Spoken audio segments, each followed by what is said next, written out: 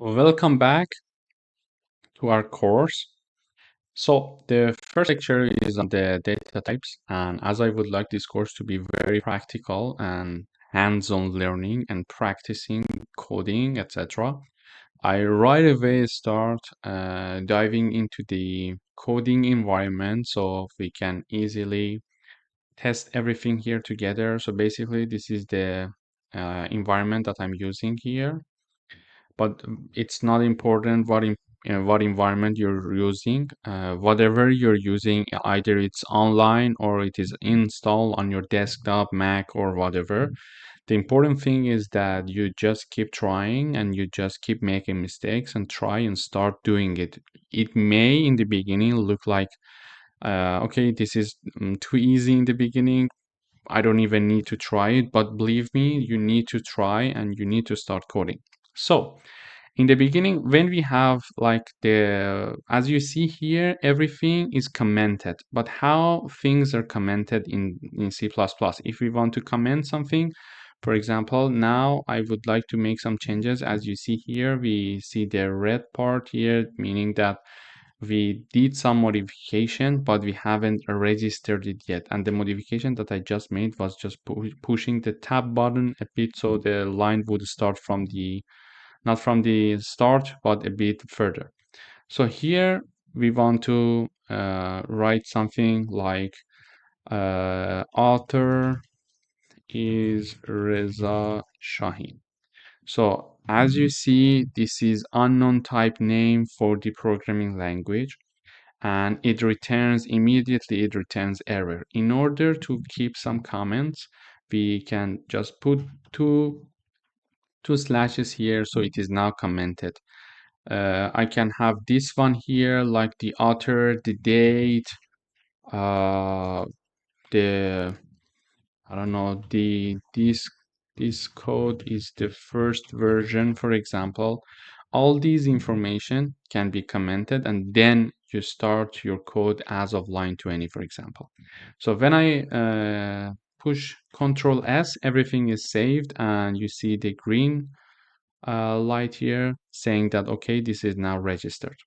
So this is the first type of commenting in the code. And the second type is in C++, we can have slash star and then star slash in the end. And whatever that are between slash star and star slash are commented. As you see here, for example, for data types, it is commented, so it doesn't have any problem for the code and the compiler.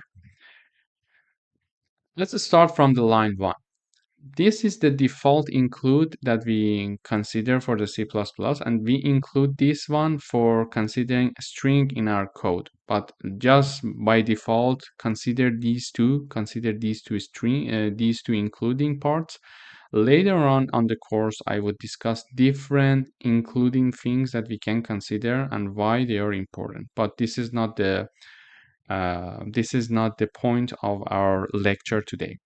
So these two includes are now working. The rest are commented as there are two slashes behind them.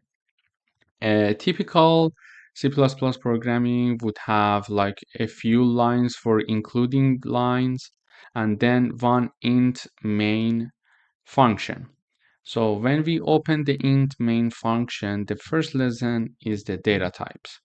So data types, we want to start it. As you see here, we put some information in commented, but the things that we would like to discuss in today are also commented. So I remove the slash. You see here, now we defined one integer value named a that is said to have the value 1. But we have one warning. It says that you declared one integer value and you have not used it yet. It's okay, but we are going to use it later. But it is just sending us some warning to consider. So the first data type is the integer. When we want to declare an integer value, one of the ways is to define it as int int, and all of them should be lowercase, equals to 1, and then we have a semicolon there. So we can also have like int When we used in a one time, we cannot say another time a. For example, I cannot reassign a. It says that redefinition of a, so there is an error.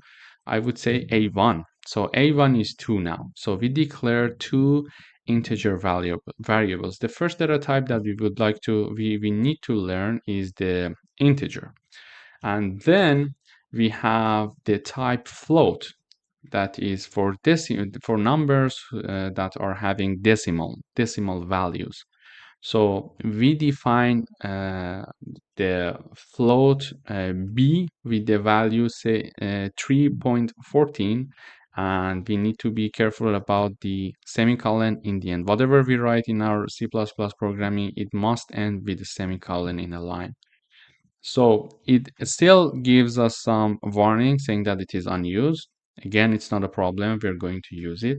So there are two ways to define numbers that are having decimal values. The first one was float, and the second one was double. So we can also declare double when we are having a number with decimal values. And there are some, small differences between float and double that we will discuss later on in the course. However, if you want to just have a clue of the general differences, is that when we declare a number with the float type, it uses usually 4 bytes of memory, and when we declare it as a double, it uses 8 bytes of memory. So what's the difference? So it consumes the memory more. So if we are going to use a number that is larger than a certain amount, it is recommended to use double, so it gets more memory usage. But if we are going to simply use a number with decimal values that are not so much large, we can simply just declare them as a float. But how large, how small they should be to choose between float or double, this we will discuss in the comparison that we will make in the upcoming lectures. But for the moment, that is enough for you to know that there are two types, float and double, that you can declare either of them, but there are some differences in terms of the memory usage. And also double can represent a wider range of values compared to float, because because of its higher precision and larger memory size. So this is the only thing that we need to know for the moment about it. And then we have characters that we can define, like character. It is with the name char, char, and this is char name. It could be whatever. It could be like my character equals. It should be. You should really be careful about the quotations here. Like whatever you want to put there, you can put, for example, my name, Reza. It's okay, but it should be between these two quotations. If we forget about one quotation, we will have error. If we forget about two quotations, we will have error. So it must be between two quotations, and of course with a semicolon in the end. And the last one that we would like to discuss is a Boolean type. We declared an ABC named Boolean that could be whatever, like my bool, we could declare equals true. So for the Boolean, there are only two values that can be assigned, either true or false, and that's it. It's either 0 or 1. When it's true, it represents the value 1, and when it's false, it represents the value uh, when it's false, it represents the value 0. For the float number, it's the same. We can declare all the numbers with decimal values, and for the integer, it's only integer values. Sorry, for example, we cannot have an integer declaration for a and then consider having it with decimal values. It gives us some warning saying that you need to use double or maybe float for this and not the type integer. So these are the basics data types that we needed to know in the beginning. Then we learned about how to put comments. You see here now our code we push the Control S and our code is registered. And these parts are comments. So whatever we put there, like whatever we type there, it's considered as nothing, as it is not even existed. So uh, this is the first way of putting comments, and then we have the second way of putting comments like this between slash star star slash. And finally, we learned about different data types that we declared here. In the next lecture, we dive into more details about the data types.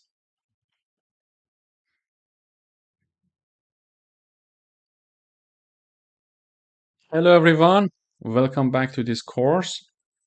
So in previous lecture, we learned how to declare some different data types, like as you see here, integer, float, double, characters, and booleans. In today's lecture, in today's lesson, we would like to print their values. So we declare an integer a1, for example, equals to 2. And we would like to print this integer value and see it in the terminal. Here we prepared something for you. As you remember, everything is commented here in between. Everything is commented. So I uncomment this line. Oh, sorry, I put it more comments. So I commented this line. I uncommented this line. I declare integer a equals 1 semicolon and it ends. So this is the declaration that we have here. And remember that we had some commented libraries and including things here. So one of them is using namespace std. So let me explain what this std is all about. So here, now I uncomment this line and we will have probably some errors if we want to run it. So if we would like to print something, we would have to write std colon colon, then cout, means that show us the output. Then we would have these two signs. And then between quotations, we would be able to have the comments that we would like to be printed in the terminal.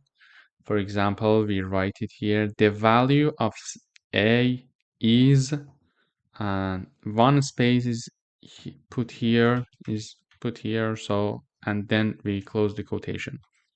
Then we mention a, so the value of the integer that we wrote will be printed, and then we put end l. Before end l, I would write std colon colon end l.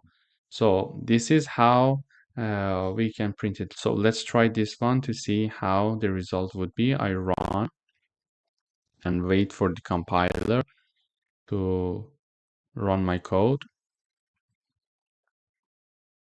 Oh, here is the result. The value of a is 1. So what was the message that we typed here? So the value of a is, and then instead of this part that we put a, you see the value 1 is printed.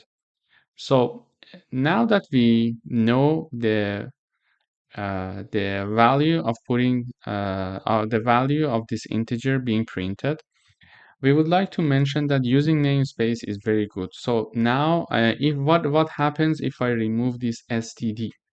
If I remove this std and run again the problem, we will see that we have an error. It says undeclared identifier, and also this one. If I remove them and compile, we will have 2 errors. So std is very important to be written every time, but because every time we need to write it down, it is not very convenient. Instead, we could use this using namespace std in the beginning of our program and forget about it throughout the program. So now that I uncommented that this using namespace std semicolon, we run the program again. Okay, this time we don't have any errors, and voila, it is printed. So if we are considering putting using namespace std semicolon in the beginning of our program, we can escape using it throughout the program. But if we don't mention it in the above, we need to type it every time that we are writing. So this is the first point. The second point is that the syntax for printing is cout. So when we use cout, we are sending the machine that we want to print. And the end L, let me just remove this end L so you will see how the result would be different. In this case, because we have only one printing, the result would not change, you see?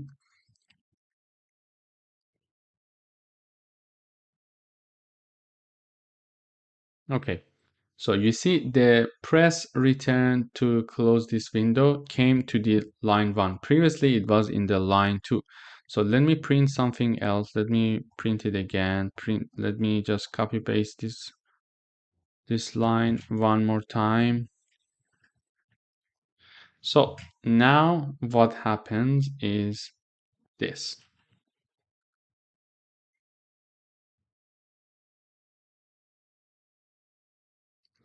So you see the value of A is 1, the value of A is 1, press return true. So everything is printed in one line only.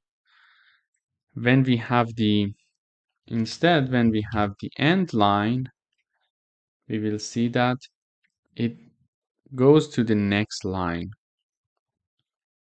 So when we have the end L, we have the value of A is 1, then goes to the next line, and the value of A is 1, again press return. So if I also put the end L in here, I will see that we have 3 lines now. We should have 3 lines. Okay, you see here, so the value of A is 1, the value of A is 1, and then press return to close this window. So this shows the value of using end L in the end of the line. And so this lesson was all about the cout. So we printed the integer A1. So what about the next one? So the next one is a float type. So again, if we want to print it, we type cout. We can type a message, or we can even type nothing. But because we want our program to be clear, it would be better to type some message. For example, the value of B is, and then we put B here, and L, we Control S register, and we compile.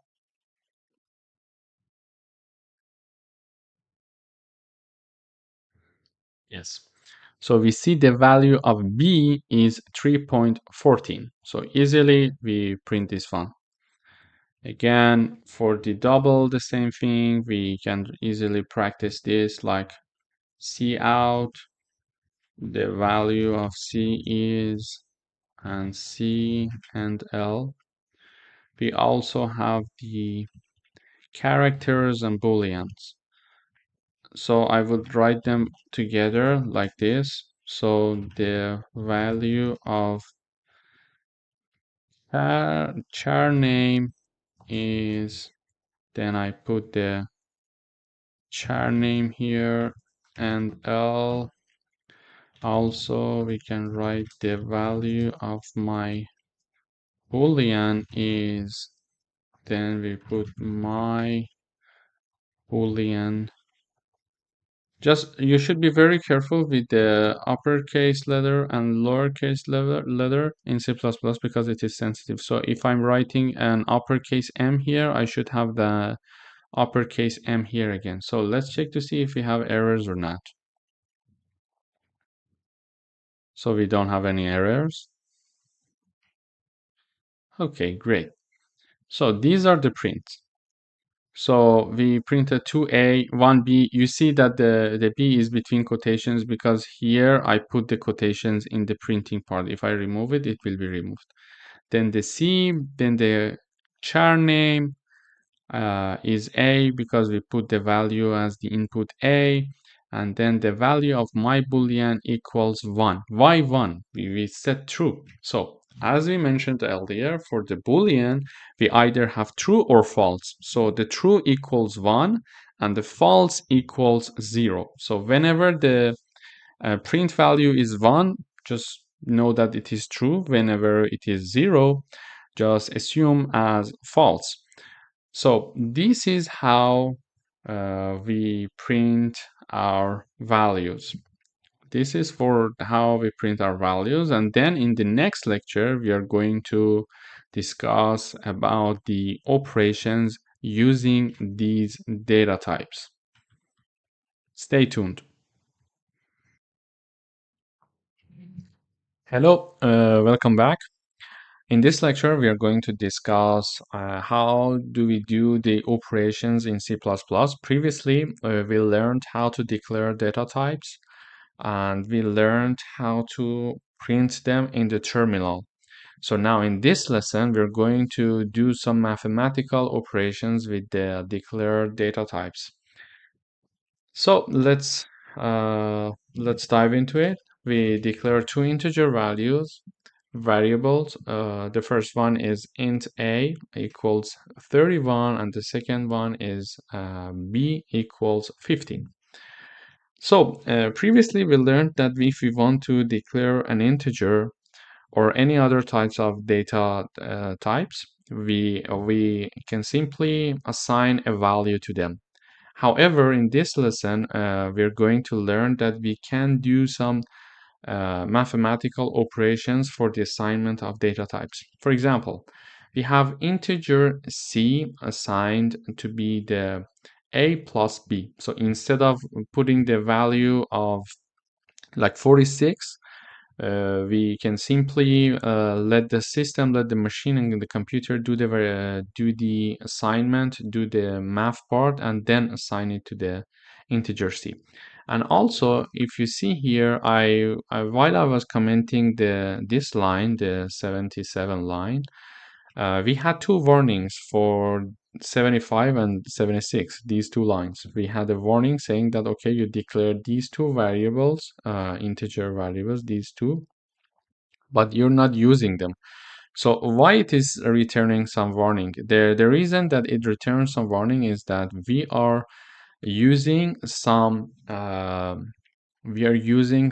memory of the computer by declaring a new variable.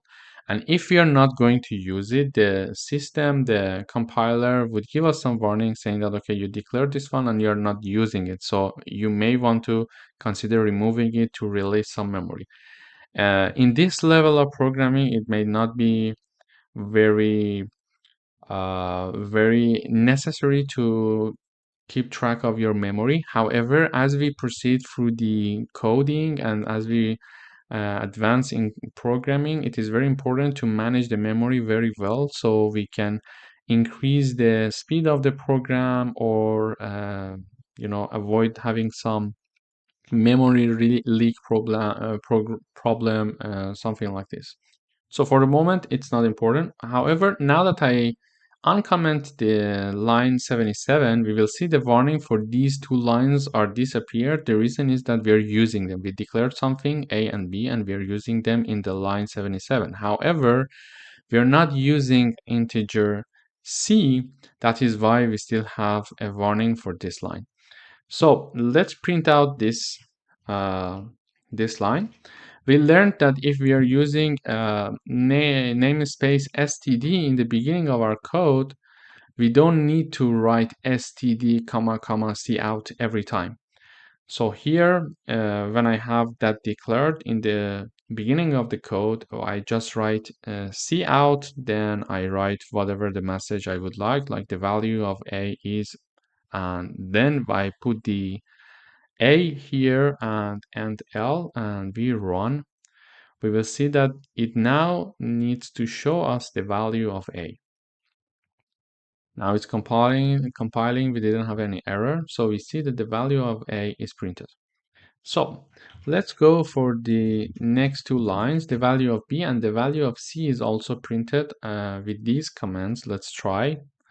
We have no errors, it's compiling. Okay, so the value of A is printed like 31, the value of B is printed like 15. The value of C is also printed as 46. So the key point to today's lecture was that the math is done by the machine. We don't need to do the calculation. We just assigned the A plus B to C and it did the calculation itself, and now it's printing it. So now that we see that we have this option, we can uncomment these parts as well. Like we declare D, E, F, and G to be A minus B assigned to D, A times B assigned to E, A divided by B assigned to F, and A modulo B, which returns us the value of the remainder of when A is divided by B. So here you see we used integer C, so the warning for this line is disappeared now. So we still have the warning for the rest because we are not using them anymore. We're not using them yet, let's say. So let's print out these values to see how it would work. Now compiling, no errors. Okay, so let me bring it down here so we can compare it with the operations. Okay, now it's good.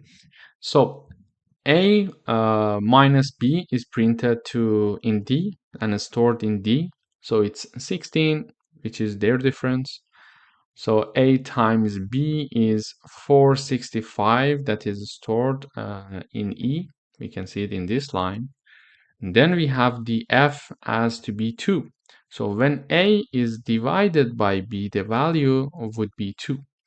And the remainder is 1, because when A is divided by B, which is 15, the remainder would be 1. If we change the value from 31, for example, to 30, we would see that the remainder should change. Compiling, no error. Let's see the result. Yes. So still we see that the A divided by B is stored in F. It is still showing number 2, which is correct. However, when we change 31 to 30, we have no remainder because these are, so 30 is 15 times 2, so no remainder is will be there when we divide A by B. So in today's lesson, we learned that the operations can be done by the machine, and we tested some beginners operations, mathematical operations, and let the machine do the mathematical formulation. In the next lecture, we are going to do the same mathematical operations, but to the float data variables. Hello again, welcome back. Today we are going to discuss about the operations, the second part about the floats. In the previous lecture, we discussed how we do the operations for the integers. And in today's lecture, we are going to do the same operations with floats. So we declare different floats here as A, B, and then as of C, we have the operations involved in the assignment. So C equals A plus B, D equals A minus B, E equals A times B, and F equals A divided by B.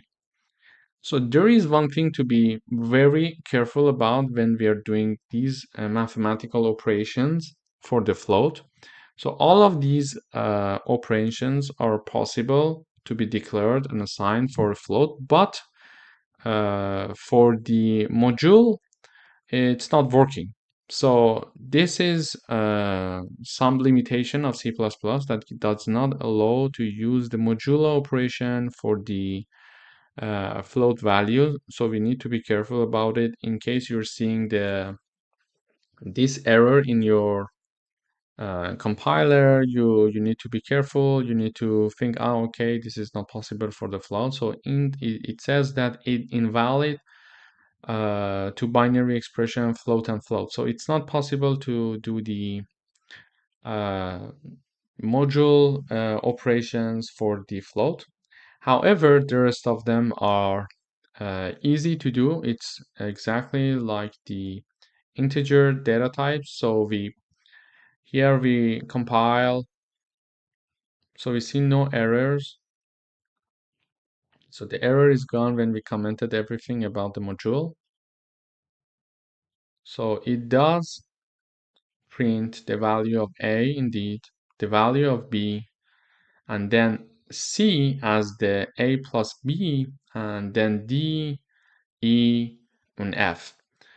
So this lecture is very similar to the previous one. This is only to keep noted that we cannot use module for the float variables. Hello everyone, welcome back.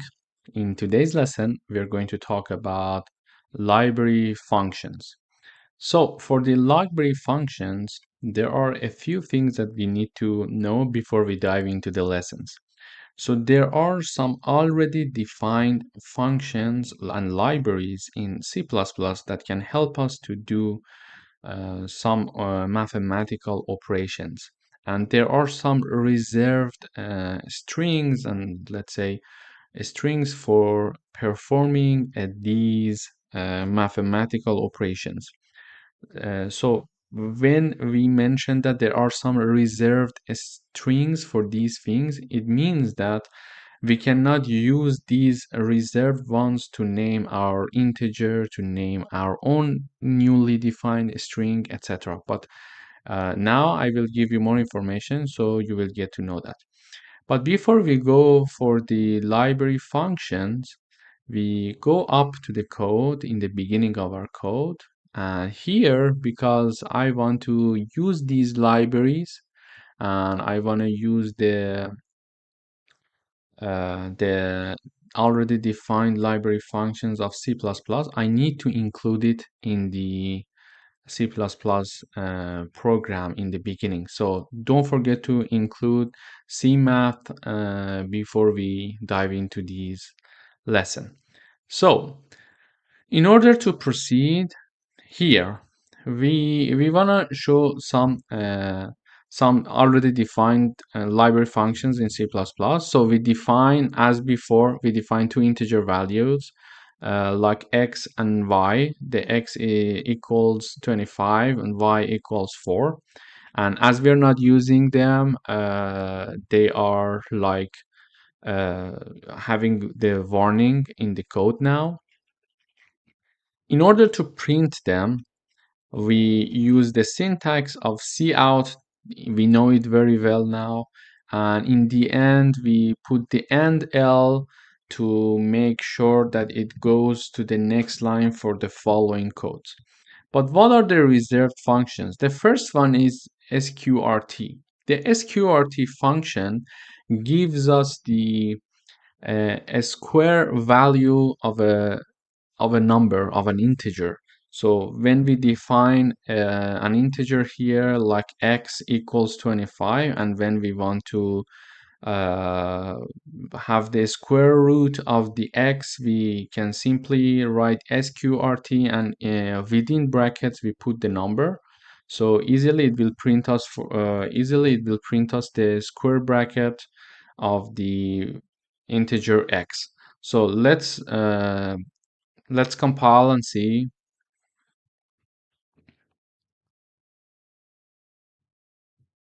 So now no errors. Exactly. So the square root of 5, a square root of 5.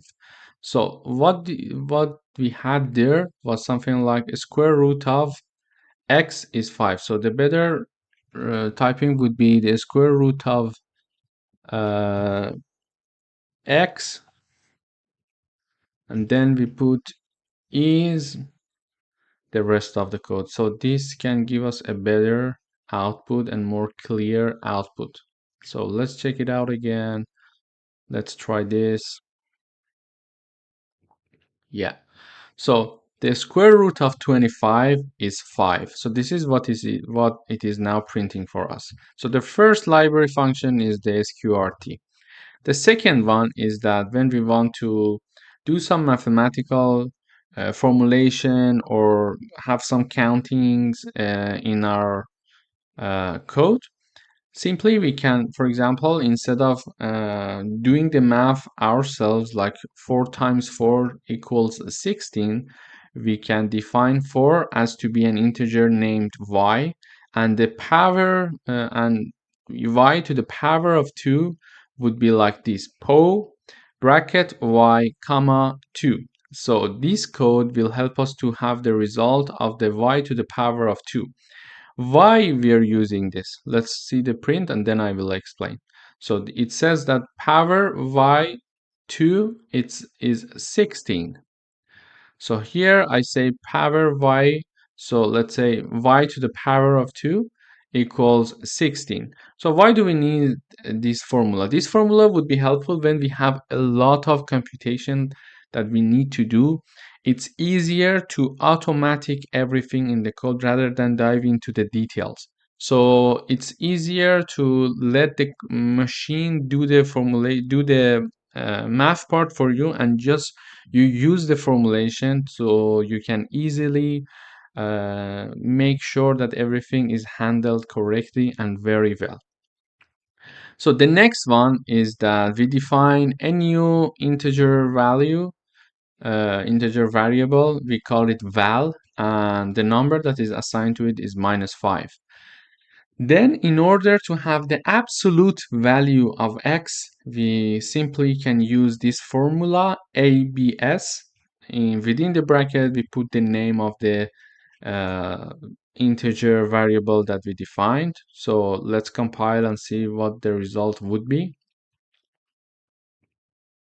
We have no errors, it's compiling. Okay, now the absolute value is 5. You see? Here we assigned -5 and the absolute value is 5. So it is giving us the absolute value. It's a very straightforward library function that we can use in our code while we're doing the formulations. So the next one is we define a double called num, and we assign the number 4.3.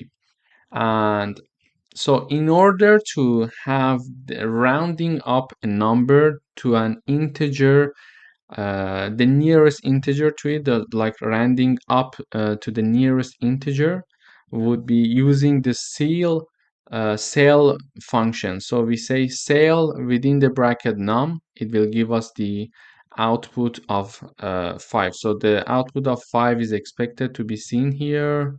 Let's try and see what would happen. Yes, so here we see that the ceiling value is 5. So the value, the original number was 4.3, but the ceiling value is 5. It is rounding up to the nearest integer. Again, we can do this for like the other way. The other way around would be to round down a number. So to round down a number, we define another double called num2, and we assign the value 4.7, and instead we use the floor function. So instead we would use the floor function, and this time we are expecting to see the output as to be 4. Now compiling, no errors. Yes, the floor value equals 4. Let's check it out again here. Sorry. Let's check it out again here. Yeah, so the original number was 4.7 and the printed number is 4. So it rounded down the double number. So another function that would be very helpful for us in C++ would be the following. So if we have two numbers and we want to make sure what the result of what the larger number is among these two. So it's sometimes you might say that, okay, so if we know two numbers like 2 and 7, we already know that the larger number is 7. Yes, this is straightforward. However, in the day-to-day coding, you may define two integer values in the beginning of your code, like let's call them x and y. Then you do a lot of computation on these two values.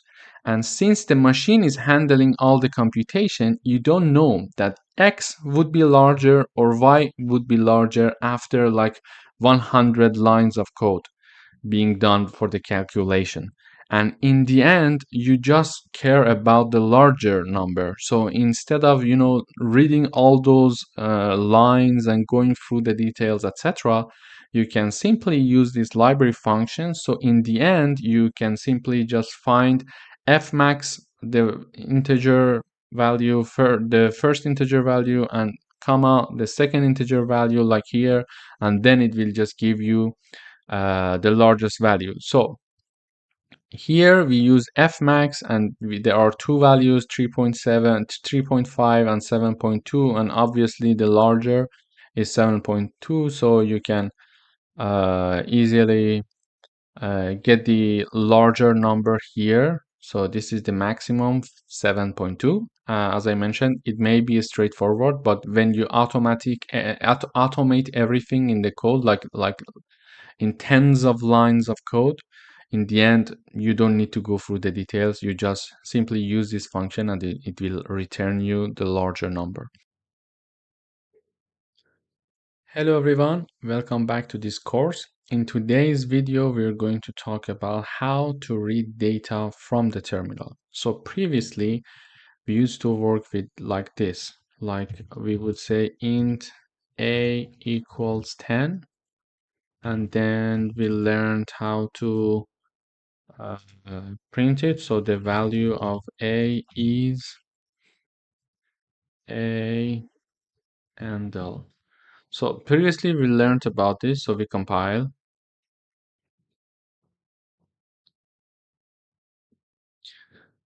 So compiling, no error. So here we see that it printed our data. So what if we want to read the data actually from the terminal?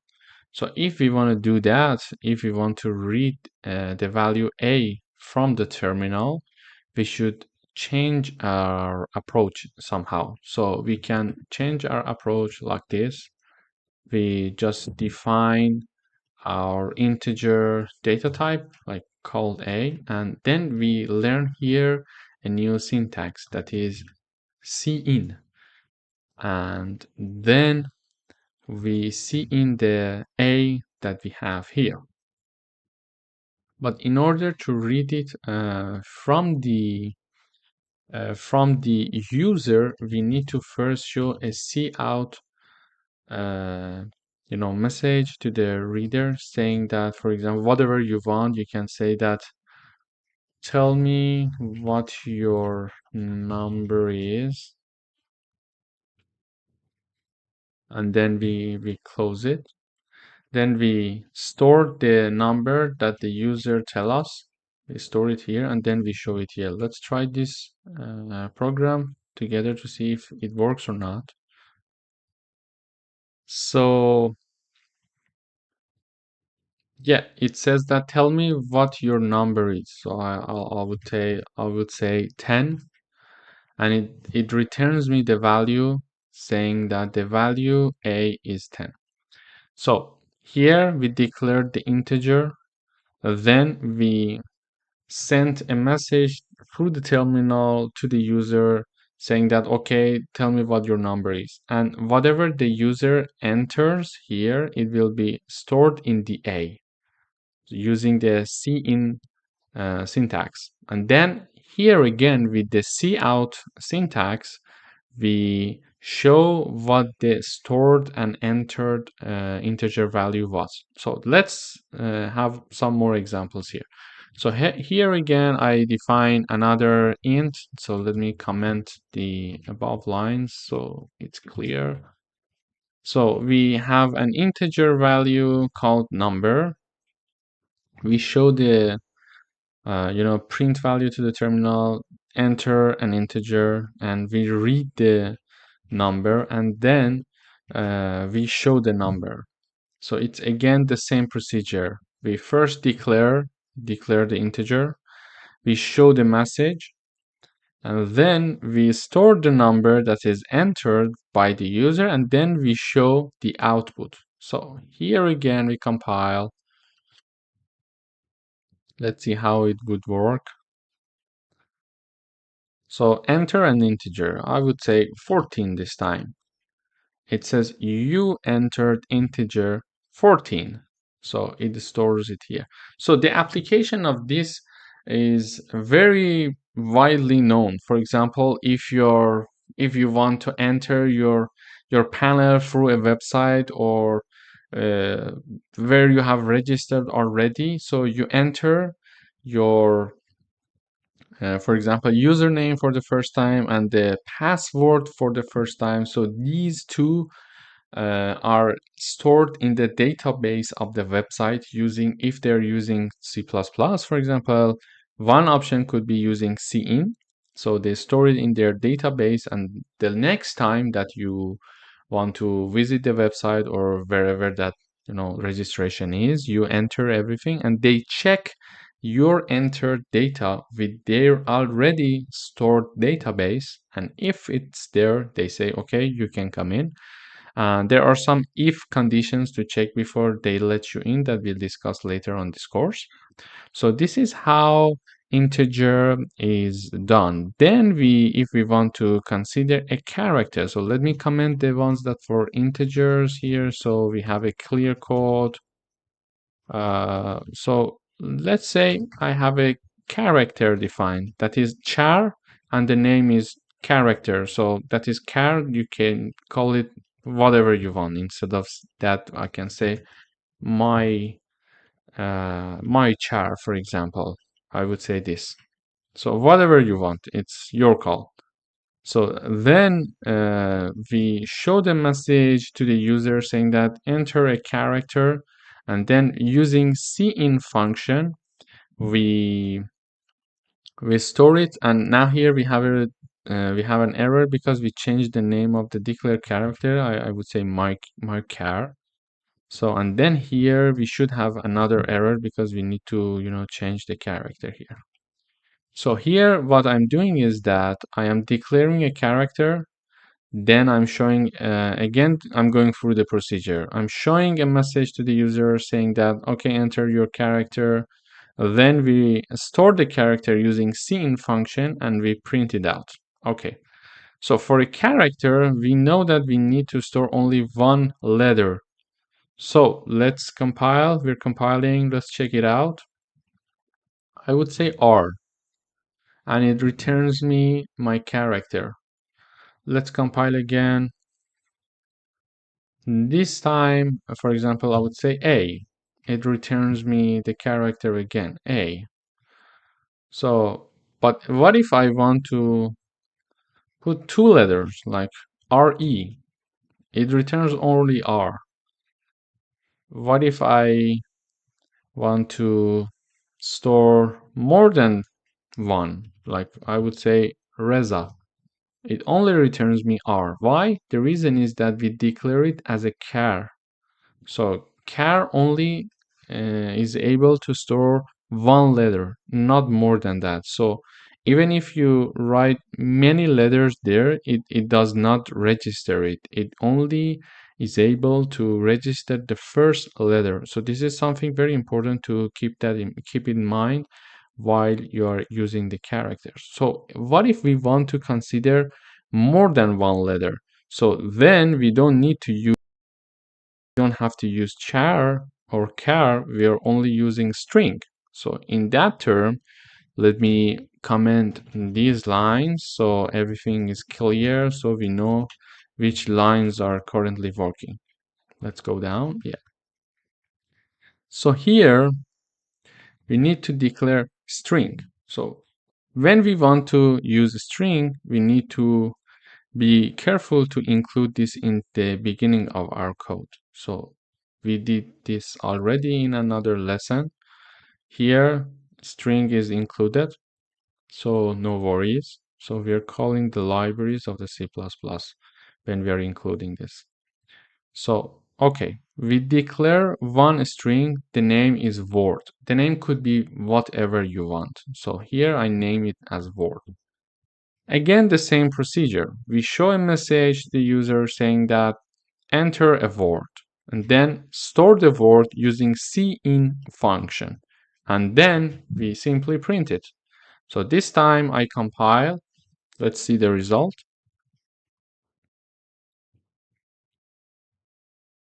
No error. Okay. Enter a word. I would say Reza. This time, because we declared a string, it returns the full letters. It's not only the first letter like car. So let's try again. I would say whatever you want, like Amir Hossein. It returns Amir Hossein. Whatever you want. Let's try again. We say peer. It returns peer. One important point about the way that we are reading the information from the input is the following. So here I'm defining a string. I'm storing everything using cin function. So cin function cannot go after one space. What that means? That means it means that, for example, when we were having characters being stored, only the first letter could be stored. When we are having a string being stored using cin function can go up to no matter how many number of letters you have in your string, but there should be no space between them. If there are spaces between them, it cannot differentiate it. Let me just give you an example. So here we wrote Reza and Reza was okay. But if I push this space and then I write, for example, my last name, it returns me only the first part. So when we are using the cin function for storing the input, to read and store the input, it goes until the first string, and the second one is missed out because there is a space there. So, but if I compile again and write my first name and last name like this, it's okay. But there is no space here. Usually we put a space there. So what do we do? This is one of the problem using cin function. So let me just comment again. So here I'm commenting everything. So we go to the next lesson. So here I am declaring another string. I am couting, just enter 2 words or 3 words or whatever, and the full string, just whatever. But here I'm not reading the input as before. So before I was only using cin, but here I am using a get line and within bracket cin input. This helps us to read the entire line and not only the first word. Let's try this one. So if we try this one, let's see what happens. So if I write Reza, it will say Reza. Let's compile again. If I write Reza Shahin with a space, it gives me Reza Shahin with a space. And if I say like Reza Shaheen, it gives me the full line. So this is the one of the important things that we need to consider while reading the input. Depending on what we want to get from the user, we need to code based on that. Initially, we showed that an integer value can be declared, then a message sent to the user. We store it using cin, and then we show the message. We can do this with the characters, but only one letter can be stored in characters. So if we are aiming to get an information from the user that is one character, we use char because it uses less memory. But if it's more than one character and one letter, let's say, we need to use string. And if we want to use a string, if the string is only one word and no space there, so we can simply use cin function to read the data and store it. However, if there are multiple words and there are some spaces between them, we need to use getLine instead of cin only. We use the function getLine, and within bracket you just type down cin input. This is some predefined function from the C++. Then you store it. Thank you very much for following this course. In the next lesson, we will dive into the deeper understanding of C++. See you there. Hi again, welcome back. Today, we're going to discuss if conditions. In the if conditions, there are certain things that we need to learn. But before that, let's review what we have learned so far. So we learned how to declare an integer number. Here we're declaring an integer called number.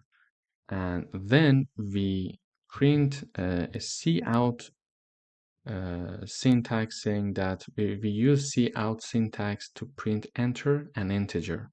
Then we learned how to store this entered integer by the user using cin syntax or cin function. So far, we learned how to do this. But now we're going to discuss the if conditions. So if conditions are like this. So imagine the user enters one number. And here we're saying that if the number is greater than 0, then print the number is positive. Else if, where we are having another condition. Else if, when we add another condition, we use else if. So else if in the bracket number is lower than 0, so smaller than 0 in parentheses, cout the number is negative. And another else that we have is that if the number is neither than but greater than 0 nor smaller than 0, we have the else, the final else that says that okay, the number is 0. So generally it's like if the number is greater than 0, it prints it's positive. If the number is lower than 0, it prints negative. And if neither of the conditions are met, it prints whatever that we want. We can say the number is 0, or we can say neither of the conditions met. So whatever else, it says that the above mentioned condition did not meet. So this is the else if. So let's run and try with a few more examples to see what happens. So no error, it's compiling now. Okay, enter an integer. I would say 10. So it prints the number is positive because 10 is greater than 0. Let's try it once more.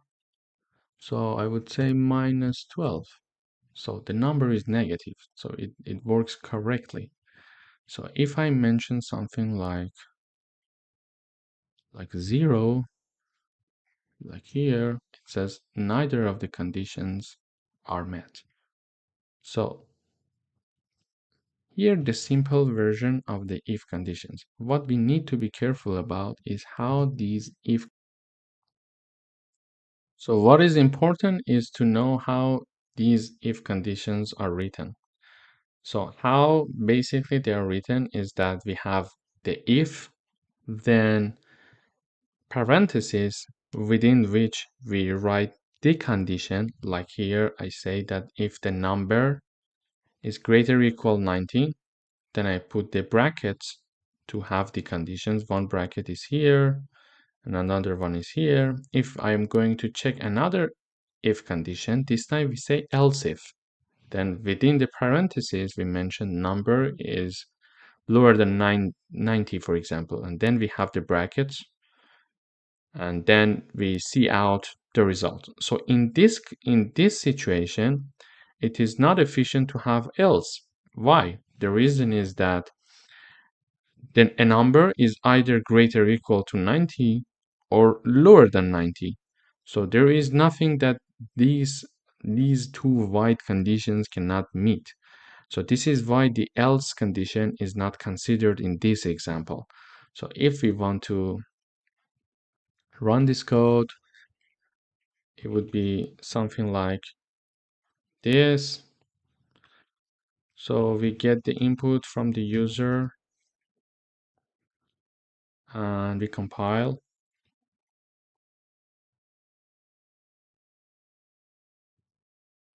Okay. Now that it is compiling, okay, it asks to enter one integer. I would say 94. So the result is your score is A. Let's run again. If I run again,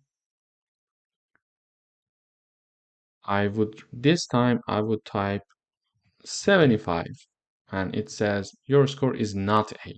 So if we test this code multiple times, either of these two statements will be printed. Like if I say 115, your score is A. So there is no condition that checks if the number is at the same time larger and smaller than certain value, so it pushes the number within a range. And also because, as I mentioned earlier, these two conditions are vastly considering everything that integer number can has there, so no else condition is required for this example. In other videos, in the continuing of this section, we are going to discuss some more coding exercises that help you to understand these concepts easily and grasp the meaning behind it. So you can you can put your hands on the keyboard and start coding to, little by little, by trial and error and following some instructions, you can get the meaning behind these if conditions. Stay tuned. Hello everyone, welcome back to another coding exercise session of this section. So in this coding exercise, we would like to write a program that shows if a number is odd or even. Before we start the coding, we need to think about the statement of the program itself first.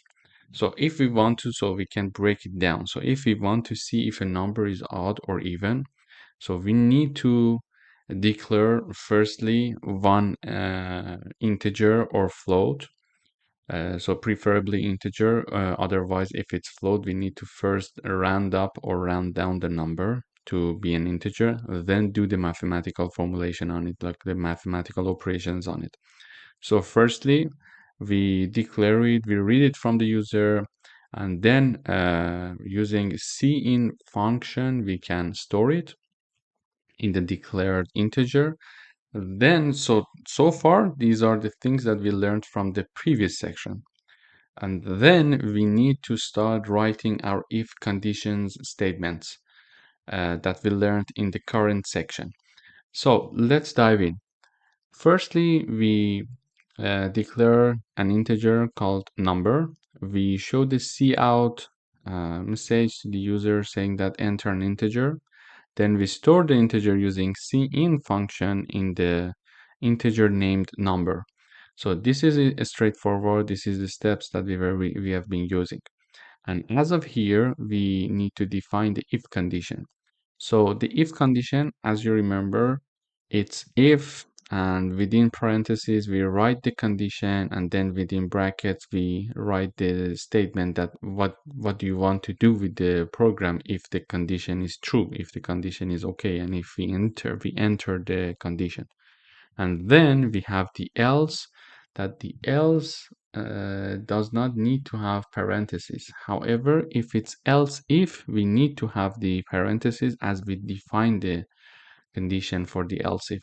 But for the else, no definition is needed, because we are saying if this case is true, do this, and otherwise, in any other case, whatever the case is, just print another message. So this is why else does not have the parentheses for any predefined condition. So here we say that, okay, we read a number from the user. If the number divided by 2 and its remainder equals 0. So in order to make sure that if it's equal 0, we need to use 2 equals sign. When we use a 1 equal sign, it returns error, saying that because we want in the C++ programming language, when we use 1 equal sign, it means that we want to assign a number to one variable, to one data type. For example, previously, if you remember, we used to define int a equals 2. It means that at that time we were using only one equal sign. It means that the number 2 is assigned to integer a. However, here we are not saying that we want to assign 0 to something.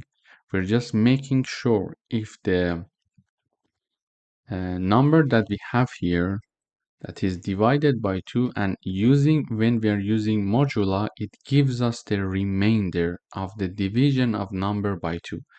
If this equals 0, so if it equals 0, we see the condition in the bracket.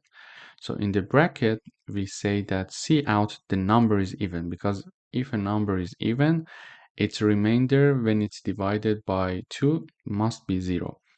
Otherwise, here we define else. Otherwise, the number is odd. So let's try it and see how it works. So I put a number like 20. It says the number is even, because if 20 is divided by 2, its remainder equals 0.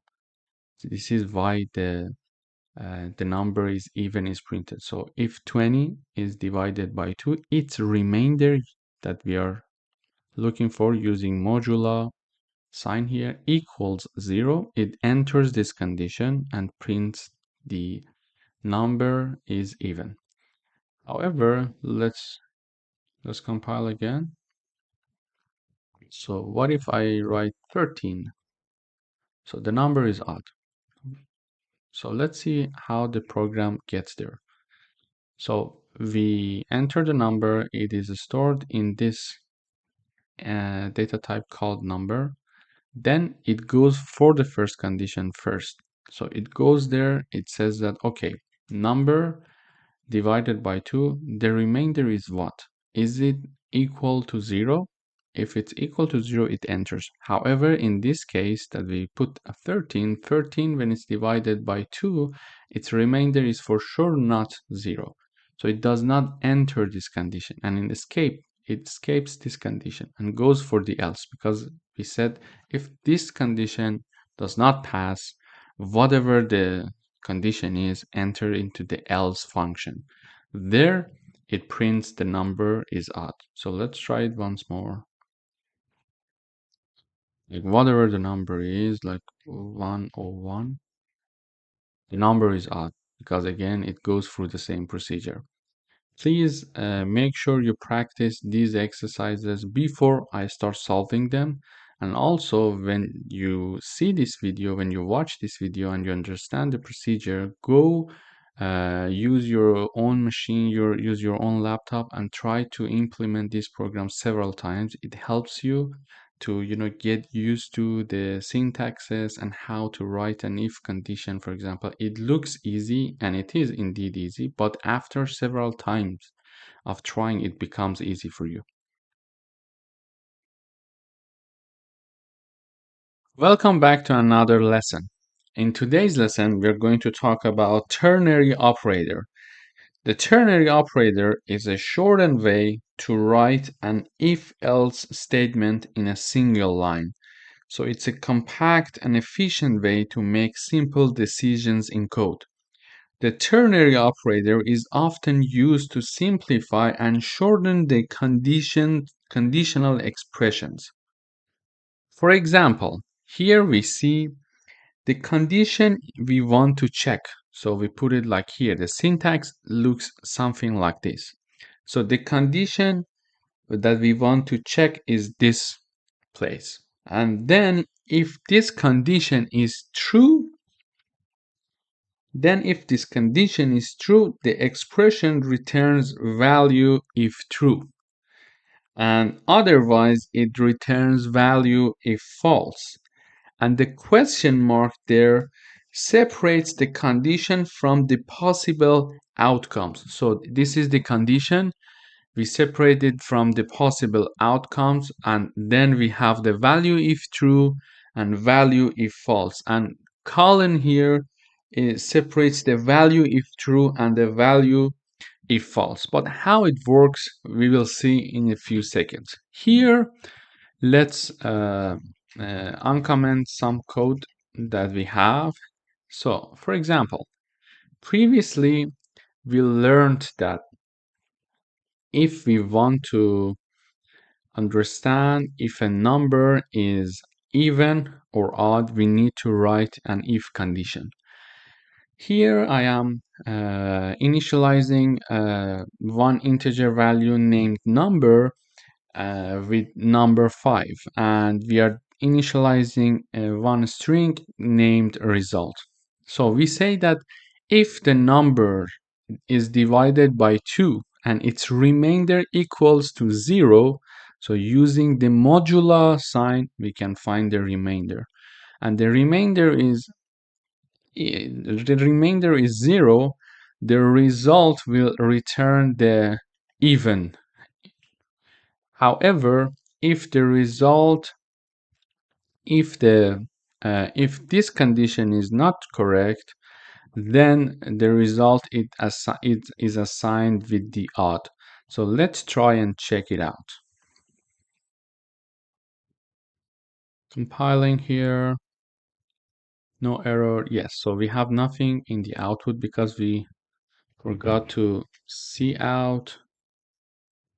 Here is the output, and then we write result. So this is important to show the output result also. Okay, let's run again.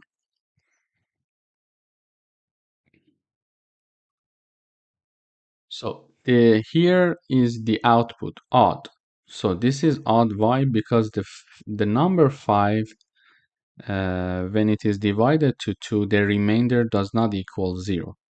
So this is how we used to do it while we were writing the if conditions. However, if we are going to use ternary operators to write the same code, it will look something like this. So we ask the user to, for example, give us one number, and we store the result. Then here, instead of these lines about the if and else conditions checking, we simply write down the result equals, so we initialize the result as a string here directly. The result equals number, and here we write down the conditions. If you remember, I mentioned this conditions, question mark, and two possibilities separated by a colon here. So number, if it's divided by 2, its remainder equals to 0. So it is now separated with a question mark with the possible outcomes that are even and odd. So if this condition is true, it's going to print the first true value here. If this is not true, it will print us the odd value. So the odd value will be assigned to result if this condition is not correct. And if this condition is correct, even is going to be assigned to the result. So let's run the code and see. So if I say 10, it returns the value is even, the number is even. So there, let's go through the analyzing the code once more. So here the number is stored. We initialize a string called result, and its value equals to the condition of if this number is divided by 2, its remainder equals 0.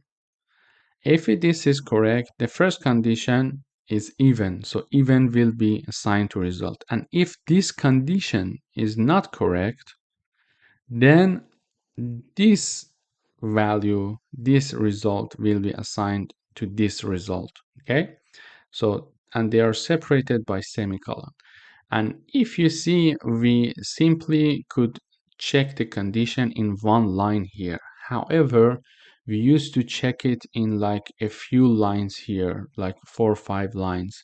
So when we have a straightforward checking condition, it would be more efficient to use ternary operators. In the next lectures, we are going to practice some examples and coding exercises, so it will be more clear for you how it works.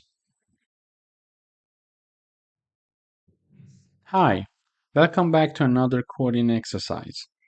In the previous lesson, we discussed how we differentiate ternary operator with normal if-else condition statements.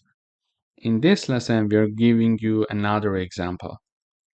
So here, the program, we want to write a program that says to check if a score is taken from the user and the number is something between 0 and 100. So if the number is larger, equal 50, return the pass. And if the number is not larger, equal 50, return fail. So previously, when we wanted to do that, we had to write if statement condition saying that if the score is larger, equal 50, go through the cout function and print pass, and else print fail. However, so it would take like 2-3 lines at least. So here we can write it down in one line. We initialize one integer.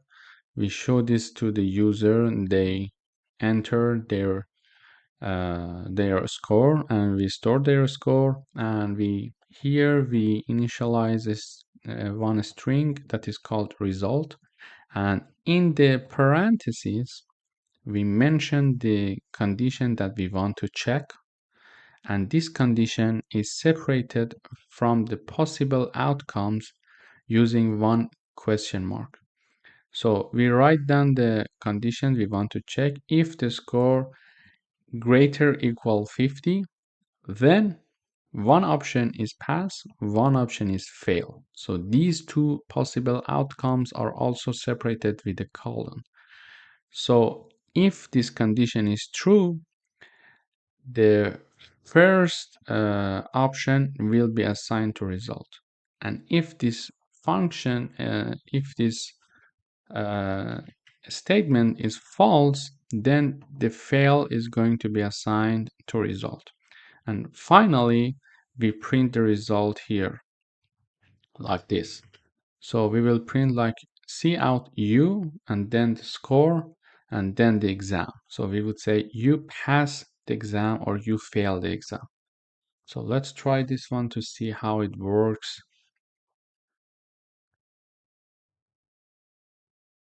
So it says that enter one number. I would say 88. You pass the exam because 88 is greater than 50, and it returns, because this condition is true, it returns the first possible outcome. And if we try it more with another example, it will be like 30 and you failed the exam. Why? because the first condition, the condition is not true, it's going to escape the first option and return the second option, and the second option is going to be assigned to result. Welcome back. In this lesson, we are going to have another coding exercise for ternary operator.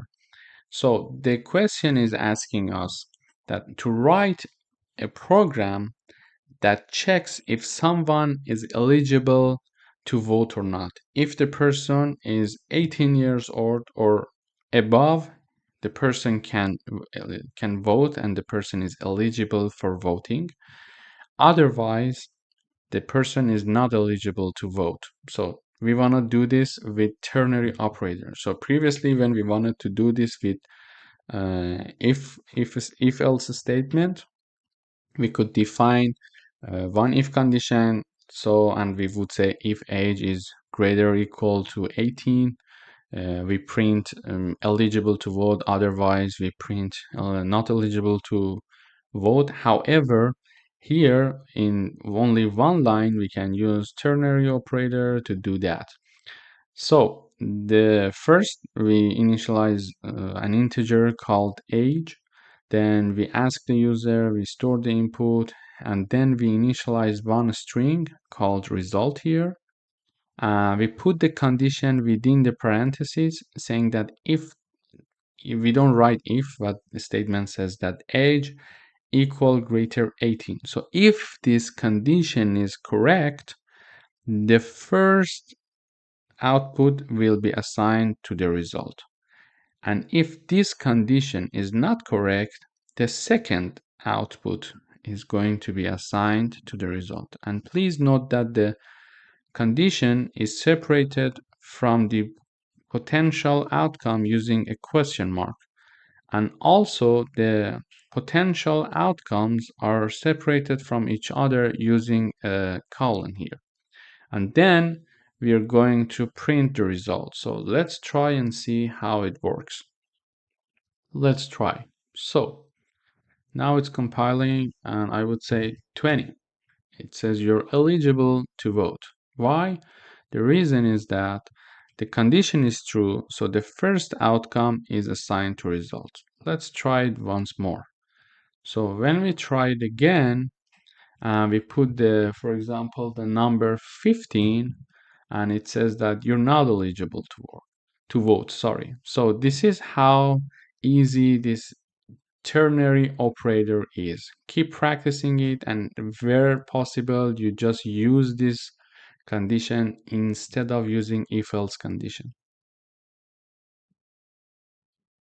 Hello again. In today's lesson, we are going to discuss logical operators. So logical operators are used to combine or modify conditions in if and else if and other decision-making structure.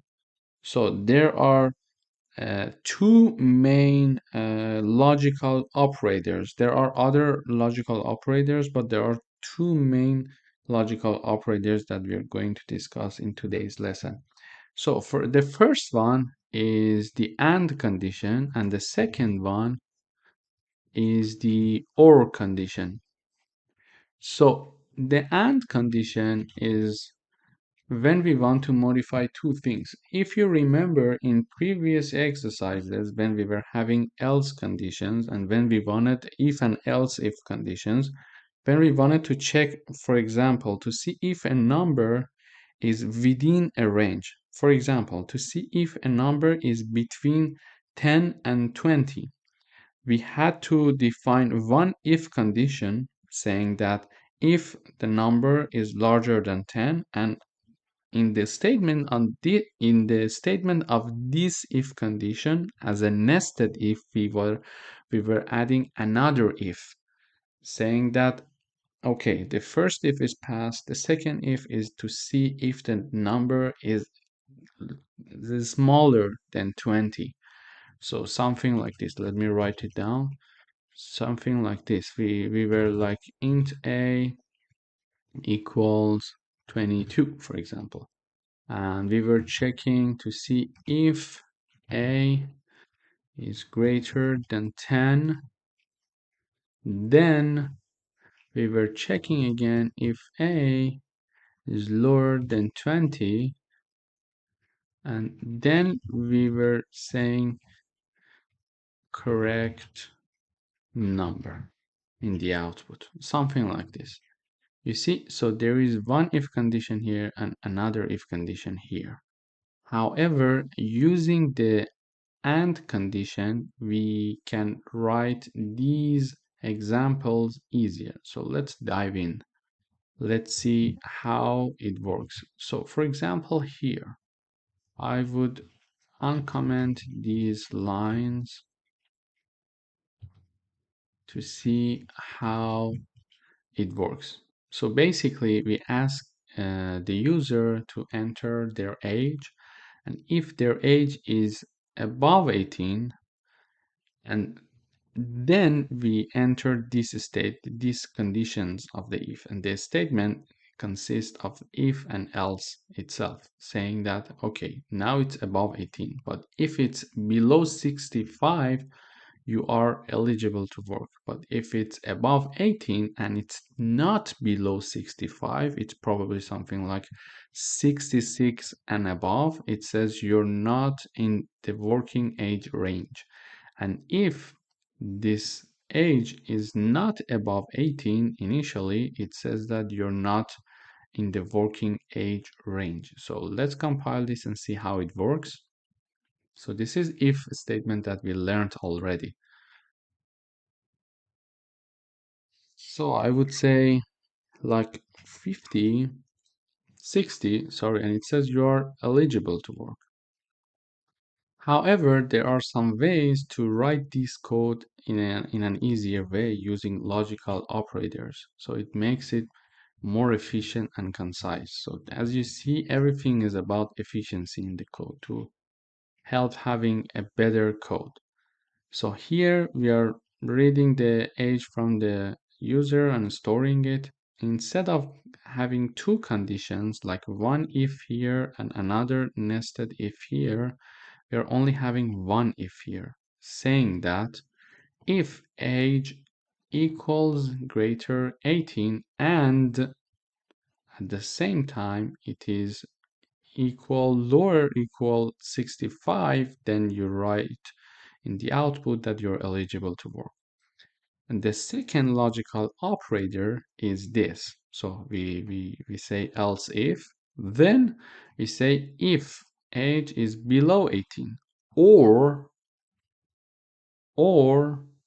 using these signs, age is above 65, you're not eligible to work. So what are the differences between and or? So this is and this is or. So and if we are writing a condition statement using and, it must meet the condition before and the condition after and at the same time. So if both of these two conditions are passed, then we print these to the terminal. However, regarding the or condition here, or logical operator, if either of the conditions are met, we print this one. So this is the difference. Both conditions should be met here in the AND operator, but here either of these should be met. Let's try this program and see how it works. So, okay, let's say 18. It says you're not in the working range because so it checks here 80 is not in this range, and then it checks here, okay, 80 is passing one of the conditions, then directly goes to this place. So let's try another one. So I would say like 10, it says you're not in the working range again, because when it sees that the 10 is lower than 18, it directly prints that you're not in the working condition.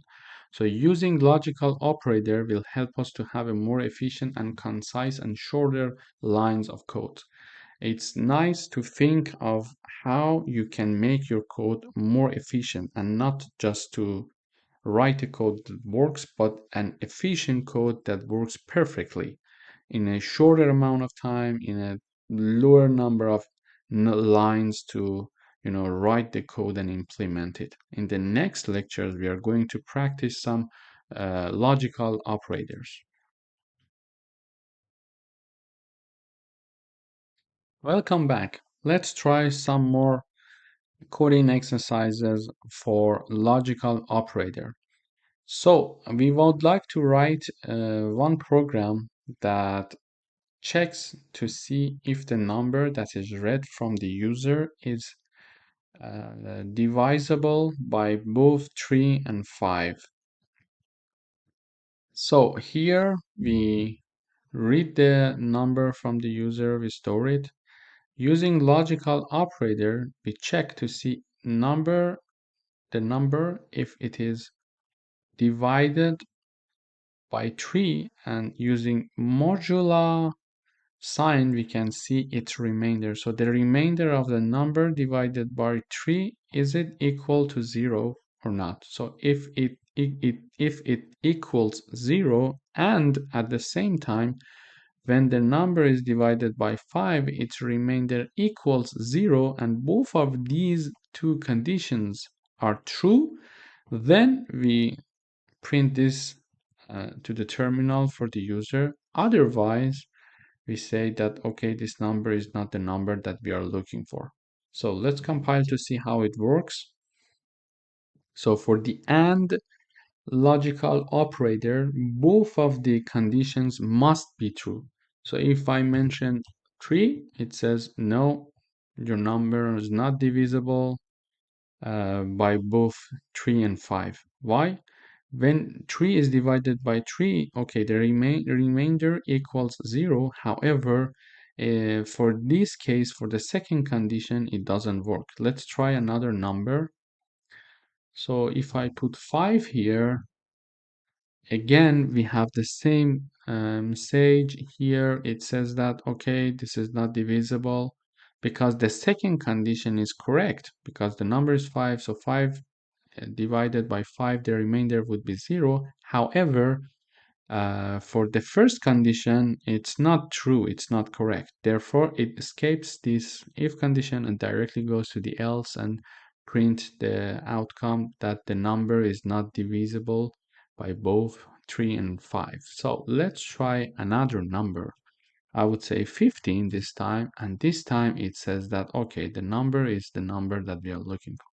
Because 15 divided by 3, its remainder would be 0, and the same goes with this statement, this if condition, saying that if 15 is divided by 5, its remainder equals 0. Therefore, this statement is printed in the output. As you see, working with logical operator helps us to write a more efficient code. It would be nice a priori to writing a program, think about it deeply to see how we can integrate these features that are there for us to make our code more efficient and more advanced and concise. Hello everyone, welcome back to another lesson. Today we are going to discuss about Boolean flags and how they can be integrated in our if statement conditions and if else conditions. So previously we learned about logical operators. For example, here we initialize one integer, we read the score from the user and then store it.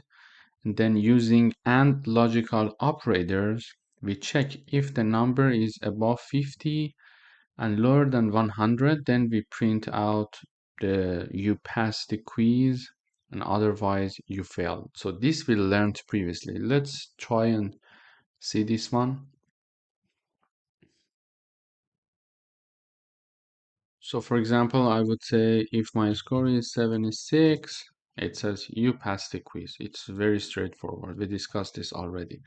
However, if we integrate Boolean flags into this if-else condition, it gives a descriptive name to the condition, making the purpose of the if statement clear and easier to understand when the code is shared with others. And also, they can help keep track of whether something has happened or a specific state has been reached in your program or not.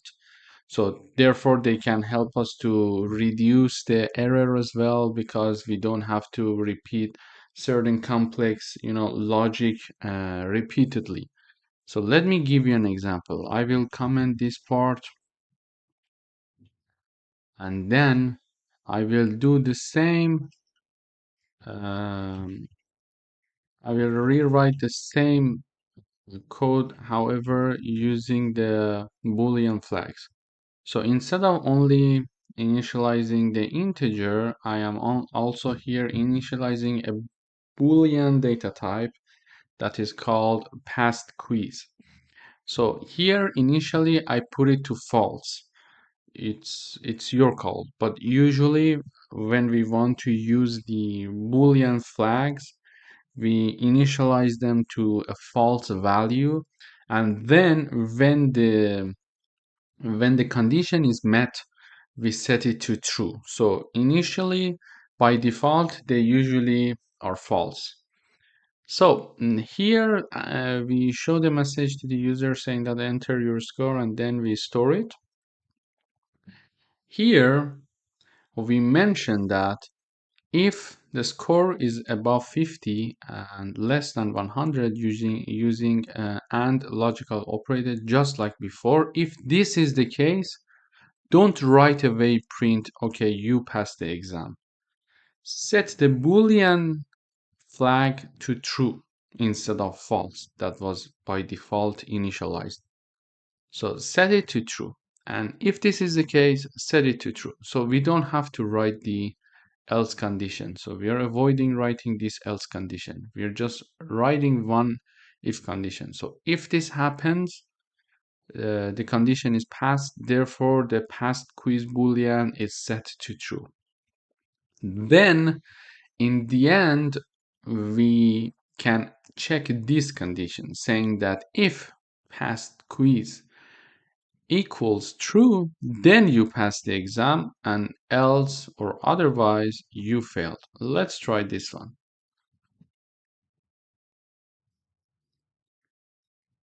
So it's compiling. Now I would say 75, and it returns pass. Why? Let's analyze the code. Here it checks the number with these conditions. It passes and then set true to past quiz, and then because the past quiz equals true, it prints that you passed the exam. Also, this part is redundant. We can also remove this. So by default, when we use a Boolean flag, so when we write no conditions for them, it means that if they are true, it's like that. So let's compile again. So we can eliminate that part as I mentioned. So now I would say 87, and it prints you passed the quiz. So easily, you don't even have to mention that it equals, if it equals true. The fact that you put the Boolean flag there without anything, it means that, okay, if this is true, this is something by default known by the C++ compiler. So this way you can avoid the second else and let the decision be made only with this one. And of course, you need to add another if conditions to print out your result, but this way you are making your code to be more readable. So its readability is increased, and it is very common among programmers to use Boolean flag because it gives a description to your if condition. So this if condition is defined because we want to make sure if the person is passed or not. However, here, okay, after reading the code, we understand that yes, this if condition is defined because we want to check if the guy is passing the test or not. However, it is only showing a message saying that, but in this place, we are assigning true to past quiz. So you see the difference. Difference is that this code is more readable. It reduces the error, and helps to increase the readability of your code. Thank you for watching. In next lectures, we are going to practice a little bit if statements with Boolean flags. Welcome back. Today we are going to do some coding exercises regarding the Boolean flag. So the program is asking that write a program that checks using Boolean flag if a user wants to continue or not. So for example, I don't know, you're playing a game or something like that, and the program will ask you, do you want to continue playing or not? So if you want to continue playing, you should push the button yes, otherwise no. And depending on your choice, the reaction of the system would be different. Here, we are going to do that using Boolean flag. So we initialize a character called choice and a Boolean flag named wants to continue. And we initialize it to false. As I mentioned, it's by default. We use it to false. If it's true, we then set the true to it. So we show the message to the user, do you want to continue? Yes or no? So the choice is stored using cin function, and it's a character, so it only can get y or n. Then we write an if condition saying that if the choice equals y, then set true for the wants to continue boolean that was by default set to false. So when the user says yes and says y, the true is assigned to wants to continue. And we don't print anything up to here, okay? We don't print any results, let's say, because previously we were printing the message to the user through the terminal. Then we check if wants to continue, you chose to continue, else you chose not to continue. And as we discussed in the previous video, we don't need to write down equal true, for example, for wants to continue. By default, when we write down the boolean in the if condition, it is considered by default by the compiler that you're saying like if this is true. So even if you don't write equals true, it understands like you were writing if this is true, if this equals true, for example, something like this. So let's try it out and see how it works. So I would say y, it says you chose to continue. Let's analyze the code once more.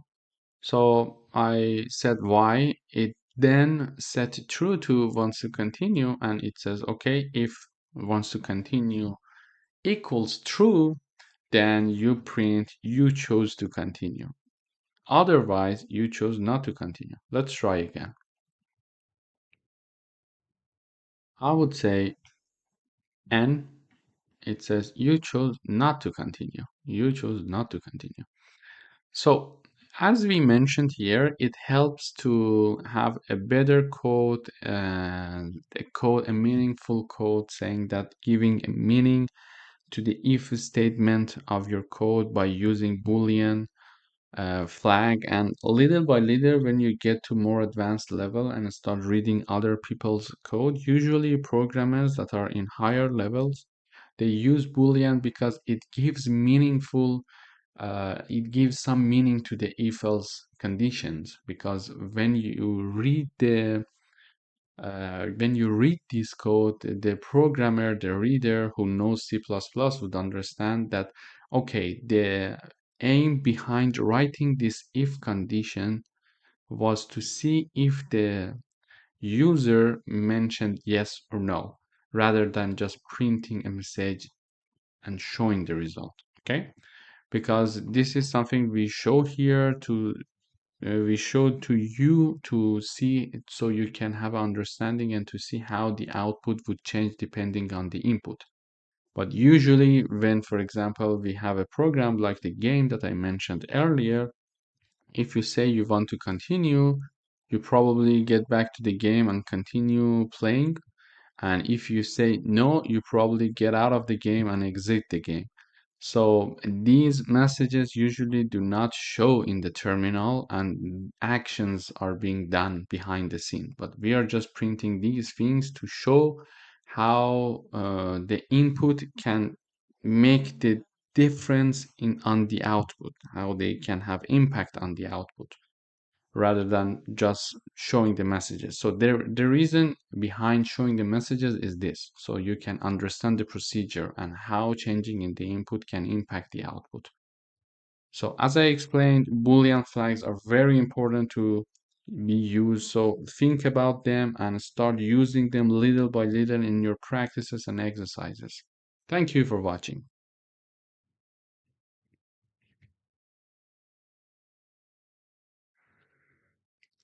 Welcome back to another coding exercise session. Today we are going to do some further exercises for the Boolean flags. So we want to write a program that checks if a number is even or odd using Boolean flags.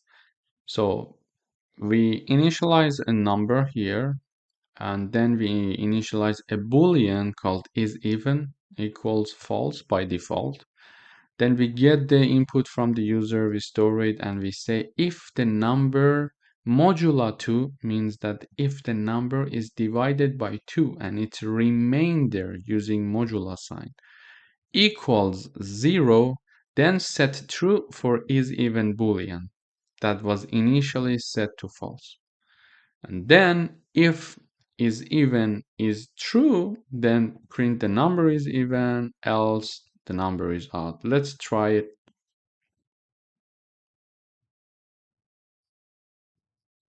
It's 20. Yeah, the number is even. Let's try once more. 21. The number is odd. So here, I think after having a few coding exercises and seeing a few examples, you realize the importance of using if flag, Boolean flag, and in the if statements, showing that how useful it can be, and you will understand the logic behind it after doing a little bit of exercises, and you will see that okay, it is making my program looks better, more advanced, and more less encounter to any errors and repetition. Thank you for watching.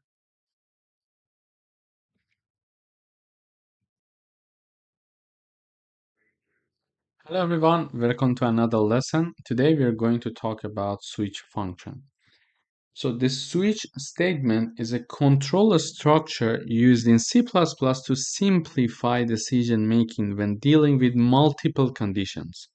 So it is an efficient and readable alternative to using multiple if-else statements, especially when we have several potential outcomes. So it helps us to have a more organized code and more clearly handling outputs when we have like several of them. So let's start with an example. Here we used if-else conditions. We say, okay, we initialize the integer called day with the value of 3. Then we say if day equals 1, print Monday. If it equals 2, print Tuesday, etc. until the end, until if day equals 7, print Sunday. And else invalid input. So all of them, the first one is if, the other ones are else if until the end. If neither of the above conditions are correct, just print invalid day. So let's try this code and see how it works.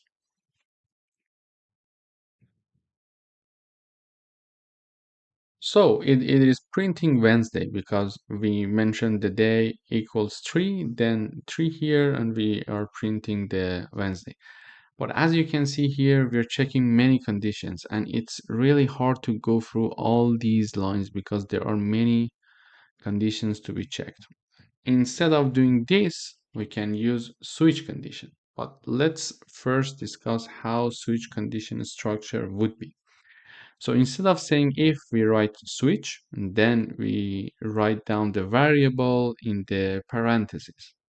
Then we open the bracket, and when we open the bracket, we check the case with the first condition, again case, second condition, case with the third condition, and then as a default, it is exactly working like else. So if neither of the above mentioned cases were there, we use the default. When we write down the case, we write down the conditions, we put semicolon, and we go to the next line, and we execute the code whatever we want, and then we must write down break, so the program exit when enters this statement. After executing whatever it needs to execute, it breaks. Otherwise, it also goes for the next case, and it also goes for the next case. So it is important for us to manually break it. So let's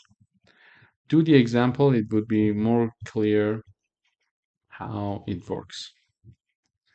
So let me uncomment these lines, and then we run the code that we have here. So already when looking at this code and comparing it with this code, you see that even it looks nicer. There are some spaces between them, and you can read it much easier. So we say the input is day, and it is set to 3, and instead of if, we write down switch and we put the day. So the day is our variable that we are trying to check some conditions over this variable. Then instead of having multiple if else if conditions, we are just mentioning case, case, case, case until the end. So if case, instead of saying if day equals 1, we say case 1. It means if day equals 1. But instead of writing all of those things, we say case 1, case 2, case 3. It means that when our case, which is day here, equals 1, equals 2, equals 3. But we don't write those things. This is why it makes the program much easier.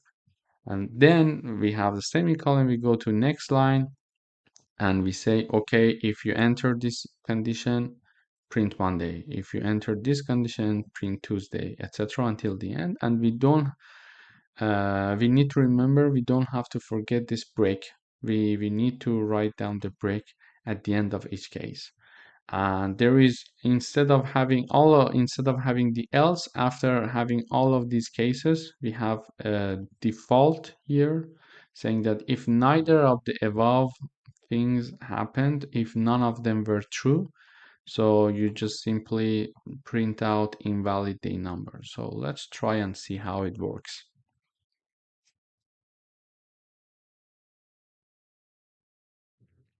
It is printing again Wednesday, so it's much straightforward, and it is more readable as compared to using if conditions. So when we have a lot of conditions to be checked, it's easier to use a switch statement.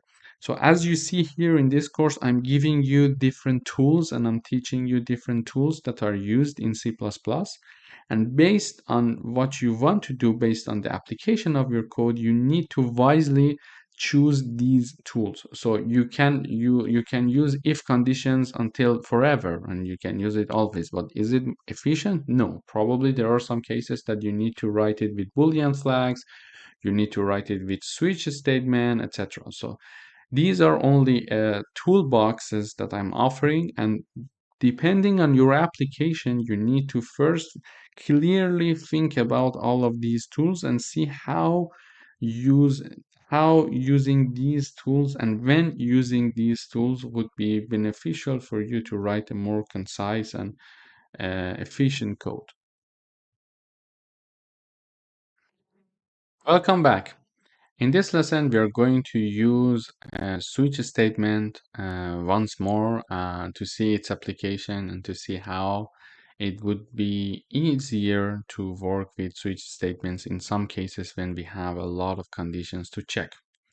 So here we need to write a code that asks for three things, two numbers and one character.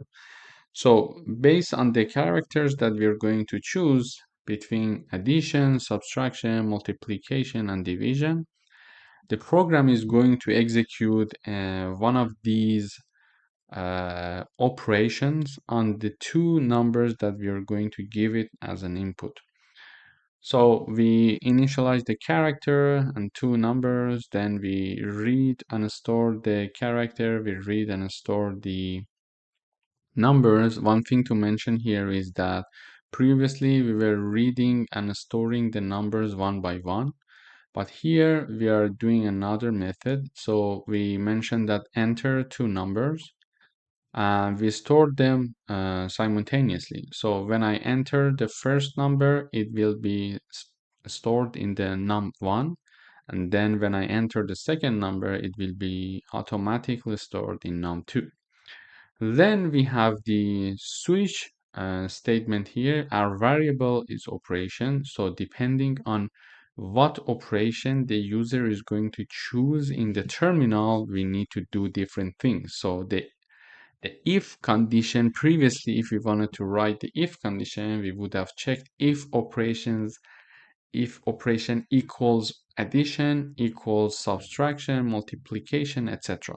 However, here we are not using that method, so we are writing switch and the variable is operation. So in case that it is addition, we just print out the result saying that result, and then we have the addition here, and then we break. So in case we have the subtraction, we have the colon, next line, result, subtraction, and then the break. So don't forget that the operation is defined as a character, so we need to have these quotations before and after our math operations. And if it's a star, it's multiplication. And if it's division, this is the nice place here to discuss some reviews for the if condition. So if it's division, enter here, and then we have one if condition that is nested in our last case. So, and then we mention if num2 does not equal 0, then num1 divided by num2 just show the result. However, if num2 equals 0, we need to write then an error because no number can be divided by 0 based on math. And then when these two if and else conditions are checked, we simply break, and the default is like the else condition in the if statement. So if neither of these above mentioned operations are entered, we just mention invalid operation. So let's try it out to see how it works.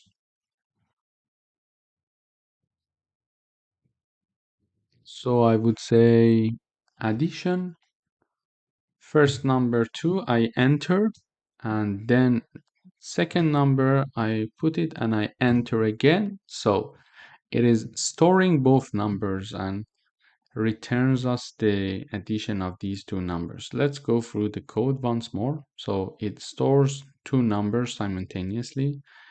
It enters this switch part. In case that in case that the user chooses to have the addition, it enters this place and then it gives us the result as shown here. Thank you for watching. Don't forget to practice this switch statement more and more so you get used to it and know when to use it efficiently. Hello everyone, welcome to another coding exercise lesson here.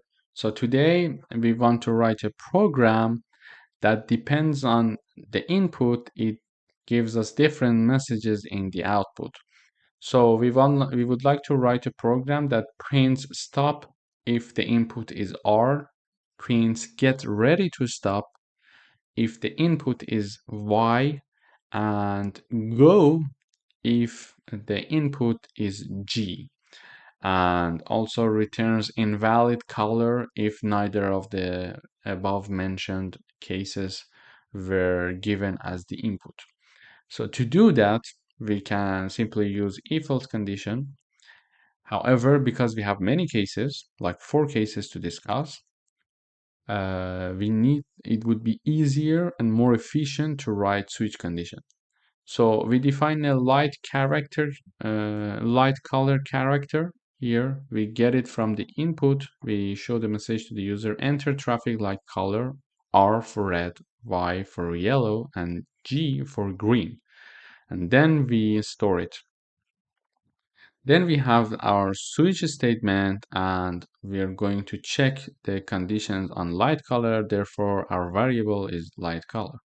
And in different cases, we discuss the different cases here. So we say if it equals R, we don't write them down, but when we write case, quotation mark R means if light color equals quotation mark R. Colon, we enter this statement and we say cout stop. And then we need to remember that don't forget to write the break there. And in the case it's Y, get ready to stop, it needs to be printed. And in the last case, which is G, you can print go. In the default case, when neither of the above mentioned cases were true, we mention invalid color. So let's try it and see how it works. I would say G. It says go. I would say this time, I would say Y. It says get ready to stop. So let's analyze the code once together. So here it starts here, checks the R, saying that light color, does it equal R? No. Does it equal Y? Yes. So when it's not equal R, it escapes. Then it goes for the case Y, and then it is correct. It's true. Then it enters here, and then when it breaks, everything is exited. So the program stopped right there when you put the break. And in case we write something different, like if I say like D, it says invalid color. So because it checked 3 colors, input colors like R, Y, and G, and neither of them were there. So it went to the default statement saying that invalid color. So you see how it is easy to use switch statement instead of if-else statement when we have many conditions to check. Hello everyone, welcome back. Today we are going to talk about for loops. So there are different types of loops that we can go over, a certain data type, and for example lists, strings, etc. Iterate over them. However, today we are focusing on for loops specifically. But in this section, we are going to discuss different for loops as well. So, for example, imagine that we would like to print a few numbers, and it would be very hard to do it easily. Like, for example, I could say cout number 1 and del. So I want to write, like, imagine that I would like to print number 1 to 5. So I need to do it 5 times. So I modify this. I put 5 here, I put 4 here. So now I need to print this one. So let's compile and see.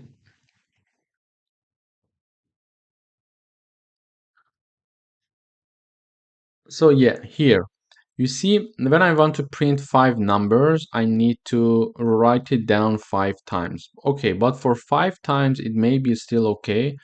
But what if it's 500 times? It would be very hard to, track the changes, to modify everything, and at least copy paste it. Even copy pasting it for 500 times, it's not easy job. So there are other ways to do it. And in programming, you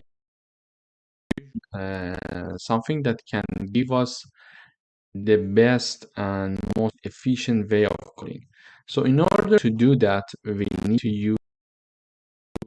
use loops generally. And today I'm going to tell you how to use for loops to do that. So imagine from number 0 to number 4. To do that, we come up with a for function. We have parentheses within which there are three main components in this parenthesis. So in the first component, we initialize integer as to be whatever the initial number of loop would like to be. So here in our case, we integer named I that starts from 0. Then we have semicolon separating the first part from the second. We have this I until it reads like this I until it is smaller than 5, not smaller equal than 5, only smaller than 5. Then semicolon saying I plus plus, and I plus plus means that the increment value of I. I'm going to discuss this in a few seconds. So for these are the three components of a for loop in parentheses, and then we start the loop actually as of here. So as of here, we start going through the loop saying that cout I, we print I, so we understand the value of I. It's a printing in the terminal, so it makes more, it increases the readability of the code, and then we print the actual value of the I. But how does it work? Let's see. So first we start from I equals 0. When we start from I equals 0, we enter this loop, we mention I semicolon, then we print the value 0. Then after that, we increase one time the value I. So initially we entered the loop with the I equals 0. We printed the value 0 using this line. And when everything is finished here, it goes back again into this. But because we have incremental value of I is now equal 1. And then with the value 1, it again enters this loop and prints 1 for us here. It iterates until it reaches to this condition, so until it is smaller than 5. So it iterates until it is 4. When it's 4, it breaks and we exit the loop. So let's try and see how it works.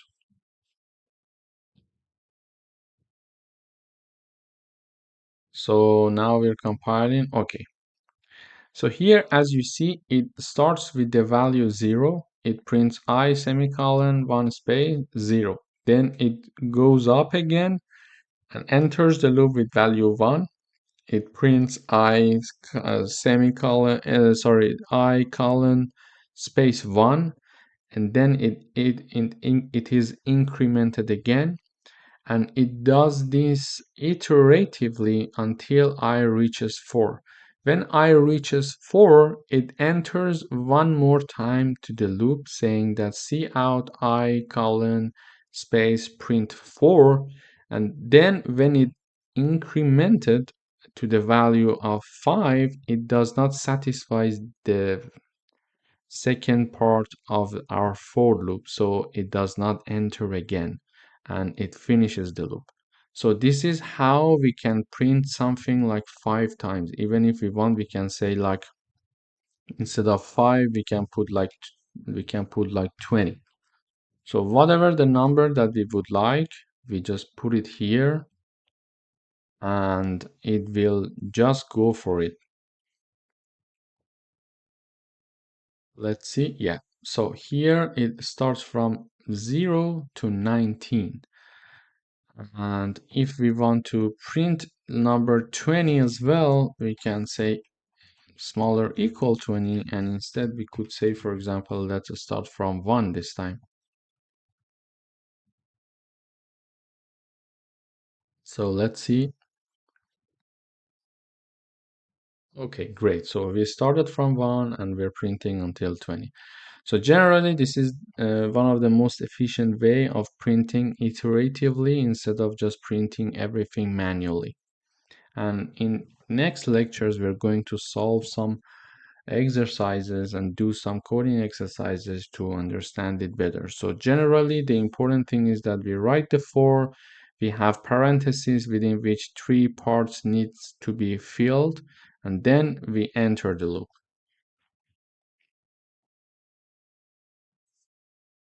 Hello everyone, welcome to another session. Today we are going to do some coding exercises using for loops. We are going to write a program that prints even numbers from 1 to 10. To do that, we start right away with the for loop. So we start right away with the for loop and we open the parentheses. And here there are three parts to respect. The first one, we initialize one, for example, here integer value equals 1. And we set the upper bound for our integer value here because we want to start from 1 and go up to 10. We say smaller equal 10, and we have the incremental value saying that okay, first 1, then increase it one time, then increase it another time. So we use incremental values for that. When we finish three parts of the for loop condition, in the parentheses we enter the for loop actually. Here, because we only would like to print the even numbers, we write one if condition here. So we say if this I is divided by 2 and its remainder equals 0, then see out I. Otherwise, we don't want it. So else we don't write it because we don't want to print anything in the loop because it is going to be printed for those that don't have the remainder equal to 0. So let's print this one and see how it works. Yeah. So it starts from 1. 1 comes here and 1 is divided by 2. Its remainder equals 0. No, so it does not do anything. And then it goes and comes back with 2. 2 divided by 2, its remainder equals 0. Then 2 is printed, and then 3 comes here. And when 3 comes here, 3 divided by 2, its remainder is not 0. Then it is doing nothing and it's printing nothing. And it goes until it reaches the last number. So iteratively it goes up. And here we could, like, for example, we could write something like else, and then here see out I, like this part here. So here if I do this, it is going to print 1 3 5 because 1 3 5 7 9, basically all the odd numbers, because odd numbers are not going to pass this loop. They're not going to pass this condition, the first condition. They're going to be in the second condition. So let's compile this one, see how it works. Yeah, so it is printing everything now, and it's hard to distinguish the result. This is why here we avoid using else condition. We just want the ones that are having the remainder equals to 0 to be printed. And if we wanted to, for example, print the numbers that are odd, we could write like this. So if I divided by 2, its remainder does not equal 0. This is going to print us all the odd numbers. So let's try.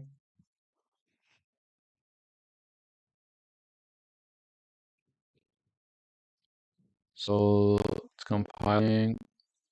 Okay, great. So here, for example, I is divided by 2, its remainder does not equal 0, then it is printed.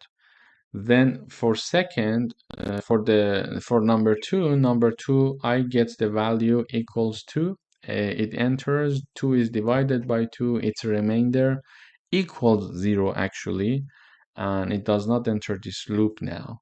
And then it prints nothing. Then I is incremented one more time. Now its value is 3. 3 divided by 2, its remainder does not equal 0. Then it enters the if condition and it prints the value.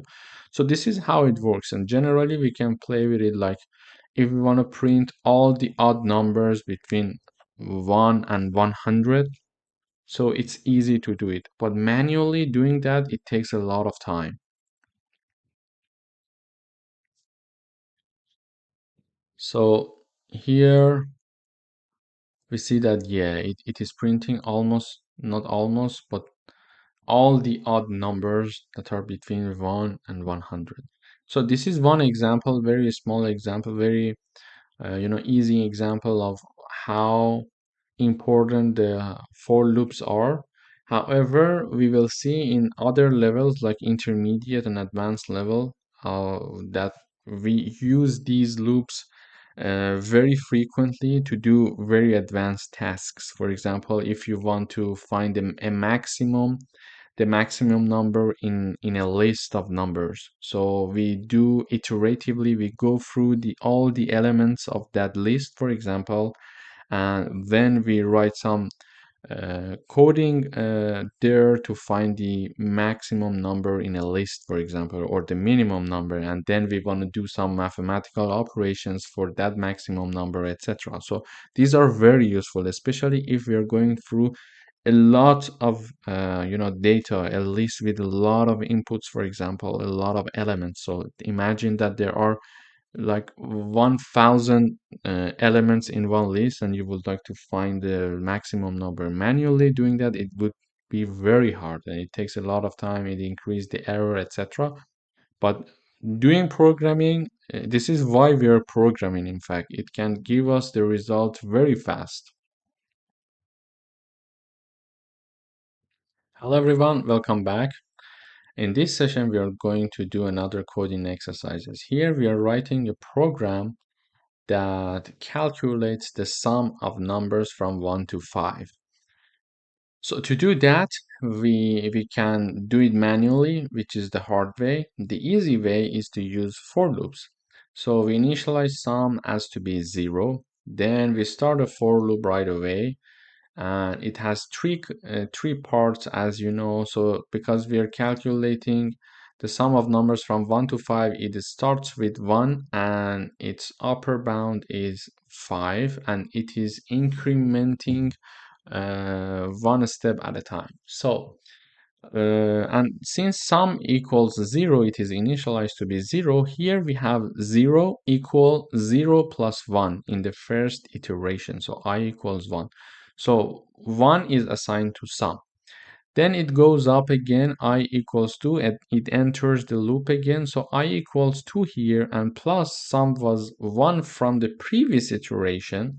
And the sum of these two will be 3, and 3 is assigned to sum now. So it goes until I equals 5. When it equals 5, it enters for the last time. It does some calculation here, and then the loop is finished.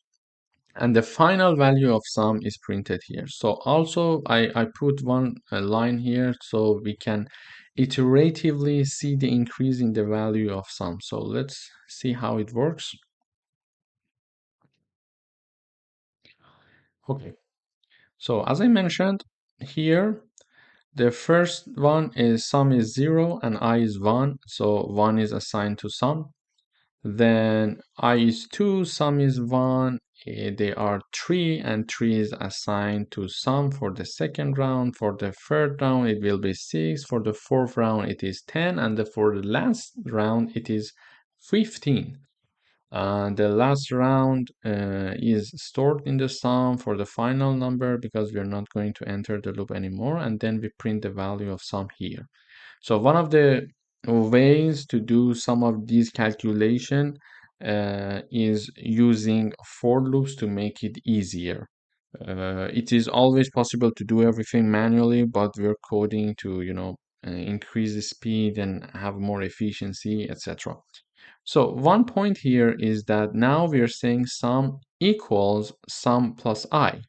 So even for this, we could write our code even more simpler and more efficient. So writing it like this, sum plus equal I is exactly like writing sum equals sum plus I. So we could use either way. So let's try this one and see if there is any difference or not. So there shouldn't be.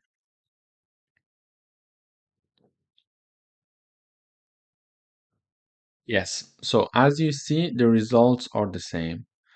So the results are the same, and it's only the matter of how you would like to code. Usually in advanced programmers are using this method because it's more concise.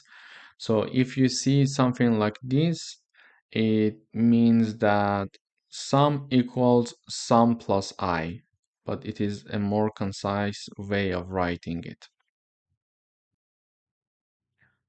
Hello everyone, welcome back. Today we're going to talk about another way to write loops. And here in this lesson, after finishing the for loops in a previous lesson, we're going to focus on while loops or while conditions. So there are different types of loops that we can employ to write certain number of blocks to print certain number of blocks and execute certain number of codes. And one of them was for loops, and the other one is while loop.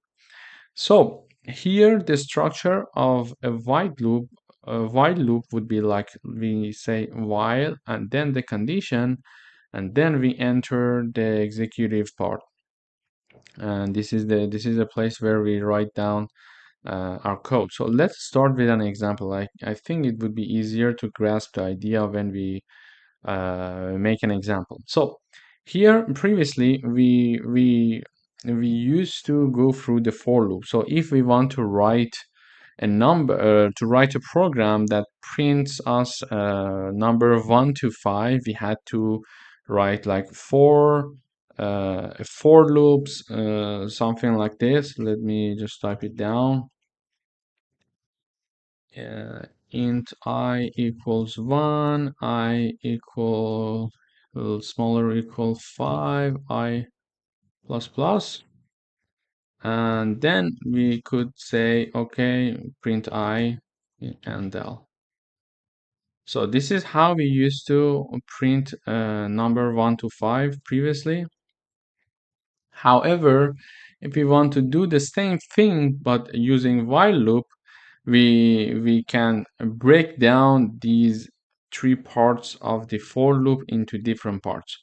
So first we initialize the integer number named num as to be 1, and then we start the while loop. So we start the while loop, and in the parentheses we only write down one part of the condition, which is as long as num smaller equal 5. So the condition would be something like this.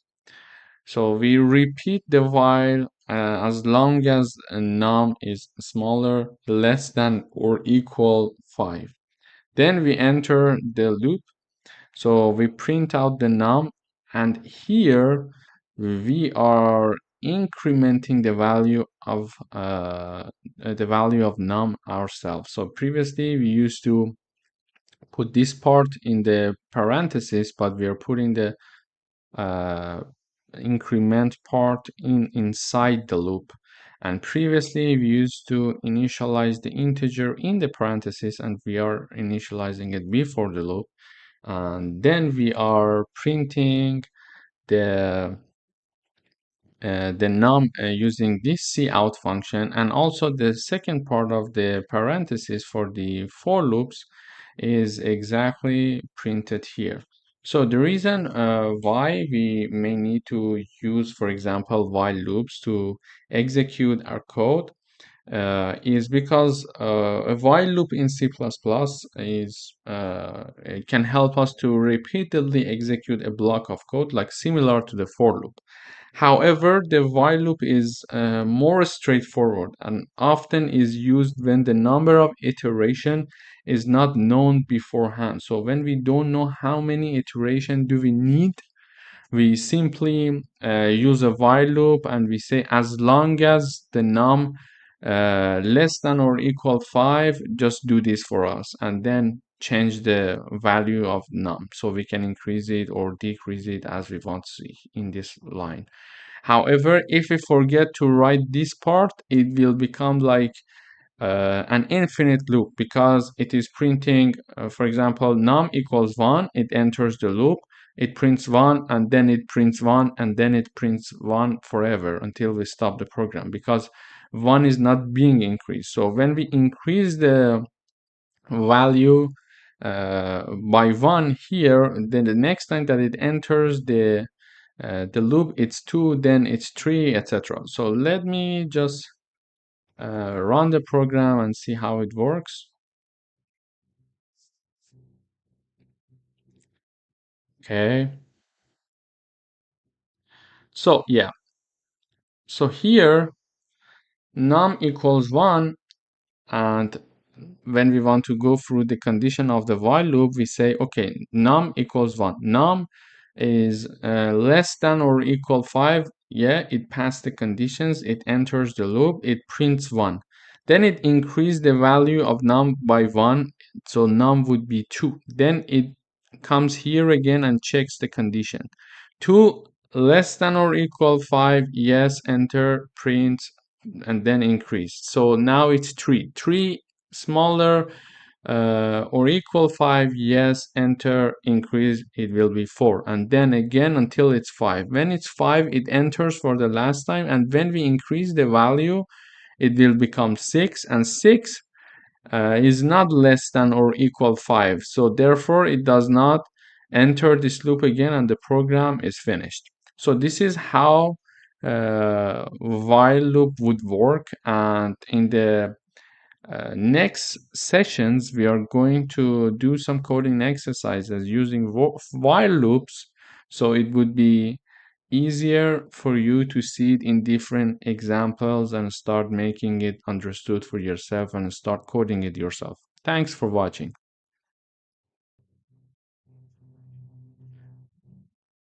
Hello everyone, welcome back. Now we're going to do some coding exercises using while loop. We would like to write a program that works like a calculator to adds up whatever we give it as an input, and it's going to work as long as we are adding a new numbers, except if we put 0, it will stop. So for example, I would like to add a few numbers and know the sum of all of these numbers. So I keep entering new numbers, and if I mention if I put 0 as one of the numbers, the program knows that I would like to finish the input numbers, and it returns me the result. So for this program, we need to write a while loop. We cannot write it using a for loop, because we don't know how many numbers the user would like to give us so that we can do the calculation for him. So as long as the user is giving us any number, we're going to store the number, and when he or she gives us the number 0, we consider it as a sign to that he is done with entering the numbers. So we do the final mathematical addition for him or her and return the person the result. So let's see how it works. I think when we run the code, we can understand it a bit easier.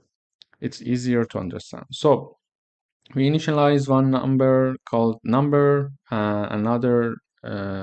initialize another integer called sum. We set sum to be 0, and then we tell the user enter numbers to add and 0 to stop. So if the person enters 0, the program is going to be stopped. However, any other number to be entered by the user means that the user would like to add these numbers. So the number is read from the user using cin function. So we write a while loop here. So the while loop would be like this. The condition is like as long as the number is not equal 0. So continue until user enters 0. As long as the user is not entering 0, enter this loop. We enter the loop. We assign the number to sum, store it in the sum, and then we ask again from the user to give us the new number that the person would like to add up to the previous number. So let's try it once. It's easier to grasp the idea. So I mentioned, okay, enter numbers to add. I say 1, I enter, nothing happens. I say 2, I enter, nothing happens. I say another 2, nothing happens. Now I put 0. So now it's done. When I put 0, it gives me the final sum. So 1 plus 2 plus 2 would be 5. And when I put 0, the program is finished, because here we are mentioning that enter this while as long as number does not equal 0. So when I put 0, it cannot pass this condition, and it simply prints out the sum. And how is it printing the sum? So let me remind you of this. So we learned that this line would be, so what we have in line 181 here equals this line. So instead of writing this, they wrote this. So let me just show you how the program worked in my example. So initially I mentioned the number to be 1, 2, 2. Okay. So initially I said number equals 1. Then I mentioned number equals 2. Then I mentioned number equals 2 again. So it starts with this. So the sum is 0. It says sum equals 0 plus 1. Then sum equals 1 plus 2. Why? Because, so initially the sum equals 0 because we initialize it to be 0. And we enter the number to be 1 in the first round, and 1 plus 0 is 1. So 1 is assigned to sum.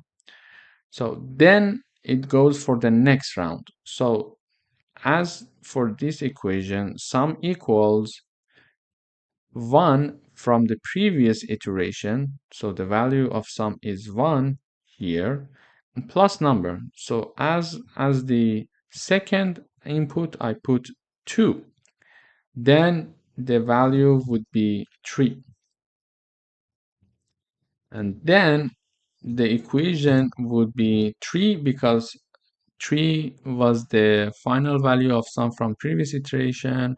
And in the new iteration, so the sum is 3 plus I mentioned the another 2, so the sum would be 5. It's exactly how it is computing this sum here.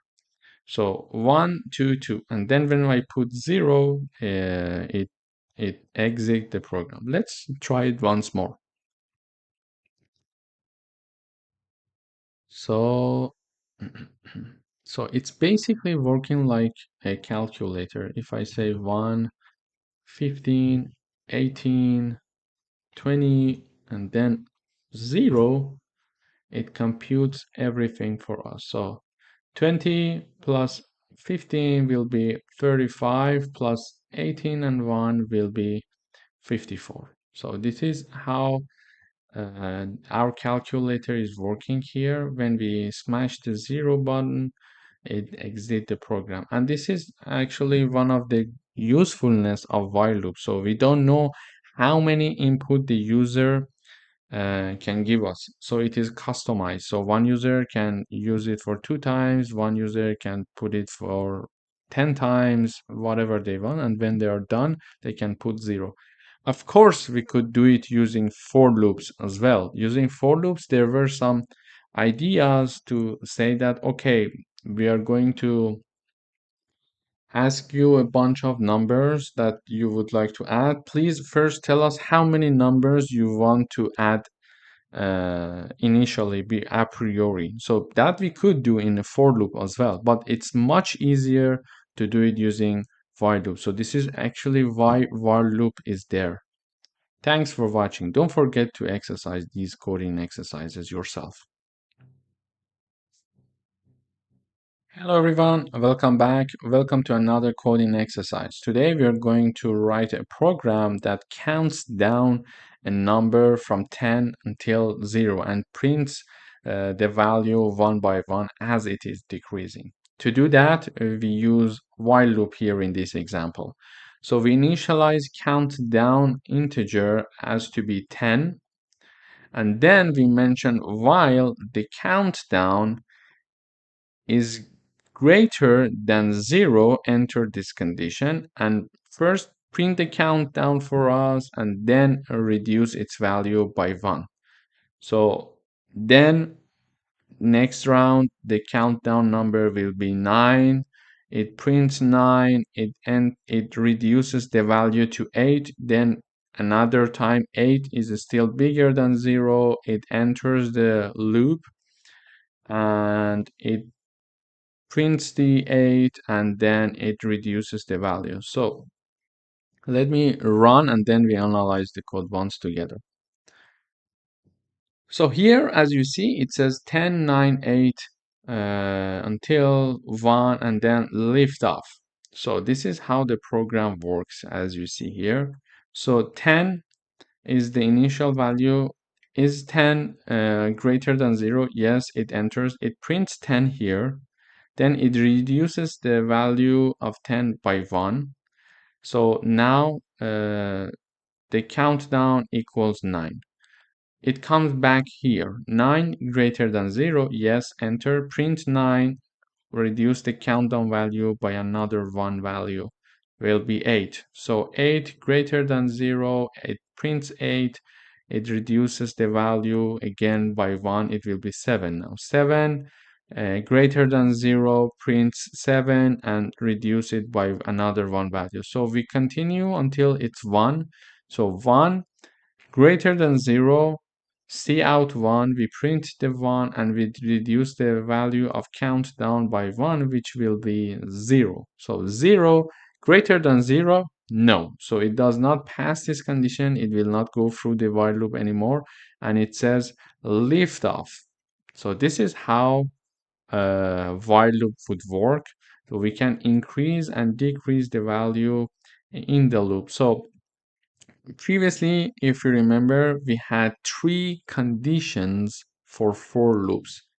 We used to have like for int equals I int I equals 1, I smaller than 10, for example, I plus plus, and in this situation do something, for example.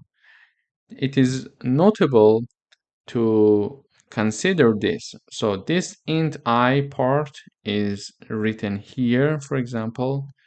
This second part condition is written in parentheses for the while loop, and this last part, the incremental part or decremental part, is written within and inside the while loop. So this is the only thing that we need to be careful about. Otherwise, it's very straightforward and it's good for you to start practicing and coding hands-on programming so you can get to know these little things and these little steps to make errors and learn from your errors. Thanks for watching. Hello. So today we are going to discuss another way to write loops. It is do while. So it is very similar to while loops, but there are certain differences. So a do while loop in C++ is similar to a while loop, but with one crucial difference. A do while loop will execute the block of code at least once, even if the condition is false, on the first check. So this is because the condition is checked after the code has run and not before. So the main advantage of a do while loop is that it ensures the code block runs at least once, no matter what. So this can be useful when we want to ensure the user interacts with your program, or when you need a certain action to take place at least once before checking a condition. So it's often used in programs that require user input because you typically want to prompt the user at least once before deciding if you need to loop again or not. So this is basically how it works, and generally we start the structure would be we say do, and in the brackets we execute the code, and we say while, and then we put the condition. So let's see an example here. So we initialize one integer called number, and then we say do, we open the bracket, we say enter a positive number. We store the positive number that the user enters, and we check. So if the number is lower or equal 0, we say that's not a positive number. Please try again. And then it comes here. So the condition is that if the number is lower or equal than 0, lower than or equal 0. So it repeats until the time the user gives a positive number. So to say it in an easy way, it would be like this. It asks me to give a positive number. So if I enter a positive number, the loop will finish, and then it prints out this line saying that thank you, you entered, and enter and print whatever we entered. Or if I give it a negative number, it enters this if condition. For example, I would say -2. So if I say -2, it is for sure lower than 0. It says, okay, that's not a positive number, try again. And while the number is -2, go back to this part again, enter a positive number, and then we store the number, and then it sees if it's positive or negative. If it is negative, it repeats everything again. So let's try and see how it works. So enter a positive number. I would say -20. That's not a positive number. Please try again. So -25. Enter again. It says that's not a positive number. Please try again and enter a positive number. -30. It will not finish as long as I'm giving a negative number. And when I say like 20, it says thank you, you entered 20. So this is how generally a do while situation, a do while loop would work. So I entered 20, it stored, I firstly entered -20, it stored -20. -20 is lower than 0, yes, so it prints this value and it says, okay, while -20 is lower than 0, go back to the do. So it starts from here again, enter a positive number. And we entered -25 here. It says -25 lower than 0. Okay, it showed this message and saying that okay, 25 is lower than 0, go back to the top. So it goes back and to the top again and again and again until I enter a positive number, which is the case here. and then it says, thank you, you entered 20. So this is basically how a do-while loop would work. It is being executed first, as we mentioned, then the condition will be checked to see if another execution of code is required or not. So if I was going to, oops, sorry, what did I do? Yeah, so if I was going to, enter like a positive number in the initial iteration, like if I say enter a positive number and if I say 11, it says thank you, you entered 11. So I say enter a positive number, it says okay, the number is 11, number is 11 is not lower than 0, then it escapes, it's not lower than 0 again, it escapes, so the loop is not going to be executed anymore, and it says thank you, you entered like 11. So it is one time executed and then the condition is checked here. So this is the main difference. Hello and welcome back. Today we are going to give you a coding exercise using do-while loop, so you see how practical this do-while loop is. So we are going to write a program that checks to see if you're entering your password correctly or not. As long as you're not entering your password correctly, it is going to ask you enter the password again and again and until it is correct. So when you enter the correct password, it finishes the program. So initially we initialize two strings, one password and one corrected password. So imagine that the correct password is ABC, something very easy. And we start our loop here, do, so it enters the loop without checking any conditions. It says enter the password and you enter your password.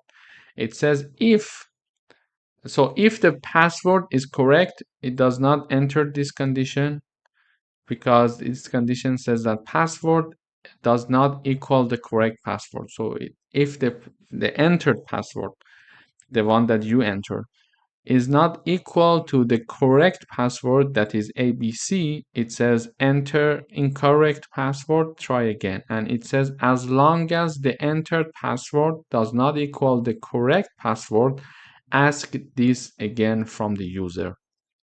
And if by chance you mention that, okay, enter the password and you enter the password and the password equals correct password, it does not enter this if, it escapes, and here the condition does not pass because the password equals the correct password, so it does not have to go another time in the loop, and it says access granted. So let's try and see. So if I say ABC, it says access granted. So here is my password. Here is the correct password, ABC. Enter the password. I say ABC. So ABC, it says that password does not equal correct password, but this is not our case because the entered password and the correct password are the same. So it escapes this loop. Then it checks to see as long as password does not equal the correct password. So this is not also our case because they are equal. Therefore, it finishes the loop and it gives us the access. However, let's try once more, and it says like enter the password. I would say something like this. It says incorrect password, try again. I would say anything, try again, try again. And whatever you enter, it says try again. And in the end, I mentioned the correct password and it says, okay, access granted. So you see, this is very useful example, and this is a very practical example in real world. We have some access like that in the world when we want to check something like emails, etc. Of course, there is a limit until like you can repeat it for 2 times, 3 times. After that, your account will be blocked for security reasons. However, we can use the do while to do that. So here it says enter the password. I say QWE. it says they are not equal. Therefore, it enters this if and prints incorrect password. And because they are not equal, like the entered password and the correct password are not equal, it goes to the loop once more. It says enter the password and it stores. And I said TRTY, they are not equal. It says incorrect password, try again. So it is what it is printed here. And then because they are not equal, it goes again to the loop. So this continues until I give the correct password in the end, and it says access granted. Hello everyone, welcome back. In today's lesson, we are going to talk about nested loop. So a nested loop is simply a loop inside another loop. This means that you have one loop running within the body of another loop. So the outer loop runs a specific number of times, and for each iteration of the outer loop, the inner loop runs completely. So imagine a clock. So the hour hand is like the outer loop, and the minute hand is like the inner loop. So for every movement of the hour hands, which is the outer loop, the minute hand inner loop completes a full cycle. So another way to visualize this is to think about a grid of rows and columns. So the outer loop iterates through the rows and the inner loop iterates through the columns. So in order to make it more clear, let's come up with an example. So here, just imagine that we would like to write a program that generates a 5 to 5 multiplication table. So we have rows and columns here, and we want to see this in the output. How to see this in the output? Previously, we learned about how to do for loop, but when we were doing for loop, it was like 1, 2, 3, 4, 5. So, and that's it, or 1, 2, 3, 4, 5. So it was not like a full table. So I would like to write a program that generates a 5 to 5 multiplication table and shows something like this. To do that, the outer loop is defined like int I equals 1, I smaller than or equal 5, and I plus plus, and then we enter the loop here. And then we have the the inner loop, we have the int j equals 1, j lower than or equal 5, and j plus plus. And then we see out I times j. So let's run first the program. So exactly as we want it. So exactly as we want it, we have like 1, 2, 3, 4, 5, 2, 4, 6, 8, 10. But how does it work? So let's analyze the code a bit so we can understand how it works. So here we enter the loop with I equals 1, then j equals 1. So when I equals 1 and j equals 1, I times j would be 1. Then still here we had the I equals 1, j equals 1. So and it's finished now. We did the calculation and we printed 1 here like this, and we also put it here. Then j is increased by 1 value while the I stays the same, because we didn't finish this loop first to go back and increment the value of I. So I stays the same, and then j increases. So the first result was I times j equals 1. Okay, so now I still equals 1 while j equals 2. Now I times j equals 2. Another round. I still equals 1 and j increases until it reaches 5. I equals 1, j equals 3. Then we have I times j equals 3. And this continues until we have I equals 1 and j equals 5. Therefore, I times j equals 5. So when we reach this stage, it's the first line being printed. Yeah. So it means that this j started from 1 and reached to 5. Okay, so it reached to 5. Now it has to get out of this inner loop. When it gets out of this inner loop, we print out cout and l. So it is here now when the j loop finishes, and it goes to the next line here. And when it goes to the next line here, please note that it is in the first loop still. It goes up. So now the value of I increased from 1 to 2. So now we have I equals 2, j equals 1 again, and I times j equals 2 as to have here, as we have it like here. So, and then I stays 2 until j is 1, 2, 3, 4, 5, and when j reaches 5, it again finishes the inner loop and it goes to the next line using this AND-L function. It is here, it goes to the next line, which will be here. So now I is incremented from 2 to 3. So then it does the calculation again.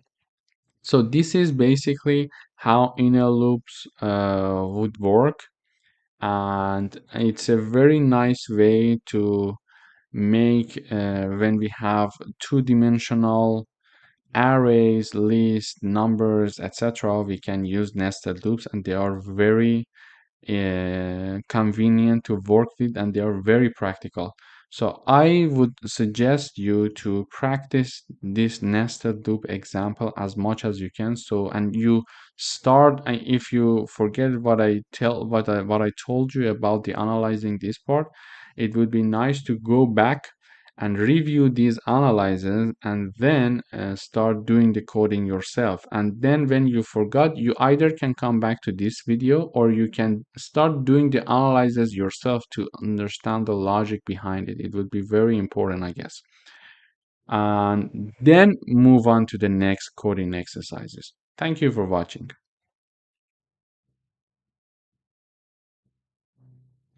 Hello everyone, welcome back. Today we are going to do another coding exercise here. So we would like to write a program that prints a pattern of numbers in the form below. So this is the form that we would like to print. So in order to print something like this, we usually don't know it by heart. We need to think about it. So this is where the programs get a bit more complex than before, and we need to start thinking about how to get to the result that we want a priori to start just right away coding the program. So in order to print that, we can use a nested loop. To do that, we have one outer loop and one inner loop. So in order to have these two loops, we first start with the outer loop, that is I. We say, so let me first run the program so we see that we have the result and then we analyze it. Okay. So here we have the result as we wanted. So, but how did we get there? And with only 3 lines of code. So how did we get there? Let's analyze the code. So first we have the outer loop, which says integer I equals 1, I lower than or equal 5, I plus plus. Then, so this is not something very strange. This we have. This we already had in many examples. So here we also have this for int j equals 1. However, the upper bound of j is I. So j must be lower than or equal I, and then we increment its value one step at a time. And then we print the value j. When the first loop, the inner loop is finished, we go to next line, and then we go to the outer loop again. So how does it work? Let's see. Let's start writing the output here step by step. It would be easier to understand the logic. So first I equals 1, we enter the loop. J equals 1, and at the same time, j must be lower than equal I. So an I is 1, so j must be lower equal 1. So only one iteration for j is allowed because it already starts from 1, and it must be lower than or equal to 1. So when it enters, I equal 1, j equal 1, and the result would be 1. So it prints the value of 1 like this, because we are having cout j. Then it goes here, so the inner loop is finished. It goes here, it goes to the next line. This is where the first one is printed, and then it's go to the next line. Now I equals 2. I equals 2, j again equals 1 because it starts from 1 every time. And j must be lower than or equal to I, which will be something like this. So j will be lower than or equal to, because the value of I is 2 this time. So given this, we will first start with j1. So with j1, the inner loop is executed, so it prints 1. So the first result will be 1. And then it goes to the inner loop again. It increments the value of j, and j will become 2. 2 is still lower than or equal to as the condition here, so it enters the loop again and prints the value 2. So it prints 2. When it prints 2, it reached its maximum level, so it reached its upper bound, which is equal to I. So I is 2 and it reached 2, so it's finished. So the inner loop is finished. It prints it does one endl, so it goes to the next line here and starts from here. So now it goes to the first outer loop. So now I equals 3, and j starts from 1 again, and as j has to be lower than or equal to I, it means that j must be lower than or equal to 3. So j starts from 1, 1 enters the inner loop, and we print 1. Then we increment the value of j. J is 2 now. 2 is lower than or equal to 3. So yes, it comes here again and prints the value 2. And another time, j is increased, and then now the value of j is 3. 3 is passing this condition, so 3 lower than or equal to 3, yes, so it comes here again and prints the value of j. So now that j is 3, it reached like this, like it's like writing 3 lower than equal to 3. So it does not it's not able to go another round, because if it goes for j equals 4, it does not pass this condition here. So because of that, the inner loop is finished. It goes to the next line using this part of the code. So, and it goes to this part. So as you see here, this one here, we reached here. Then we have this one, which is here.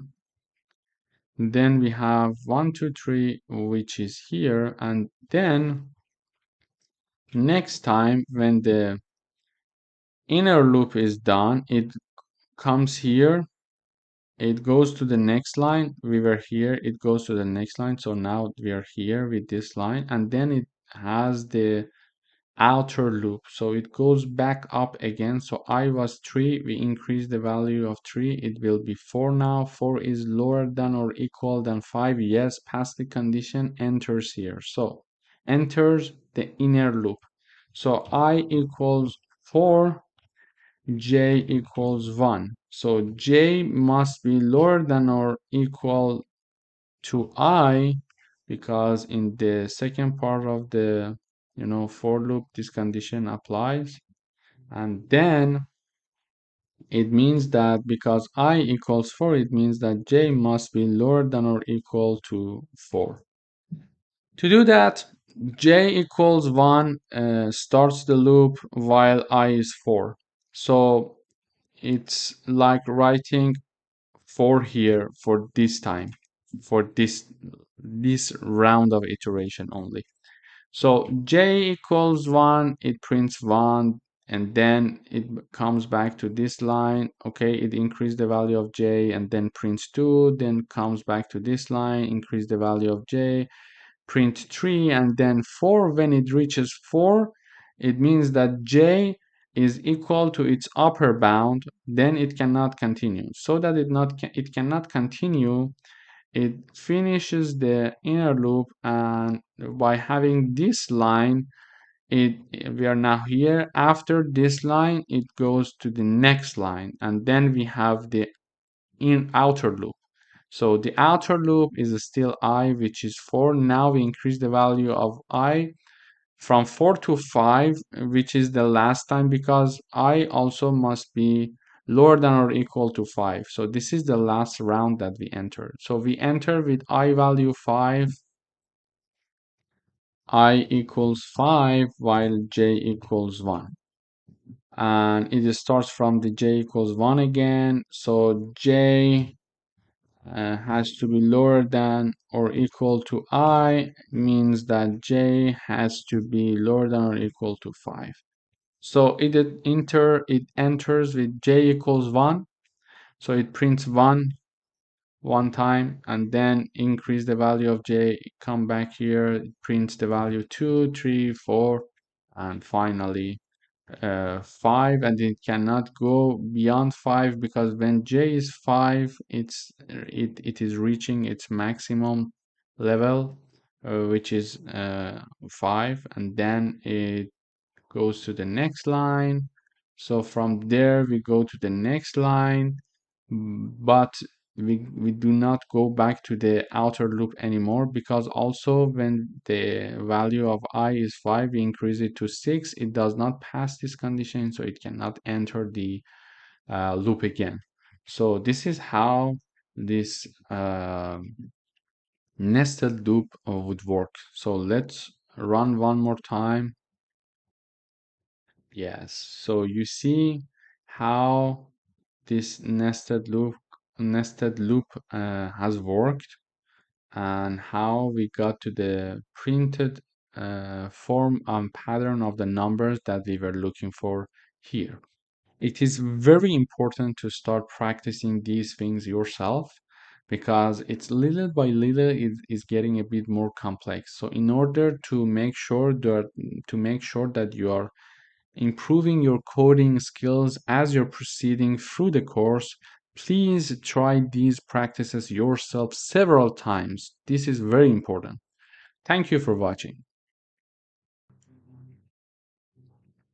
Hello everyone, welcome back to another lesson. In today's lesson, we are going to do another coding exercises using nested loops. However, before we dive in, if you haven't had the chance to rate this course yet, I kindly encourage you to take a moment to do so.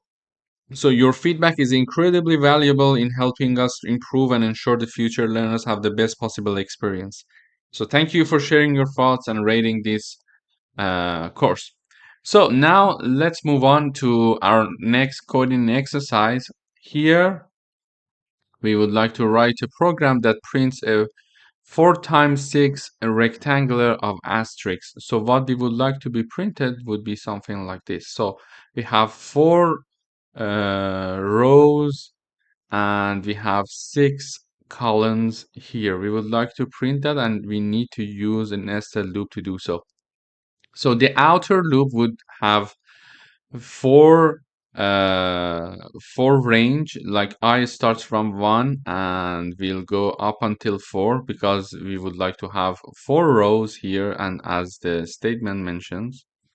And then as we would like to have 6 columns, we are having the inner loop to range from 1 to 6. So we start from here. Let's run the code first and see how it works, and then we will start analyzing the code. Okay, so now we see that we have 4 rows and 6 columns. So let's analyze the code. So initially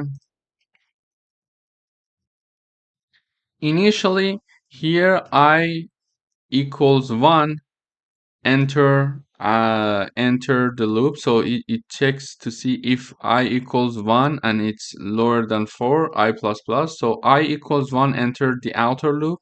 And when we enter the inner loop, so j is equal to 1, so I would say I equal 1, j equal 1.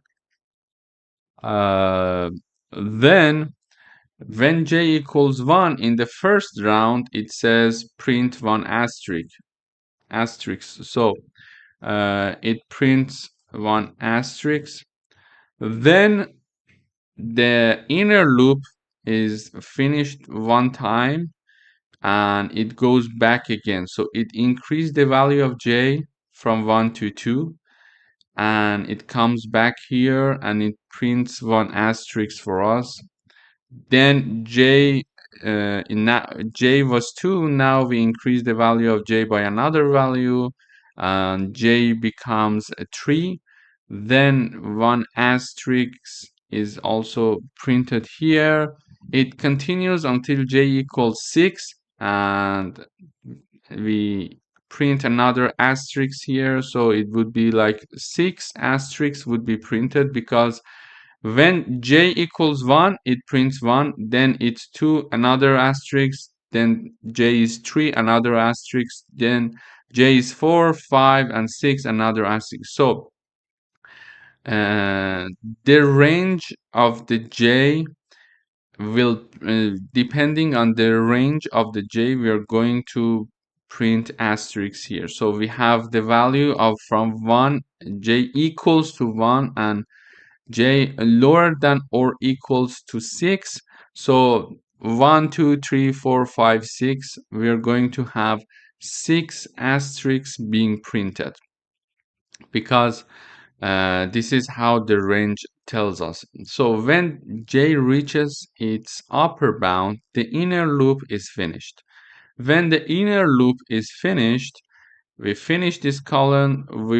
We have the endl syntax here. So it's like here, we printed 6 asterisks.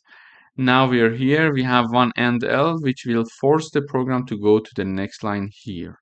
So when we go to the next line, we go back to the outer loop where I was 1 initially. Now we increase the value of I by 1, and I becomes 2. I equals 2, and j starts from 1 to 6.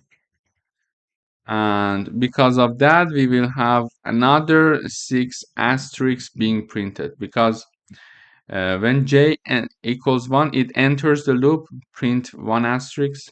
Then j is increased to the value of 2. Then another asterisk is printed here until j reaches its maximum level. So then when j reaches 6 again, we finish the inner loop and we go to the next line. We are here. When the second inner loop is finished, we go until here because of end L, and we have the outer loop. So in the outer loop, I now equals to 3, And the same logic goes for I equals 4.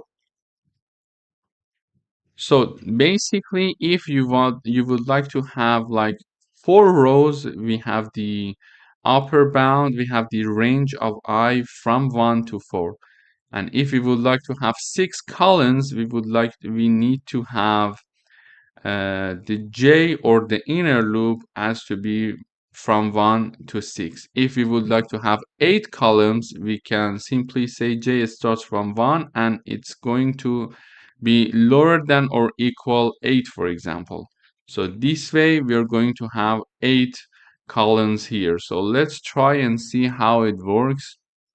Let's see. Yeah. So here, as you see, 1, 2, 3, 4, 5, 6, 7, 8. So we have 8 columns here now because we mentioned we would like it to go up until 8. And if we would like to have, for example, only 2 rows, we can change the range of I and say it starts from 1 and it's going to go up until 2. So let's compile again. So yeah, here we see that now we are having only 2 columns. So depending on what we would like to have as columns and as number of columns and rows, we can change these numbers. And also now we are printing asterisks. So we can print whatever we want. For example, we can print addition. So let's try this one. We can print additions, or we can simply print we can simply print I times j, or whatever that we want. So it depends on what we would like to print. So now it's going to give us the value of I times j every time. So there is sorry, I need to put this sign here. I forgot. Okay. So when we compile now, okay.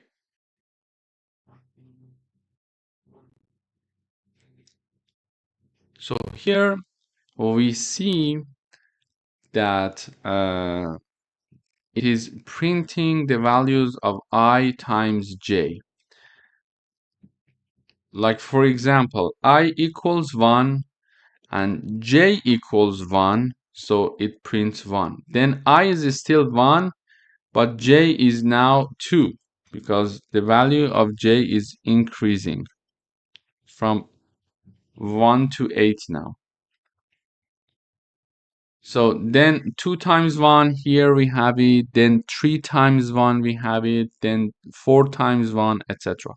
Then we finish the inner loop, the first inner loop, and we go for the second loop. So we go for the incremented value of the I, which is the second iteration of the outer loop. So I equals 2, now we have I equals 2, and when I equals 2, j equals 1, we have 2. When I equals 2, j equals 2, we have 4. When I equals 2, j equals 3, we have 6, etc. until we reach the I equals 2, j equals 8, which the result will be 16. So if we would like to have like now 4 columns, we can also try this like that.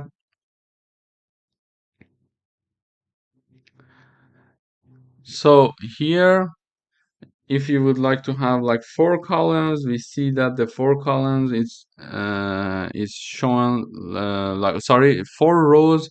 So 4 rows are added. So I equals 4 here, j equals 1, so the result would be 4 until it gets here to the last number where it is you see the last row means that the last iteration of the outer loop, so I would be equal to 4, and it is the last column, so columns are not very organized, but this is the last column, so it means that the j also equals its largest value, which is 8. So 8 times 4 would be 32. So in order to have a matrix, for example, of numbers, we know that we can use nested loops, and also the number of rows depend on the outer loop and the number of columns depends on the inner loop.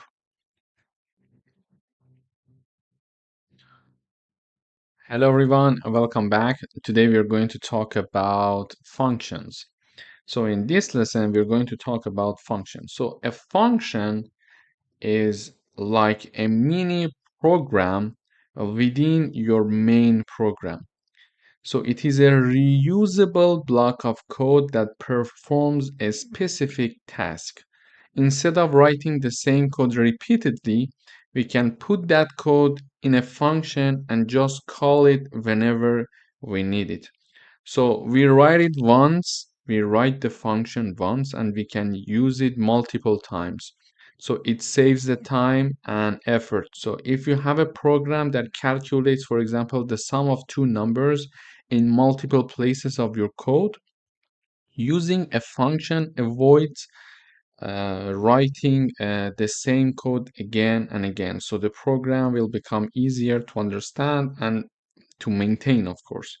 And functions break down, the complexity tasks, the complex tasks into smaller, manageable pieces. So, for example, here, if you remember previously, we were talking about like printing one thing here, like saying uh, the sum is, and then the number and L. So let me just initialize two numbers saying that int a equals 10 and int b equals 12, for example. And we are saying that the sum is a plus b, okay? So using these three lines, we can have the sum of a and b. However, just imagine that we have like 1000 lines and this code continues like for many times, and we have different blocks of codes here. Just imagine here we have a lot of codes and different tasks to be performed, and at some point again we would like to add two other numbers, like we would like to write down int c equals, for example, 15, and int d equals 20, for example.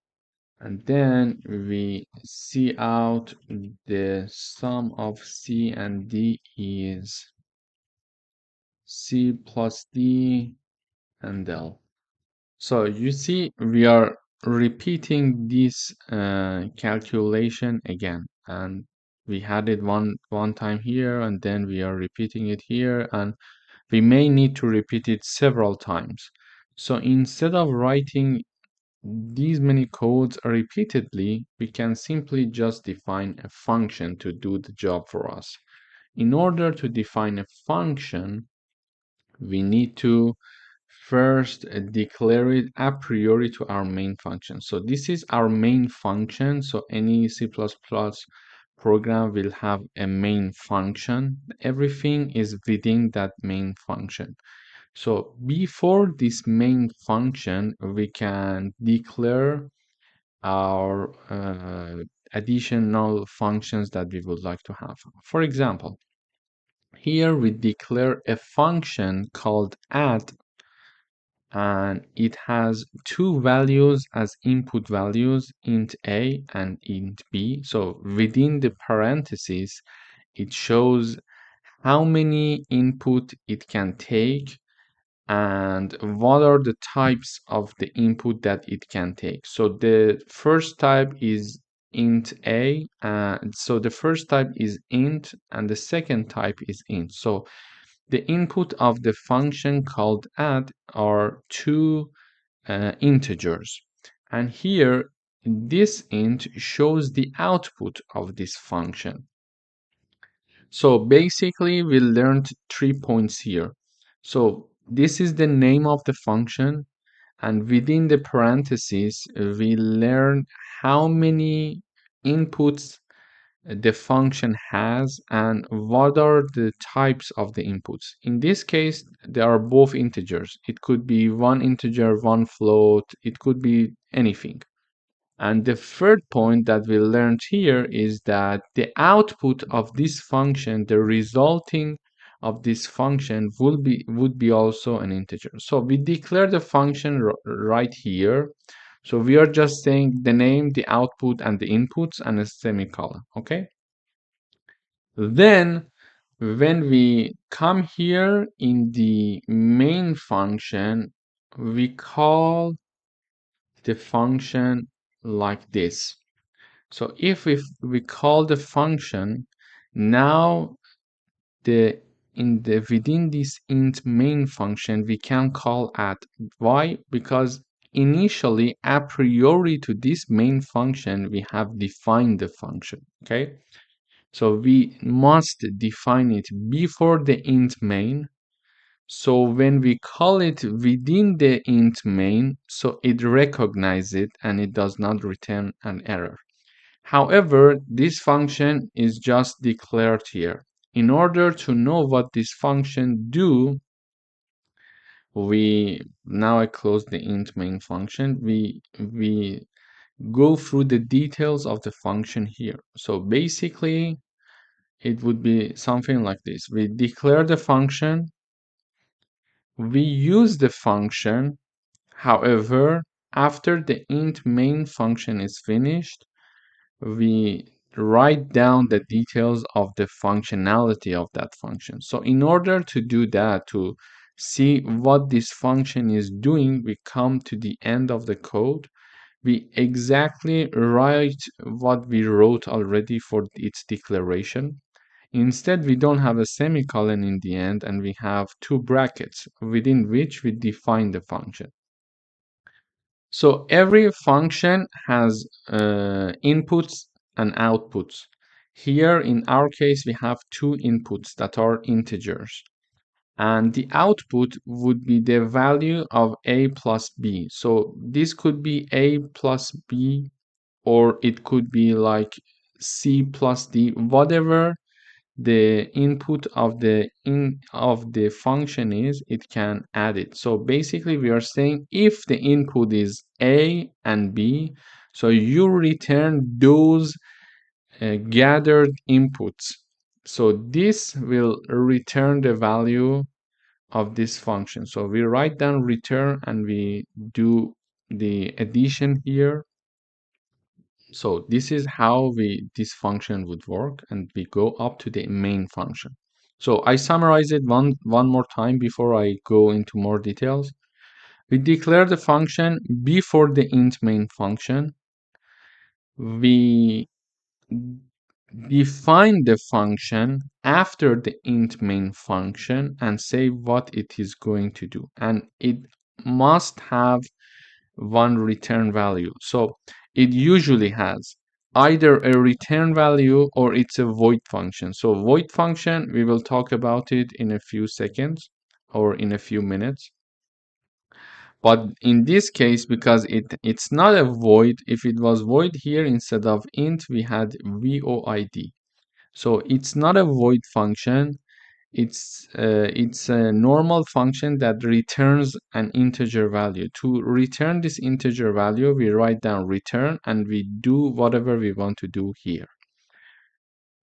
So and then we want to use this function in the main function, in the main block of code. So we define one int result and its value is this.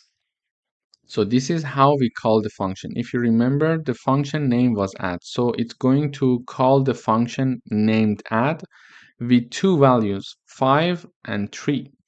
And when it is going to call this function with 5 and 3, it's like saying that, okay, one input is 5, the other input is 3. So it's going to add 5 to 3 and it is returning its result, which is 8. So 8 is returned and assigned to the result. And now we are printing the value of result. Let me just compile it once.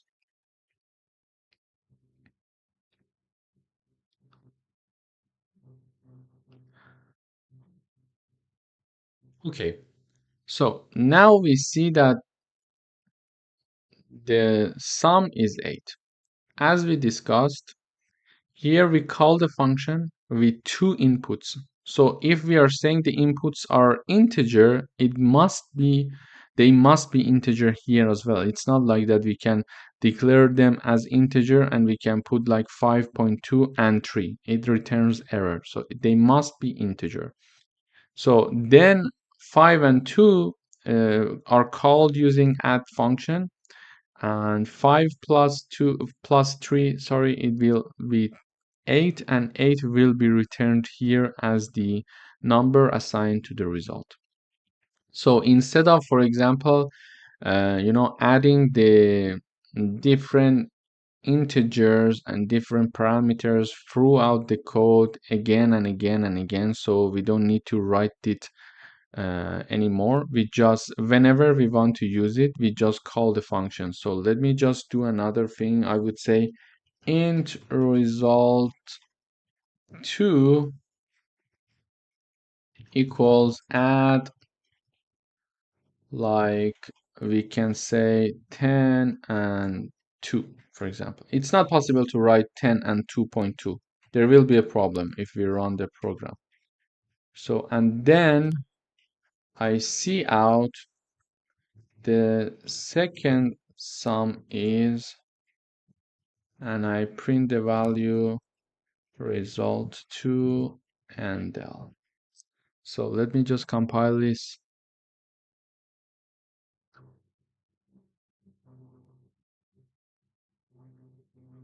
Yeah.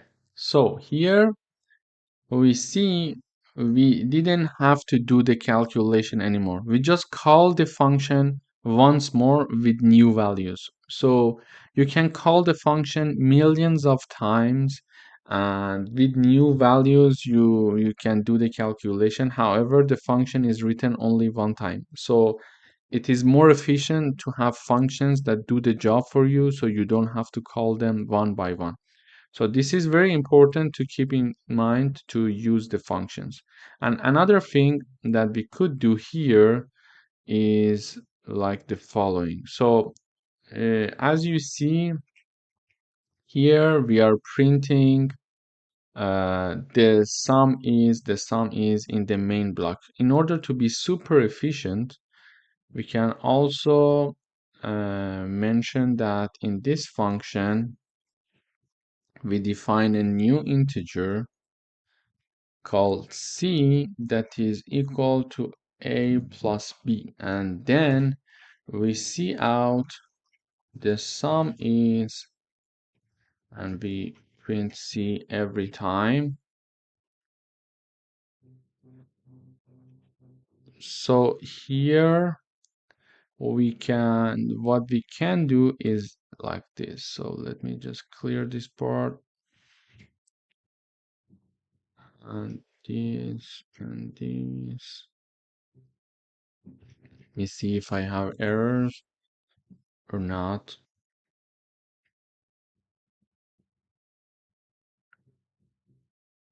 Okay, great. So you see, even now the code is even more clear. So here we are only saying add 5 and 3, add 10 and 2. So this is going to add any two numbers that are called using the add name, because the name of our function is like this.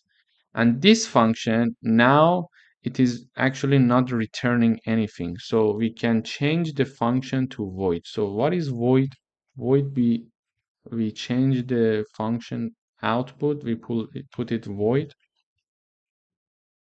and we forget about this. Let me just first run to see. Okay, great. So here, previously, we were doing the calculation directly. We were saying return a plus b. However, then we decided, and then the return value was being assigned to the result here. However, then we decided to not to assign these function values to any integer, and we do all the calculation in the function, so the code, the main block will be more clear. Therefore, we do the calculation here and we print everything here, so we are not printing anything here. So a void function is a function that is going to return no value. It's only doing some calculation. So now I change the integer output to a void value, to a void function, because it's not returning any value. It is simply just doing some calculation and printing something. If it is going to return something, it has to have some output data type like integer, float, double, etc. However, if it's not specifically returning something like this, like a plus b, for example, if it does not have something like this, it's a void function that is doing some calculation for us. So this was a brief introduction of the functions. In next lectures, we are going to do some coding exercises. Thanks for watching. Hello everyone, welcome back. Today we are going to do some coding exercises. So we would like to write a program that writes a function that greets everyone who is running the program. To do that, we could simply write down cout and write the message that we would like to have, like welcome here, and del. However, in the main function that we have in C++, we don't want to write anything like that, and we would like to only have codes that are calling the functions and tasks are done in the functions. Therefore, the code is more clean, more readable, and more understanding. So to do that, we define one void function here. So the name of the function is greet. It has no input. So let's see how it works. Before starting the int main, we learned that before that we need to declare the function, and we have the option of defining the function either after the int main or even before the int main. So in this case, I am declaring and defining a function, both of them, both tasks before the int main. So I will learn three things about functions. So this will be, the name is just something that is behind the parenthesis, just before the parenthesis. So the name is greet.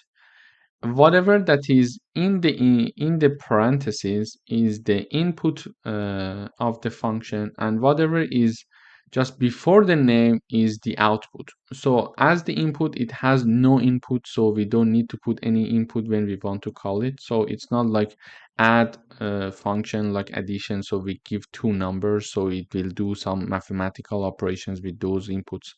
It's just a simple greeting function, so it needs no input. Whenever we call it like this, it's going to be performed, and the output is void. Why? Because it is returning no value. So as you can see here, we are not writing return something here. Okay, as we are not writing that, this function is a void function. Whenever a function is returning a certain output, it is not a void function. But here we are doing nothing. So let's compile.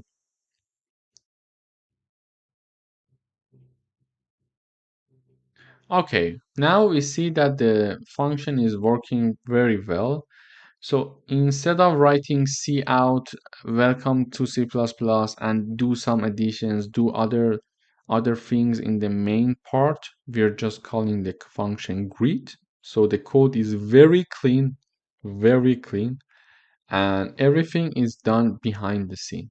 So this makes you to have a very good understanding of how the code works chronologically. So when you have, for example, 10 functions, from the beginning, you start, for example, greet, you go and read the function greet, and you come back here. Okay, the first step was greet. And then the second function is here, third, fourth, etc. So whenever you want to see the details of each function, you go and read that function. And in the main menu, in the main function, everything is clear and only the functions are there. And all the details, all the works, all of the coding details, and all of the works are within each function, uh, making the code to be more understanding and clear for the reader to see, okay, there are 10 functions here. If I want to read about the greet function, I click on the greet.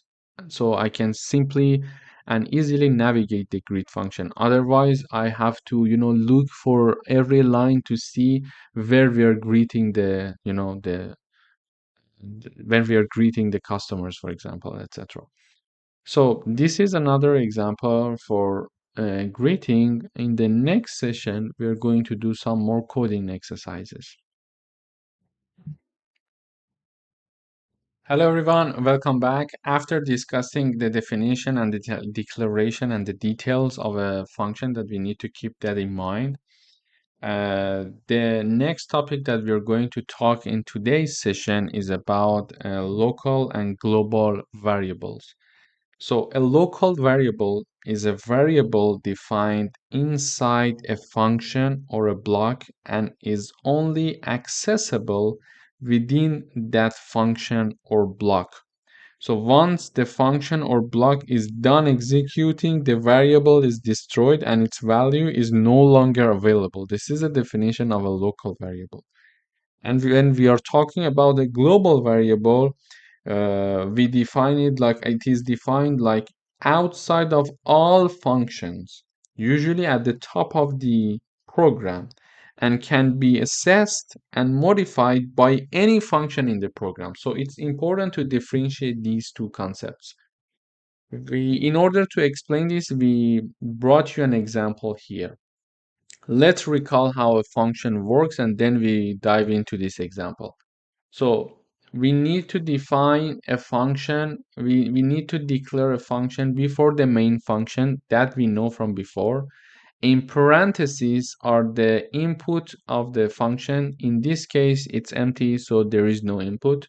And before the name of the function, we have the output of the function. So the output of this function is void, so it's not going to return anything. These we already know from previous lessons. So then after declaration, we need to define the function. We have two options for this. Either it can be defined where it is declared, like before the int main function, or it can be defined after the int main function. So we had the examples of both situations in previous lessons. So here I'm going to declare it before the int main function, and I'm going to define it also there before the int main function. So what it's going to do is that in the int main, so the program, when we run the program, only the int main function is going to be executed. And if I'm calling a function within the int main function, that function that is called is going to be executed. For example, if I simply remove this line, nothing is going to be executed because we didn't call the function so it can be executed. So it's an important thing to know. Because the function is declared and defined here, it doesn't mean that it's going to be executed. If you want it to be executed, you need to call it in the main function. Otherwise, it wouldn't just work. Let's try. We will see.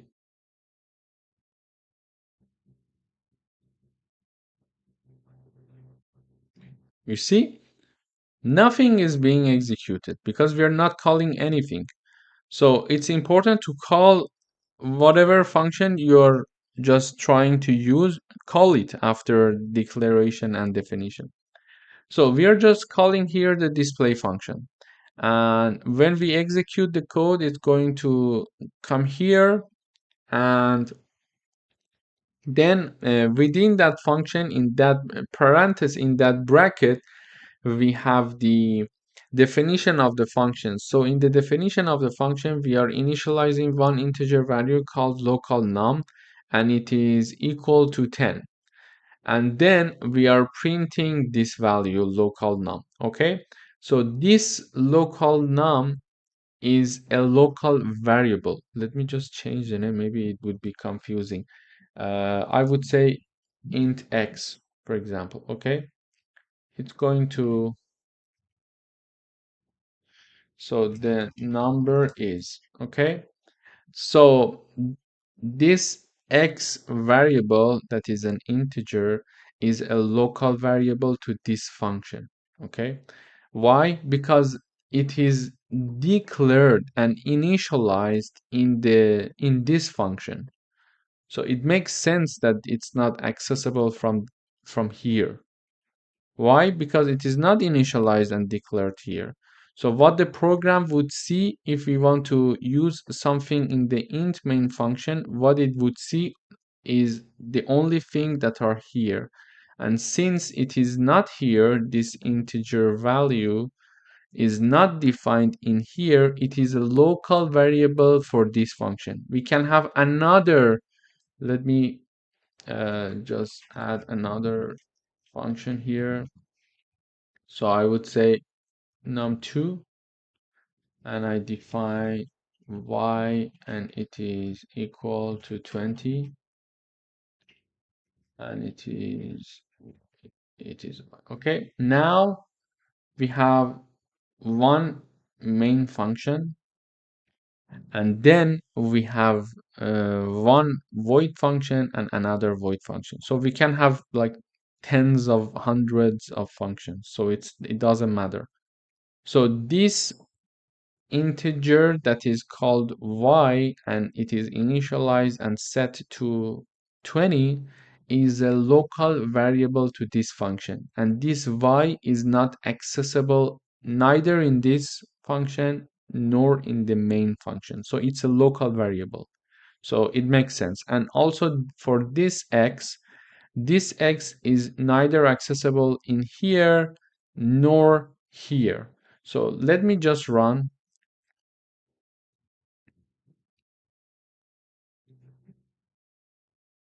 Here in the int main, we are calling the display number. So display number is this function. We are assigning 10 to integer x, and then we are printing it. So it is printing x.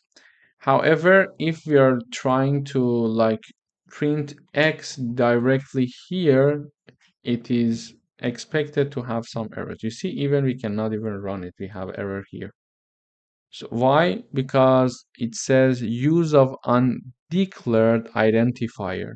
It makes sense because x is defined here, so it's a local variable for this function and not for the main function. So this is the concept of local variable.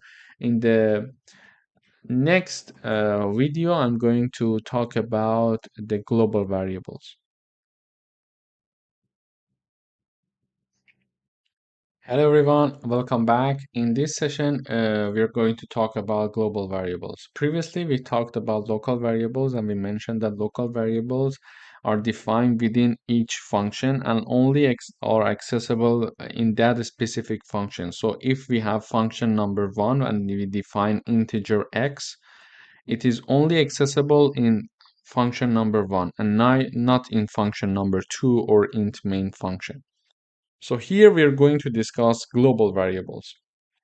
I have one int main variable here and one function here and a global variable here. So the global variable here, as you see, it is in none of the functions. So this is why it is variable. So this is the first function.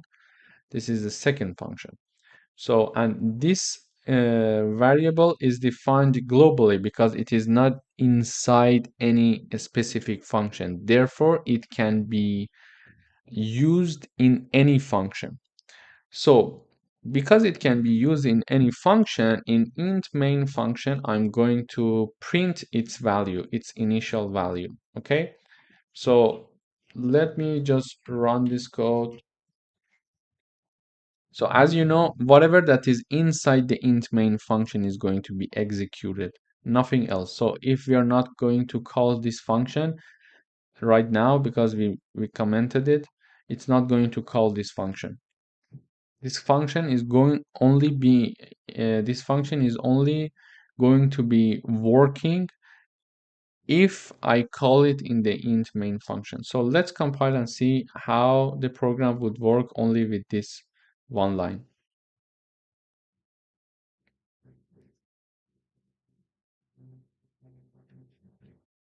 Okay, so here we see that it says global number initially 100. So it says global number initially, this is the message we type, and then we print the value of global num. So the global num equals 100. It is printing it easily and it is accessible because it's a global number. So then we have the option of modifying that global number. So in order to do some modification and mathematical operations in this global number, we define a void function here. So a void function is defined before the int main, and the input is empty and it is void, so it returns nothing.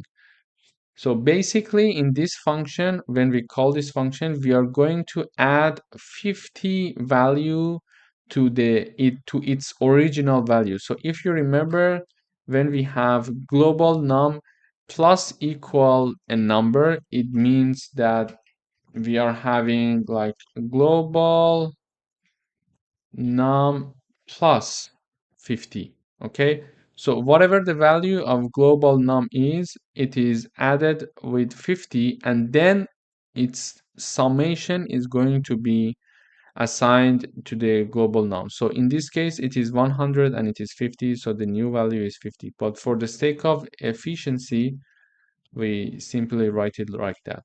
So it's the same thing. So get used to also using equations like this. So we call this function here.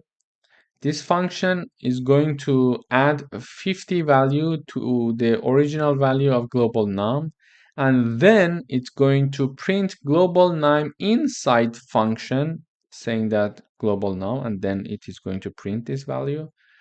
And here we have like global number after modification, and it is going to call this number again. So we are going to have three prints. Why? Firstly, in the int main function, I'm going to call global number initially, and this number is this number which is global, so it is accessible here. And then I'm going to call this function. This function is going to add 50 values to the original value of global num, which was originally 100. So therefore it is now 150. And it's going to also print the global number inside function message, and also print the new value of global number.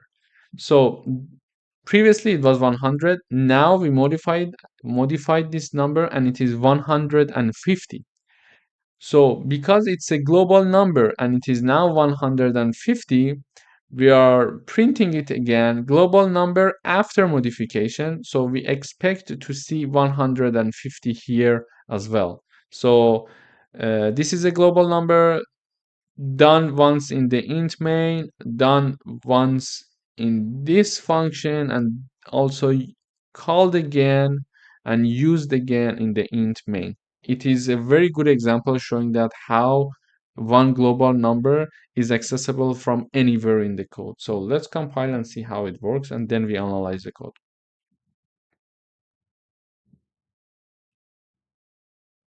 Okay, so let's analyze. So we have the global num here 100. When we call it initially in the main function, it says global num 100. So it is printing its value here. Then we're calling this function using this call. It is going to add 50 values to the global num, and it is going to print its new value as to be 150. Then when the work with this function is finished, the code is going to come back here and goes to the new line. So now it's going to print cout global number after modification, and it's going to print global num. And it's going to give us the 150. So we see that we can access the global number from anywhere. So let me just add something here. If we have another void function, modify to, for example, I would say, and then we are saying global num minus equal 100, and then we are going to cout the global num inside the second modified function is, then we have the global num handle. Okay, so and then I'm going to also call this new function tool. Sorry, the name is not correct. So whenever we are calling the function, even if it doesn't have any input, it's important to have the brackets, to have the parentheses. Sorry. So with this new defined function, we are going to subtract 100 values from the global number. So we had like 100 here, then we call this, and then it adds 50 values. So here it is 150. Then this function is done, where the program goes back to the main function and it is going to print 150. And then we are calling this second function. So the second function is going to reduce 100 value from the global num. So let's execute the code.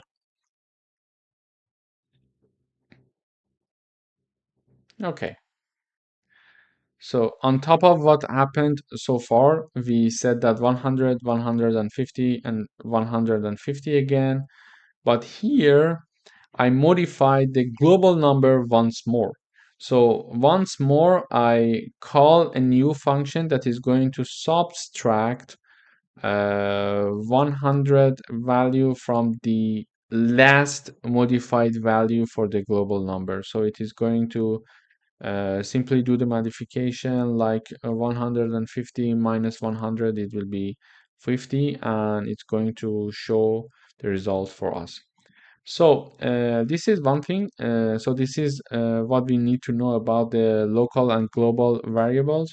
But another point to show the efficiency of functions is that here you see we are having two functions being called, and these are the things that I added simply because I wanted to have a better explanation of the code. These two lines can be also removed, but here and here we are just calling the functions and all the work is being done here. So if someone wants to read our code, it would be very easy for the reader to understand what we are doing here. So this is why we say we need to use functions to make the int main function as clear as possible. Thank you for watching.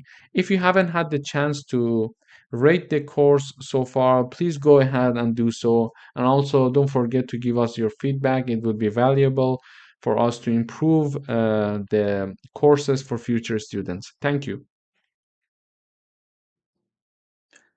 Hello everyone, welcome back. Today we're going to do some coding exercises regarding the local and global variables. We would like to write a program that declares a global variable to store a counter. So the program should have two functions. One increment counter, and this function should increment the counter by 1. And we have the main function, of course, which calls the increment counter function twice and displays the updated counter value each time. So now we know that we need to have a global variable. We need to declare a global variable. Then we need to have one function here and one function here. And so the main function is going to call the other function twice, and the other function needs to increment the counter or the global function by one value. So to do that, we start by declaring the global function. We know that from before the global function, the global variable should be declared above the code and outside of any function. So this is the global function xy, we name it and we initialize it to be 0. Then here we have the main function, and here is the increment counter function. In order to have a review, we know that a function has three associated data with it. So when we are declaring it, so now here it's the name of the function. Before the name is either void or the output of the function. So here, if it was instead of void, we had integer. We knew that the function should give us an integer value in the end, and so it returns one integer value. But because this function is returning nothing, we have the void function. And also within the parentheses, we will have the input variables of the function. So in this case, we have no input function, so we can just call the function without giving any input to it. So, and this is how we declare and define a function. And we know that we must declare the function a priori to the main function. However, for definition of a function in this part, we can do it either before the main function or after the main function. So it's up to you. Here, I'm declaring and defining at the same place before the main function. And here, what it's going to do is that it's going to get this xy and increment its current value by 1. So, and we learned that plus equal something means something like this. So instead of plus equal, we could write xy plus 1. So this equation here is exactly like this equation. So it says that whatever the value of x is, or xy is already, add 1 to it and assign it to xy again. So here xy is initially 0, and when we increment it by one value, we add one value to it, its final value will be 1. And then if we do it another time, its value will be 2, etc. And here we are having the main function. In the main function, we firstly learned whatever that is in the main function is going to be executed. So if we have a function here and it is declared and defined, but it is not called in the main function, it is not going to be executed. So here we are firstly printing the initial counter xy. So we expect to see value 0 in the output because initially the global variable number is 0. Then we call the increment counter as it was asked here 2 times. So we mention increment counter and increment counter. So in the first round, let me just type it like this. In the first round, it will be something like this. xy equals xy plus 1. So for the first call, it will be like xy equals 0 plus 1 because its initial value will be 0 and we are incrementing it by one value. So the final value would be 1. For the second call, xy equals 1 plus 1, which will be 2. Why? Because initially it was 0. Then in the first call, we increased its value by 1, so it's 1 now. So when we are calling it one more time, its value is now 1 based on this equation, plus another 1 that we are adding here. So the final value will be 2. So we expect that now when this function is called for the first time, it is going to print the xy value, new xy value to be equal to 1. And when we call it for the second time, it's going to call this function again and add another one value to the already existing value of the xy, which will be 2. So let me compile. Okay, great. So here we see that the initial counter is 0. Here we're printing the initial counter to be 0 because xy is a global variable and it is initially set to be 0. Then we are calling the function one time. We are calling the function. So we are adding one value to already existing value of xy, which is 0. So it will be 1.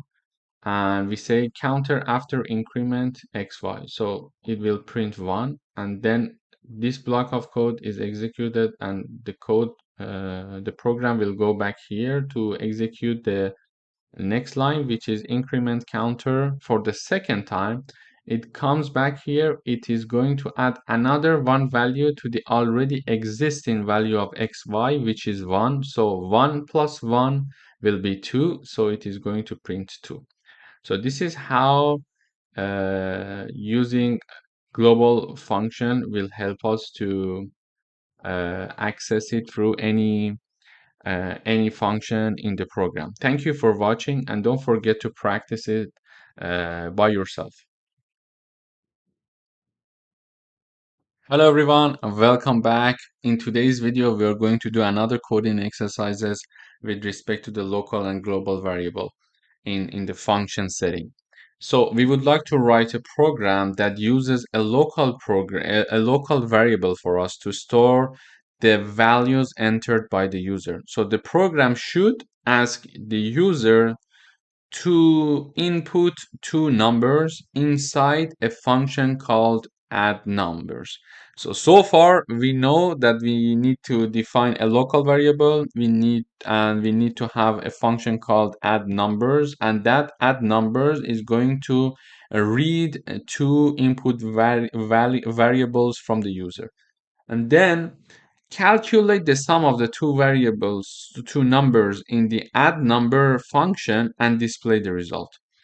Ensure the variables used in add number function are not accessible outside the function. So this is exactly highlighting the definition of the local variable. So to do that, we have two functions, a main function, which is going to call our function here, our other function, and a void function that is called add number. So previously we learned how to ask a user to enter a number, how to store the number that is entered by the user, and how to do the mathematical operations. However, we are using a function to do that for us to make the code cleaner. So here the int main function is very clean. We're just calling the function and nothing more. So these dirty parts are done before the main function.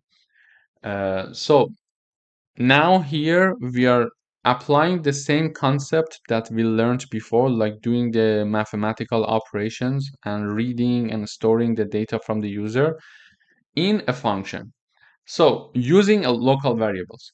So here, in order to do that, we have add number function, which is void. So it's not going to return any value and there is no input for it because everything is going to be stored here. Instead, we could add some lines in the int main function and ask the user to give us the input value, like two numbers, and those two numbers could be input value for the add number function. For example, let me make it more clear. So we could have int a equals 10, int b equals 14, and then have a function like add numbers or whatever that was going to have A and B as the input variables. But here we are seeing error because this function is defined in a way that it has no argument as the input. Therefore, adding A and B here will cause some errors here for us. So that would have been another option to read and store the numbers in the int main function. But this could increase the complexity of coding in the input main function, in the int main function, and also make it a little bit, unclear. Instead of that, we are doing everything in add number. So here we are declaring two variables like x and y. And because they are defined in add numbers, they are inaccessible in any other function. So they are local variables. And we are asking the user enter the first number. We are storing it then. We are saying that, okay, enter the second number, and then we are storing it here. Then we are having another integer here that is called sum, and we are assigning the x plus y into that sum integer value, and then we are counting, we are printing the output saying that the sum of x and y is the sum here, which will be the value of the x and y. So let's see how it works first. So it says that enter the first number, I would say 10. Enter the second number, I would say 25. So it says that the sum of 10 and 25 is 35. So here it is asking the first number, storing it, second number, storing it, do the calculation and printing the output. However, in order to show that this was a local variable, if I uncomment this line saying that directly please print the x value for us, it says use of undeclared identifier. Why? Because x was already defined here as a local variable, and in this function it is not accessible. If we are talking about one x here, we need to define that x here, okay? And if this x is defined here and we are printing something here, like let me just put 50 here, and let's comment this part. So this printing syntax is going to print this x and not this x, okay? So because they are local.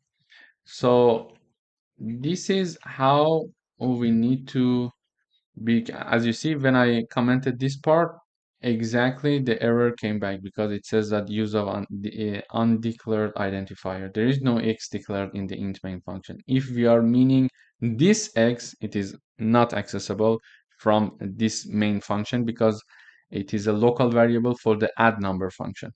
So we learned about how to do the mathematical operations, how to do our calculation using different functions to keep the int main function more clean, and we learned about the concept of local and global variable. Thank you for watching. Hello everyone, welcome back. Today we are going to talk about function declaration with default parameters or default values. So these functions in C++, we have a function with default value is a function where one or more of its parameters are given default values during the function declaration. This means if we call the function and do not provide the argument for those parameters, the default values are used. And if they are called with argument, those arguments are going to overwrite the default values. So let's illustrate this with an example. Here we have the main function, here is another function. Here we have the greet, it's the name of the function and it's a void function. And previously we had like int x in the parentheses, so the argument of the function was like an integer, or input. Argument and input are the same, so I can use them interchangeably. So but here the argument of the function is a string which is called name here, okay? And the default value for this name is guest.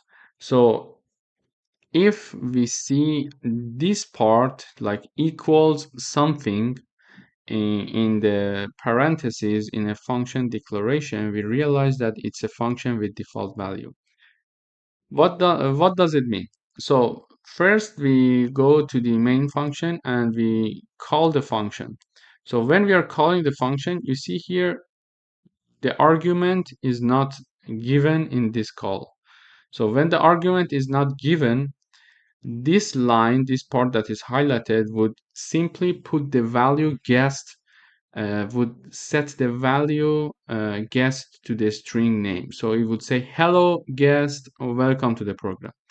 However, if we provide the argument and we call it here again, if we provide the argument, Alice would replace guest, and it would say, hello Alice, welcome to the program. Let's run the code once. Okay, great. So here we are seeing that the first time we are calling the function with no argument, and it is just simply saying, hello guest, welcome to the program. And the second time we are giving the argument to call the function, and it says, hello Alice, welcome to the program. So for the second time, Alice is replacing the word guest. So this function is very important to be used, because otherwise we had to write two functions. Now we are only using one function.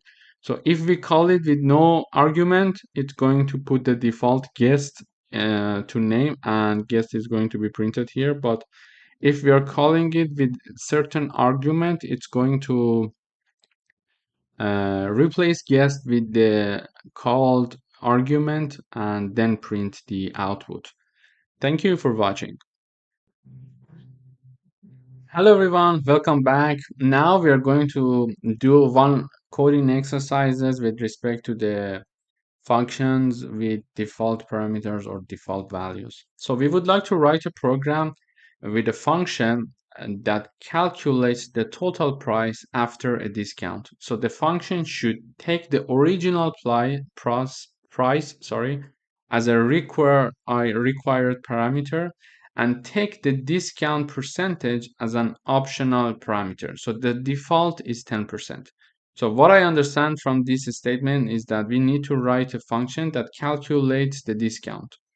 However, the discount amount by default is 10%, and there are some optional parameters that we can give, like 20 or 30%, that they can calculate, the function can calculate it. So in this case, we need to have a function with a default value. Instead of having two functions, we can only write one function. So let's start from here. We start with the main function. So we print price after 10% of discount. Let's call the function calculate price. So let's go up in here to see the calculate price function. We see the name is calculate, the output is double, so it's going to return something, and it is indeed returning something. And in the parentheses, it is there are two arguments, there are two inputs. There are two arguments, one of which is price, the other one is discount. So both of them are double. However, price is a normal argument, but here the discount is a default parameter, because we are seeing that there is the equation sign here. So what it's going to do, here we are calling the function with the first argument only. So we are only sending the first argument, which is the price. We are saying that, okay, call the function for the price of 100. So 100 is set to the price here argument.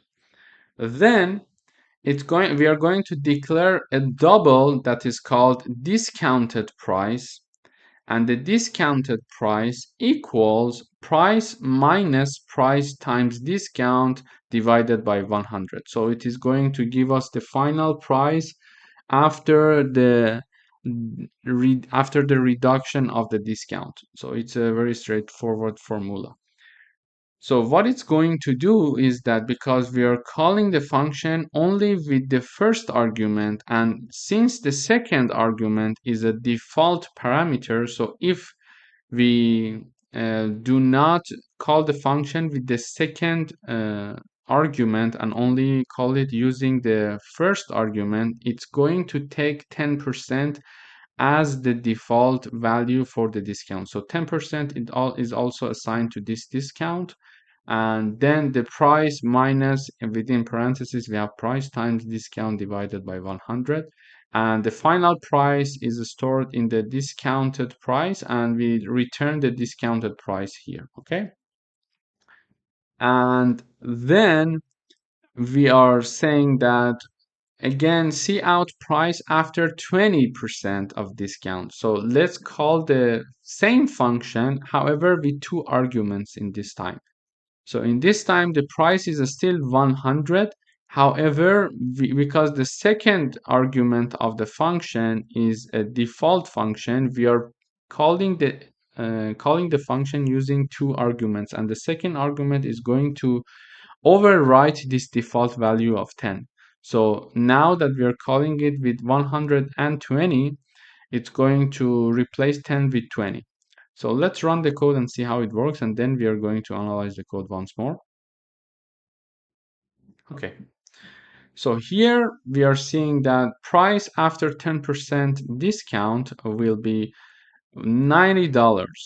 So if you do the math, you will realize that 10% of 100% would be $10, and the reduction would be $10, and the final price would be $90. However, in the second case, because we are calling the function with the second argument as well, this 20% is going to be set to the discount instead of 10. Now, discounted price equals 100 minus 100 times 20 divided by 100. And therefore, the output would be 80. So the overall lesson, the key lesson of this lecture was to be aware if you are working with a default function. For example, in this case, there are two arguments for this function. The first one is a normal argument, and the second one is the optional argument, a default argument, or let's say optional. So if we call the function, we must at least have one argument, because the first one is not optional. The first one is mandatory. So you cannot write something like this. So see out the price and then calculate price. So it returns error, you see, because the first argument is a must, because it's not an optional. How do we know that it's not optional? Because it does not have an equal sign. So at least if we are calling this function, we must have one argument, okay? So if we have one argument like this, let me just comment these two lines. If we are having one argument like this, it is going to put 50 as the price and 10 as the discount by default. So let's run. Okay, we see that the price is 45. Let me just print the C out so it goes to the next line. It would be nicer. So see. Okay. So here we see that the calculated price is 50. The calculated price is called by the number 50, and then 50 is for the price, and then the discount by default is 10. So the output would be 45. And if we call it with no argument, for sure there is an error. You see, it's not working because it says that this function has one must argument. So if you're calling this function, you must have at least one argument.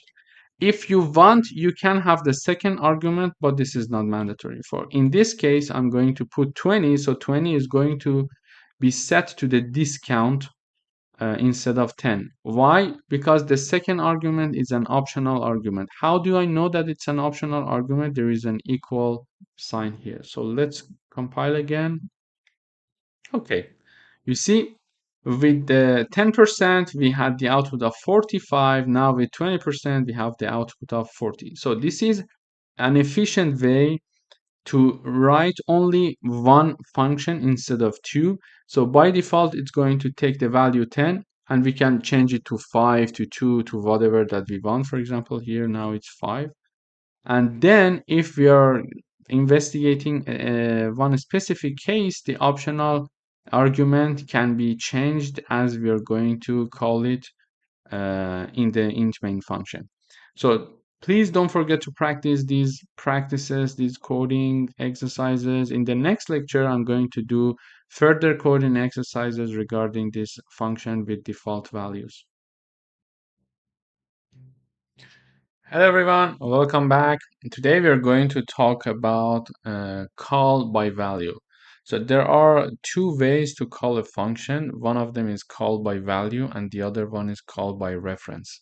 In today's lecture, we're going to talk about call by value. Later on in this course, we're going also to talk about call by reference. So what is a call by value? So in a call by value, a copy of the actual parameter, the value passed to the function, is made and used inside the function. So any modification to the parameter inside the function do not affect the original value in the calling function. So when a function is called, the values of the arguments are copied into the function's parameter. So changes made to the parameter inside the function are local to the function and do not affect the original argument. And why is call by value is so important? Why is it so important? So the original values remain unchanged, which is useful when we don't want a function to modify our data. So basically, what it means is that when we are calling a function using a call by value method, if we are passing like two numbers to the function, these two numbers are copied here. There are certain tasks done here and the function result is obvious.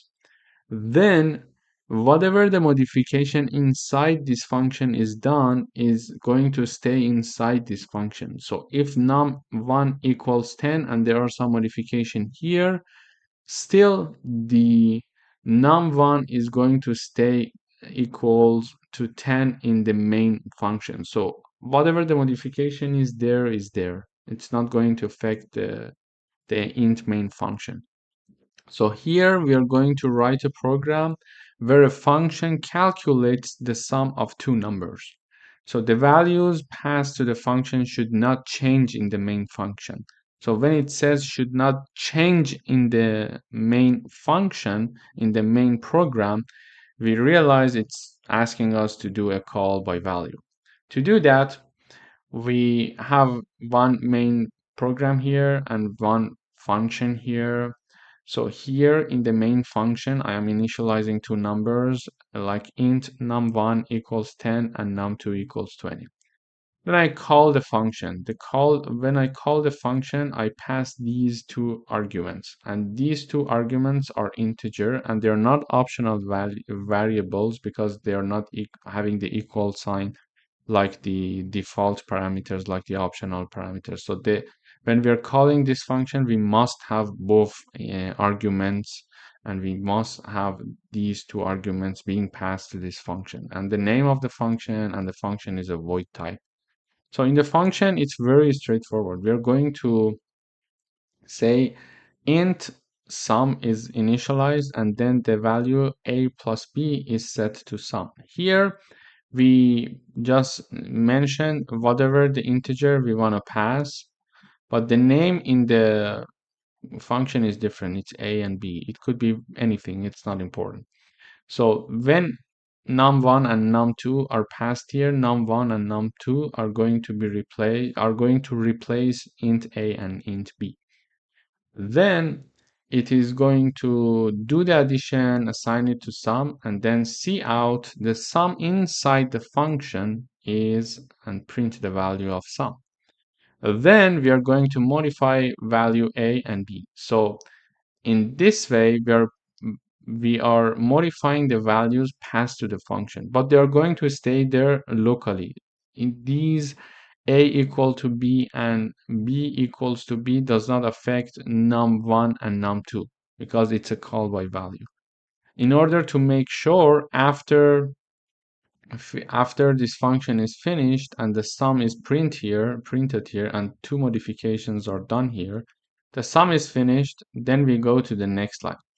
So see out the value in the main function are still, we print num1 and we print num2 here, and we return it. So let's run and see how it works.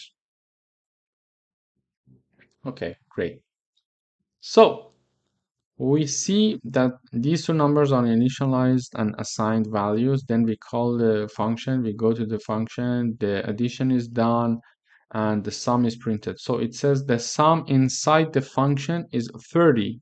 So the sum inside the function is 30. Here it means that 10 plus 20 is 30, so 30 is printed, and we are changing the value of a and b here. We are setting them to 0. However, when this function is finished, this line is finished, and then the program goes to this line. And when the program goes to this line, we will see that it says the value in the main are still 10 and 20.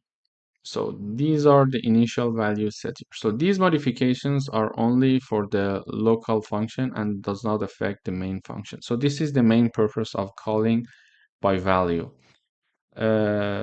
I would like to propose doing some exercises like this. So just solve and code this exercise yourself several times. In the next videos, we're going to solve some further exercises of call by value so we can see its importance.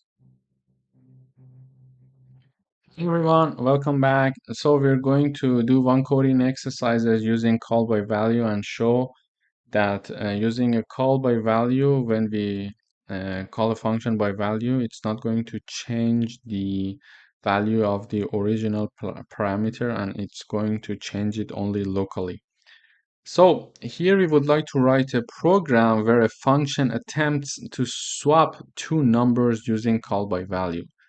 And we need to show the original values remained unchanged. So there are two things that we are going to learn. First, how to do the swap of two numbers using call by value, and also how to show that how to write these codes in the function and show that the original values remained unchanged. To do that, we have one main function and a swap function here. So we start from here. Every time you want to read your code, start from the main function, because whatever that is here is going to be executed. So here we are saying num1 equals 5, num2 equals 10. So we are initializing these two numbers, and we are saying that cout before function called num1 equals the value of num1 and num2 equals num2. So we expect that 5 and 10 is going to be printed here. Then we are calling the swap function and passing these two inputs or arguments. Then these two arguments are copied. Their original value is not going to go there. So a copy of them is going to go there because we are using a call by value. This is why the original number remains unchanged, in fact. So this function is called swap numbers. It's the name. There are two arguments. Both of them are integer, and the output, there is no output. It's a void function. To swap two numbers, one easy way and nice way is to define a new parameter. So here we are defining a new parameter. Just remember, like temp a and b. So we are firstly initializing a new parameter called temp, which is temporary. So we are putting a to temporary. So initially temporary temp is empty and the value of a is then set to temp. So the value of a is 5. So now temp equals 5. Then the value of b is assigned to a. So the value of b is 10. So it is assigned to a. So a is 10. And finally, the value of temp is assigned to b. So now temp is 5 and b will be 5. Okay, so one more time. So initially temp is empty. So the value of a is assigned to temp. So temp will be 5 because a is 5. Why a is 5? Because it's the first argument, and in the first argument we are passing num1 and num1 is 5. Okay, and num2 is 10. So the second argument is 10, therefore b is 10. So initially we are assigning a to temp, meaning that temp equals 5. 5 is set to temp. Then we are putting whatever that is in b in a. So b is 10 and 10 is assigned to a. And in the last line, we are going to assign temp into b. So temp was 5 and 5 equals 10 then. 5 is assigned to b. Sorry. And then we are going to mention that inside the function, now a equals, we expect to have 10, a equals 10, and b equals, we are expecting to have it to be 5. So after doing all these modifications in this function, all of these are local. So we expect by swapping the values of the a and b, the values of num1 and num2 should not be affected because it's a call by value. So after this function is finished, then we are again here after function call, we are again printing num1 and num2 to make sure that everything is correct and these two remain unchanged. Let's run. Okay. So here, this line before function call, num1 equals 5, num2 equals 10. Okay. Then we are calling the function swap number. So here, as we went through the procedure twice, the procedure is done, so the numbers are swapped, and then we say, okay, inside the function, a is 10 and b is 5. Therefore, the numbers are swapped. Okay. However, when this function is finished and the code is here, and then it wants to execute this line, it says after function call num1, you see num1 remains 5, and num2 remains 10. So the swap procedure in the locally in this function did not impact the main function. So this is the main purpose of the call by value. Firstly, we learned how to swap two numbers. We need to there may be many ways to do it, but the easiest way is to define a new integer called here like temp, and then using that we can swap the numbers. And then we learned that even though we swap the numbers in the function, it's not going to impact the original value in the int main function because it was done here locally. However, if we were doing all of these tasks in the int main function, of course the swap would have worked and num1 in the end would have been 10 and num2 would have been 5. Thank you for watching. Hello everyone, welcome back. Today we're going to talk about call by references. So far we learned how to call a function by value, and we learned about the details. We did some coding exercises with respect to that. Today we're going to move on and focus on call by reference. So there are two main way to call a function. So the first one was call by value. Now we're going to focus on call by reference. So what a call by reference is. So in a call by reference, instead of passing a copy of the value, a function receives the reference or the memory address, let's say, of the variable. So this means that any changes made to the parameter inside the function directly affect the original value. Why? Because it's not receiving a copy of it, but its reference, which is the memory address. So it is going to directly manipulate and modify the original value.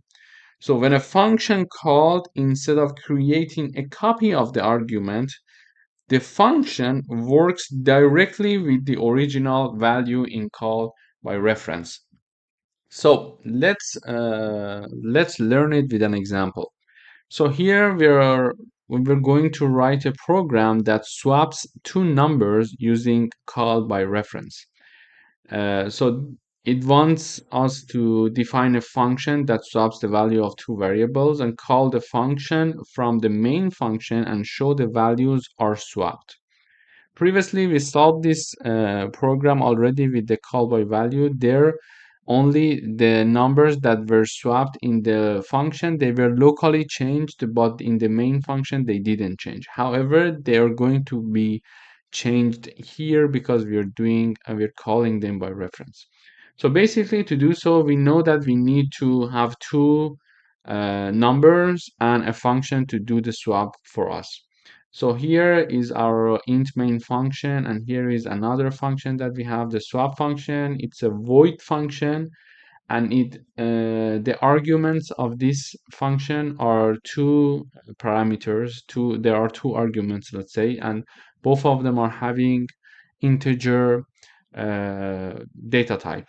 And so previously we were just writing down int a or int b.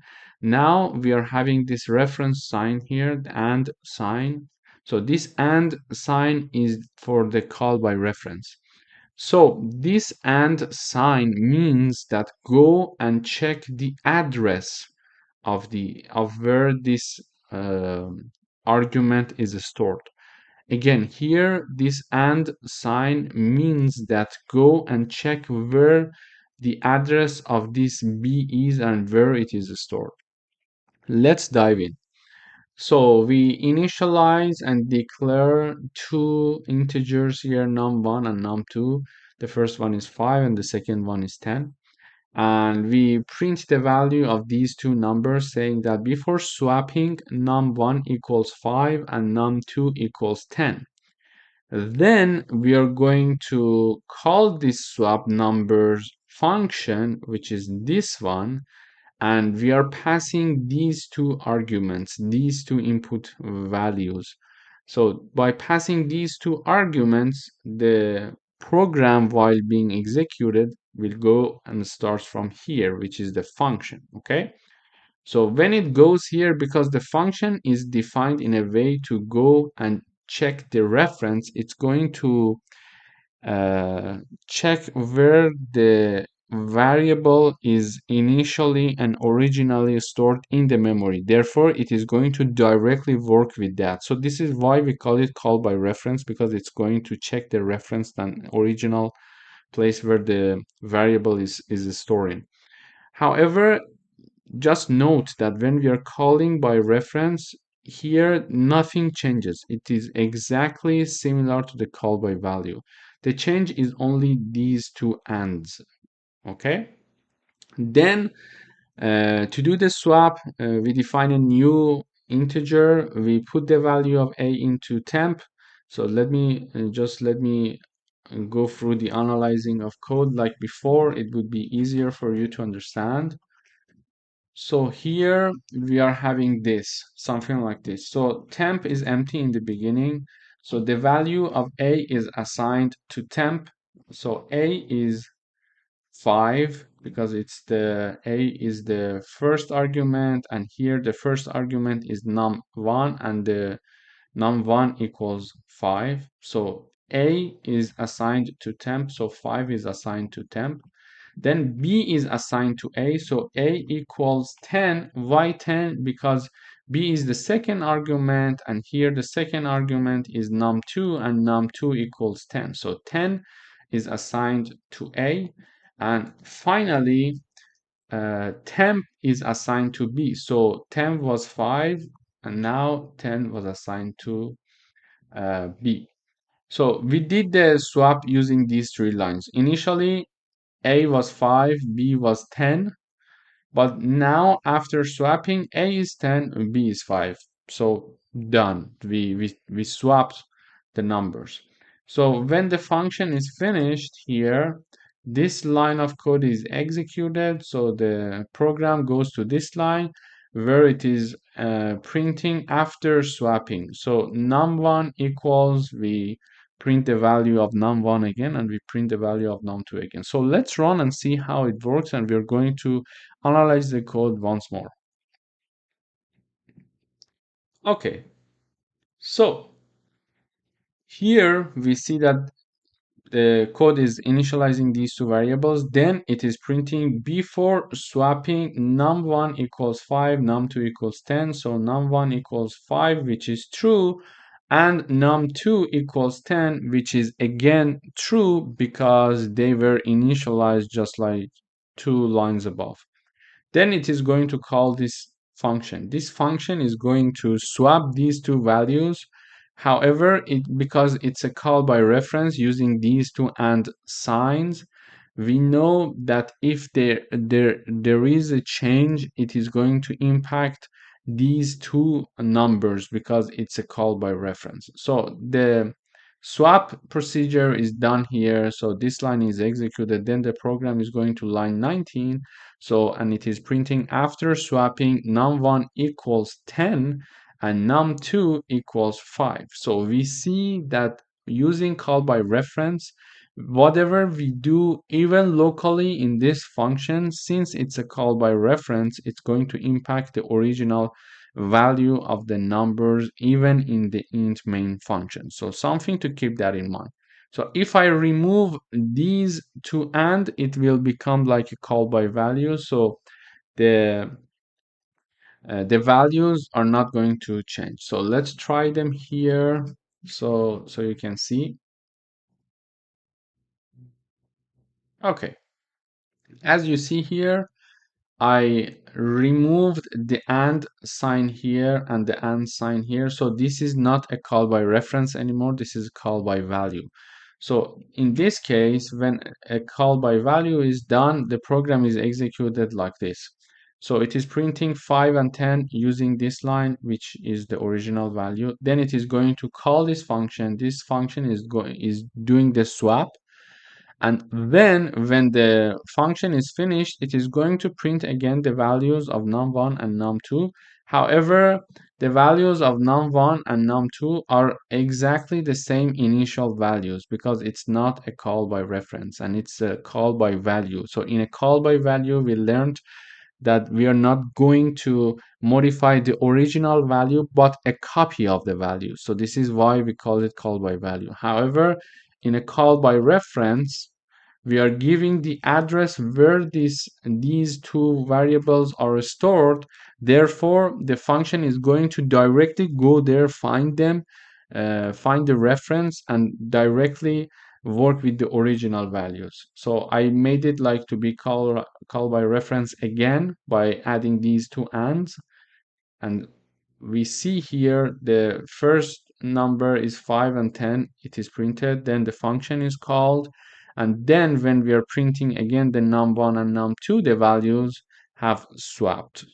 So this is important to know the differences between the call by value and call by reference, but because in different there are two different and separated things, and in programming, as per our need, we need to choose from either of them depending on what the goal of our program is. So keep that in mind, keep practicing, and try to play with call by reference and call by value by solving the exercises that I provided in different videos so you can master it.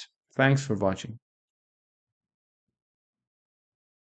Hello everyone, welcome back. Today we are going to do another coding exercises using call by reference. So we would like to write a program where a function doubles the value of a number using call by reference. So we need to define a function. we are asked to define a function that modifies the value of the past variables. So call the function from the main function and show that the original variable is updated. So even if the program was not mentioning using call by reference, when they are saying that show that the original variable is updated, we need to get it, okay, it's talking about call by reference and not call by value. So in order to do that, we define a function that is going to modify the value of the past variable, and we need to write a function that doubles the value of a number. So here we have the main function, and here we have the function that does the work for us. So here it's a void function, and it is having only one argument, and it's an integer.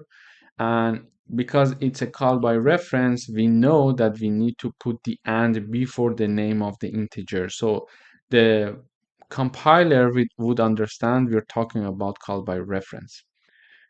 Okay, to do that, in the int main, we initialize the number to 15, then we print the value. We print the value, okay, we say before doubling number equals, and we print the value of it, which is expected to be 15 because we just initialize it. Then we are calling the double value function using one argument, and the argument is this number 15. And just note that in call by reference and in call by value, there is no difference for calling the function in this part. The only difference is this and added to the argument in the function declaration. Then this function gets the number address, so it is going to directly work with the original value and not a copy of it like call by value. And here it says, okay, whatever n is, make it multiplied by 2 and store it in n. So this way, the multiplied number, the multiplied of the number is stored in n, and the function is done. So when the function is done, the program is going to execute the next line, and we are saying after doubling number equals, we expect to see 30. So let's check. Okay, great. So here it is 15. It's going to print 15, and it's going to do the doubling using this double value, and it is simply just performing this equation times 2. So whatever the number is past this n is here times 2, and then put it to the value of n. So modify it, update it. So if it's 15, it's going to be 15 times 2. If it's 10, 10 times 2, whatever the n is, that is passed here using the number that is initialized here.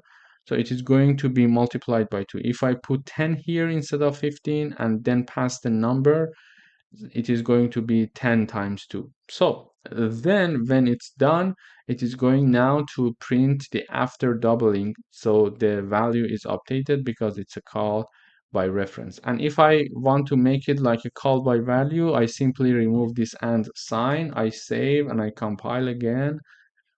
Okay, you see? So here, when it's a call by value, now it's not a call by reference anymore, it's a call by value. And you see that whatever modification in this function was, it doesn't matter. And the before and the after, like before doubling and after doubling, the value of the number remains the same. Why? It's a call by value now. It does not have the and sign. So it is going to work with a copy of the original number. When we put the sign, it is going to work with the original number directly, and it's going to update the original number and modifies it. So keep that in mind. It's very straightforward, but we need to do the practice to master it. Hello everyone, welcome back. Let's do another coding exercise using call by reference. So we would like to write a program where a function updates two numbers by reference. Add 10 to the first number, multiply the second number by 2. and then call the function and show both numbers are updated. When it says both numbers are updated, we know that we need to use call by reference, even if even if it was not being mentioned here. Okay, to do that, we have one int function and one function that does the work for us. The update value function, update value is the name of the function. It's a void function. It is having two arguments. The first one is integer. The second one is also integer. The first one is x. The second one is named y. Because it's a call by reference, we have this and sign before the name of our integers. So we initialize two numbers, 20 and 15.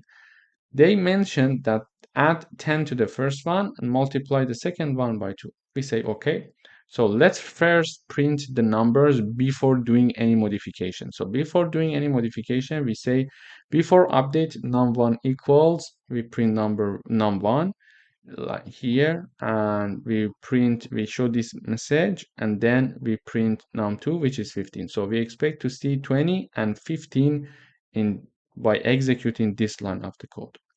Then we are calling by reference this function.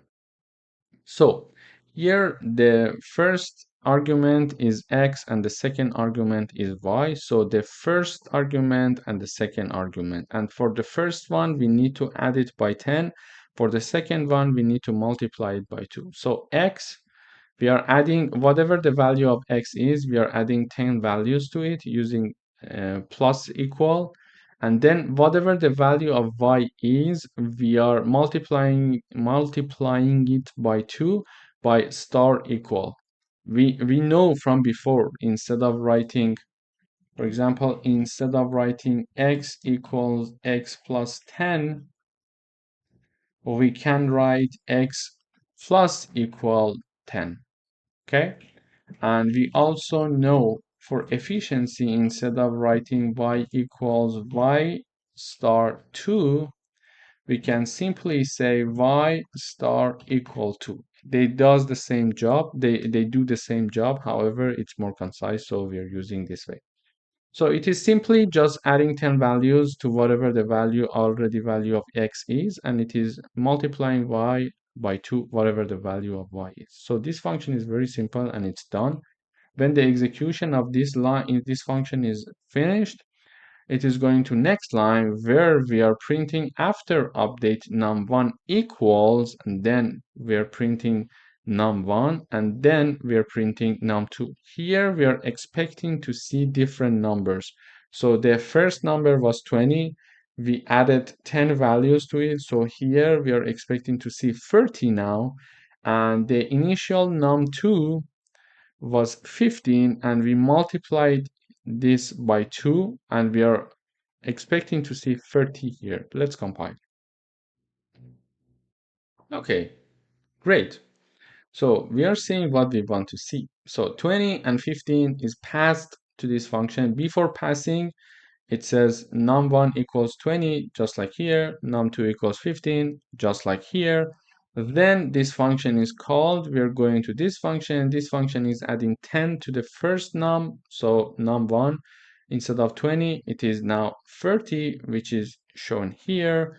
And then the second argument, num2, which is y here, so it is multiplied by 2, and it is now 30. And this is what we wanted to do, and it did the job. So call by reference, modifying the original value.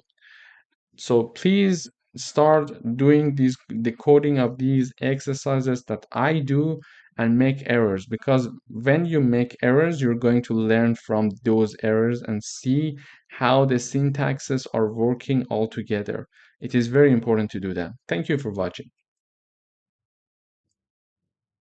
Hello everyone, and welcome back. Today we are going to do one coding exercises using template functions. So we would like to write a program that swaps two values, the first value and two value of a function. So whatever we pass as an argument to a function, we would like this function to swap their place. So when we are, for example, passing two values like x and y, we would like to see in the output y and x. Okay, we would like to swap their values. To do that, we have a function, and it happens to be a template function because we discussed that instead of having multiple functions doing the same thing for different outputs, like for integer, float, etc., we can have one unique function that does everything, and it has to be a type of template. So to do that, we know that we need to include this header. So the function that does the swap is the swap value. It's a void function. It's not returning anything. And as an argument, as the argument, it is taking two arguments. So their type is t. So it's a t. And then here we will see that it has the a and b argument. And they are called by reference because we have the and sign behind the name of the arguments. So when we have the and sign there, it means that it's a call by reference. And just please note that it's a void function and not a t function. So if it was supposed to have some output, we could write t here.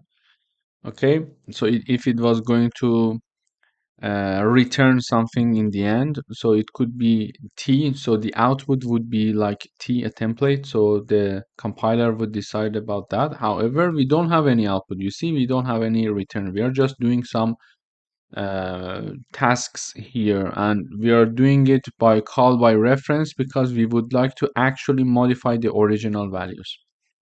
Okay, let's try and see how this function works with different arguments. Initially, we define two integers. They are named x and y. Their values are 10 and 20. Then we have two float. Their names are p and q. One of them is 1.5 and the other one is 2.5. And lastly, we have two strings, str1 and str2. One of them is hello and the other one is word. So we would like to use these set of arguments to call this function to swap their values. So when we are going to call this function, in the end, the value of x should be equal to 20 and the value of y should be equal to 10. The same here and the same here. Let's see. So we are first printing before swapping x equals, so it will be 10 because we haven't done anything, and y equals, it will be 20 because we haven't done anything yet. Okay. Then we are calling the swap function with x and y. So with x and y, we are calling by reference the function. Why the reference? Because we see that we have the and sign, and when we are calling by reference using the and sign, it means that we are going to modify the original value. So the x and y will be modified here in the int main function.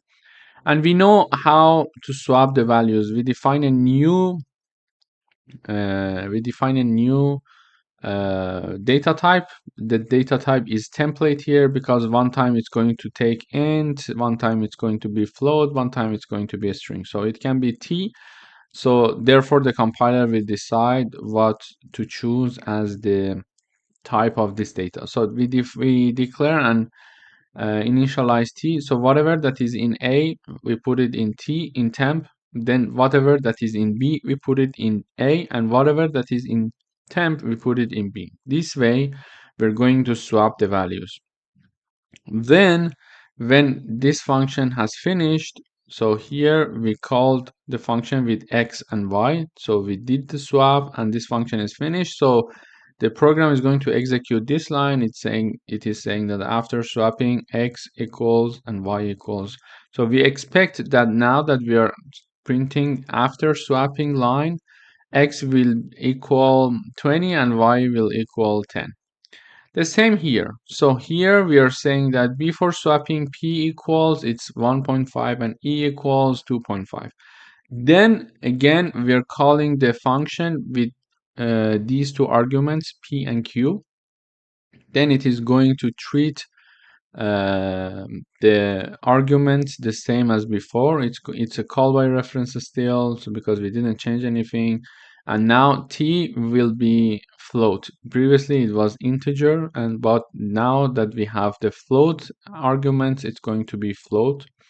Then it is going to do the swapping, and after swapping we are printing the value of p and q. So p should be 2.5 in the end because it is changed, and q should be 1.5.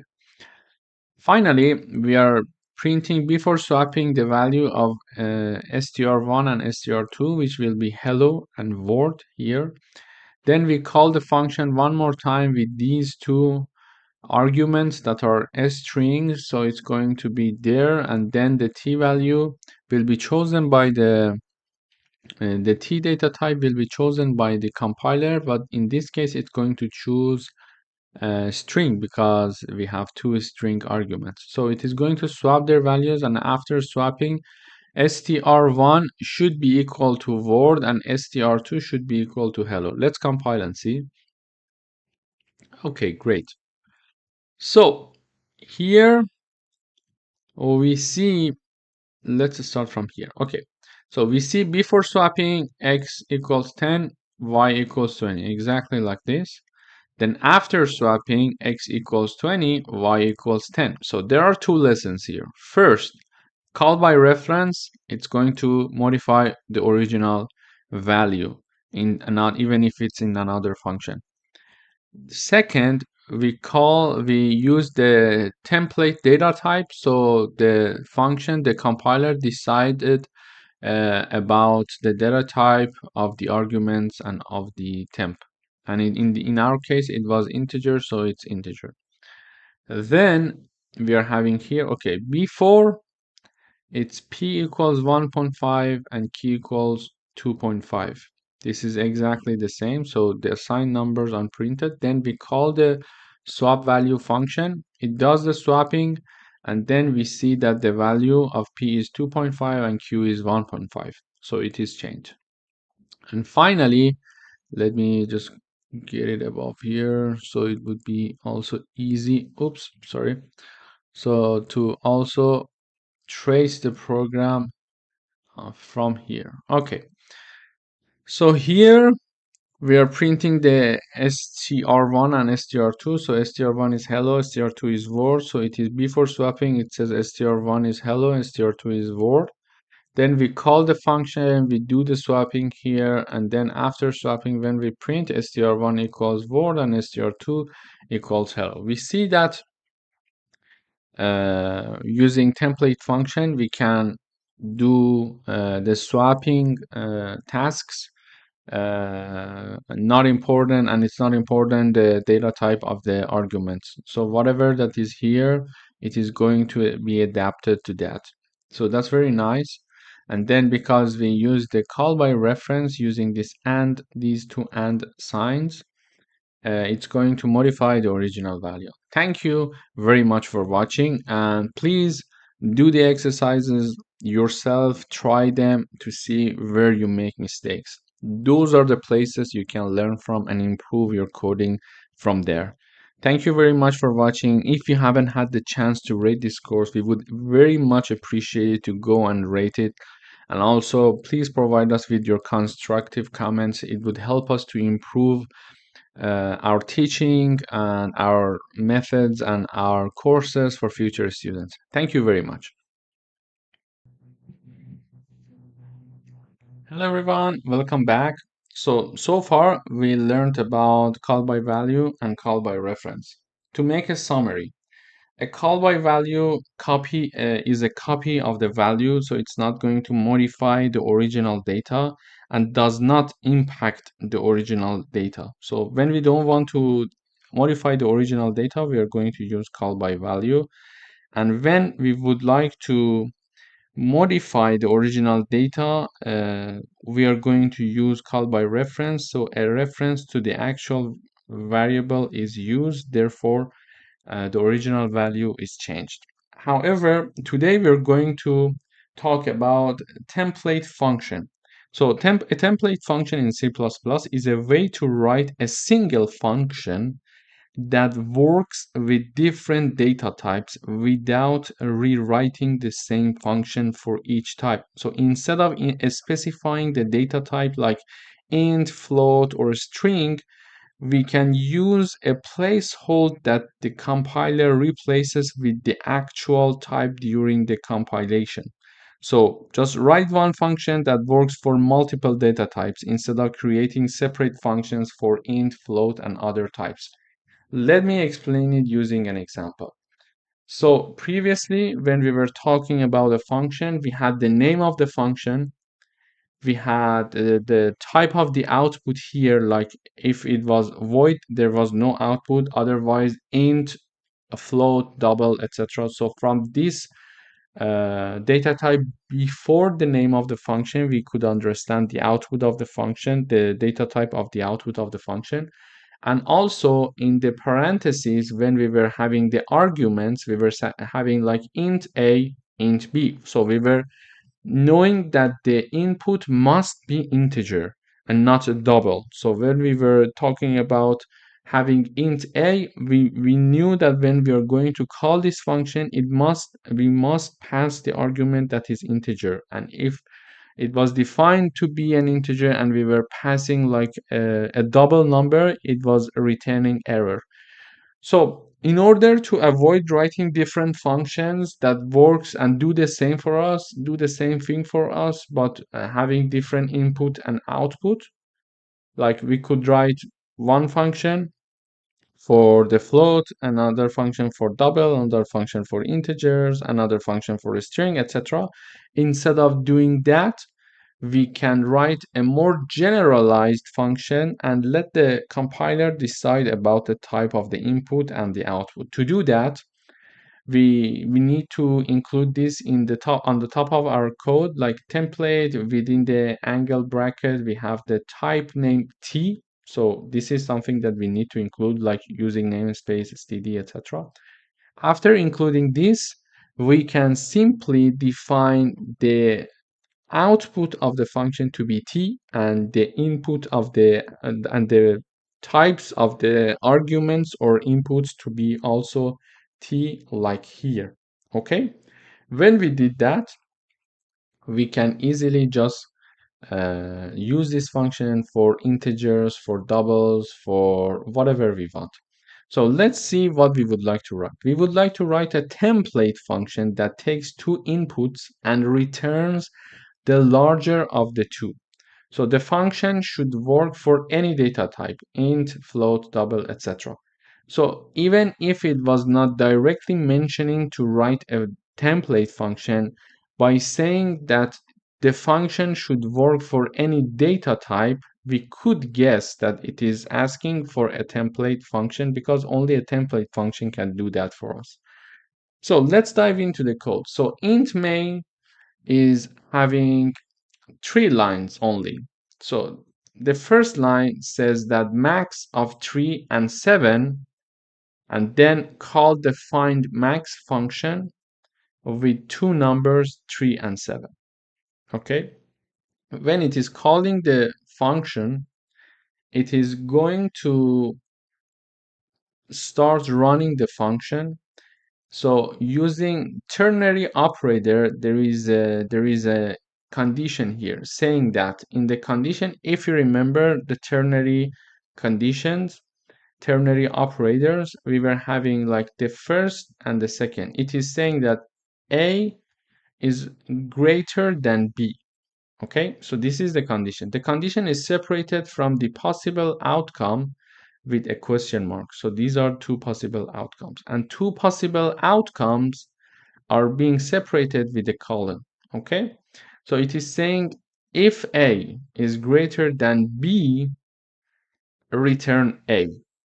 Okay, but if this condition is true, just return the first number, just return the first possible output. However, if this condition is not true, just return the second defined number. Okay, second defined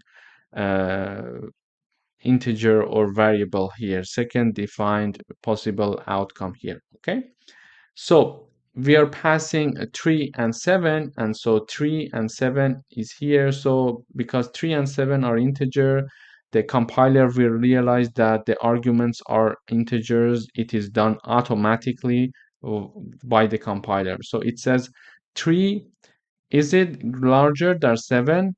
No, therefore, because it is not passing this condition, so it is not going to return A, but it is going to return B. So B is returned. Okay.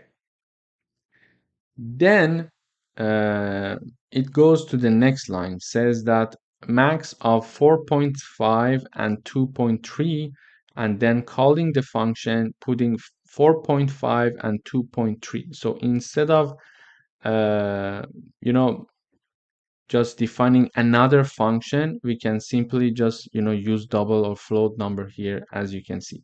So it is calling the function again. So the function automatically realized that, okay, we're talking about float numbers. So the arguments are floats, so the output should be float. And it is saying that, okay, it is checking the condition A and B. So A would be the first argument because it is A, and the second argument would be B, which is 2.3. It is mentioning, it is checking the condition that if 4.5 is bigger than 2.3, if this condition is true, which is true, the first condition, the first possible outcome, which is A, is returned. Okay, so 4.5 is returned. Then the program is executed and it goes to the last line. It is saying max of A and Z. So basically, we can compare characters. Each of these characters are having an associate number. So it is going to say that, okay, find max with A and Z. It works for characters, okay? So we don't need to define a separate function. So the compiler will automatically realize, okay, we're comparing characters. It is going to check if A is greater than B. If this is true, A is going to be returned. If this condition is not true, B is going to be returned. So after analyzing the code, let's compile and see the results, and then we are going to do the checking one more time. Okay. So it is starting from here, it is saying that max of 3 and 7 is 7. It is integer value, both of them are integers. Integers are passed as arguments, and it is found that 7 is bigger, which is true. Then two float numbers are passed, like 4.5 and 2.3, and it is okay again because it's a T template function and we're putting T here. So the compiler automatically realizes that we are talking about float. And then it is finding the maximum between A and Z. And then it is comparing, and Z has the larger, let's say, behind the scene value, because each of the characters are associated with a number. So it starts with A, and as we move forward to B, C, etc., their associated value is going to increase. Therefore, Z having that, it is comparing those numbers with each other. So therefore Z is larger, and it is going to show Z in the output. So this is template function. It's very easy and it works very well when we don't know which data type that we are going to work with when we're calling this function. Therefore, the function will choose automatically the data type for us itself.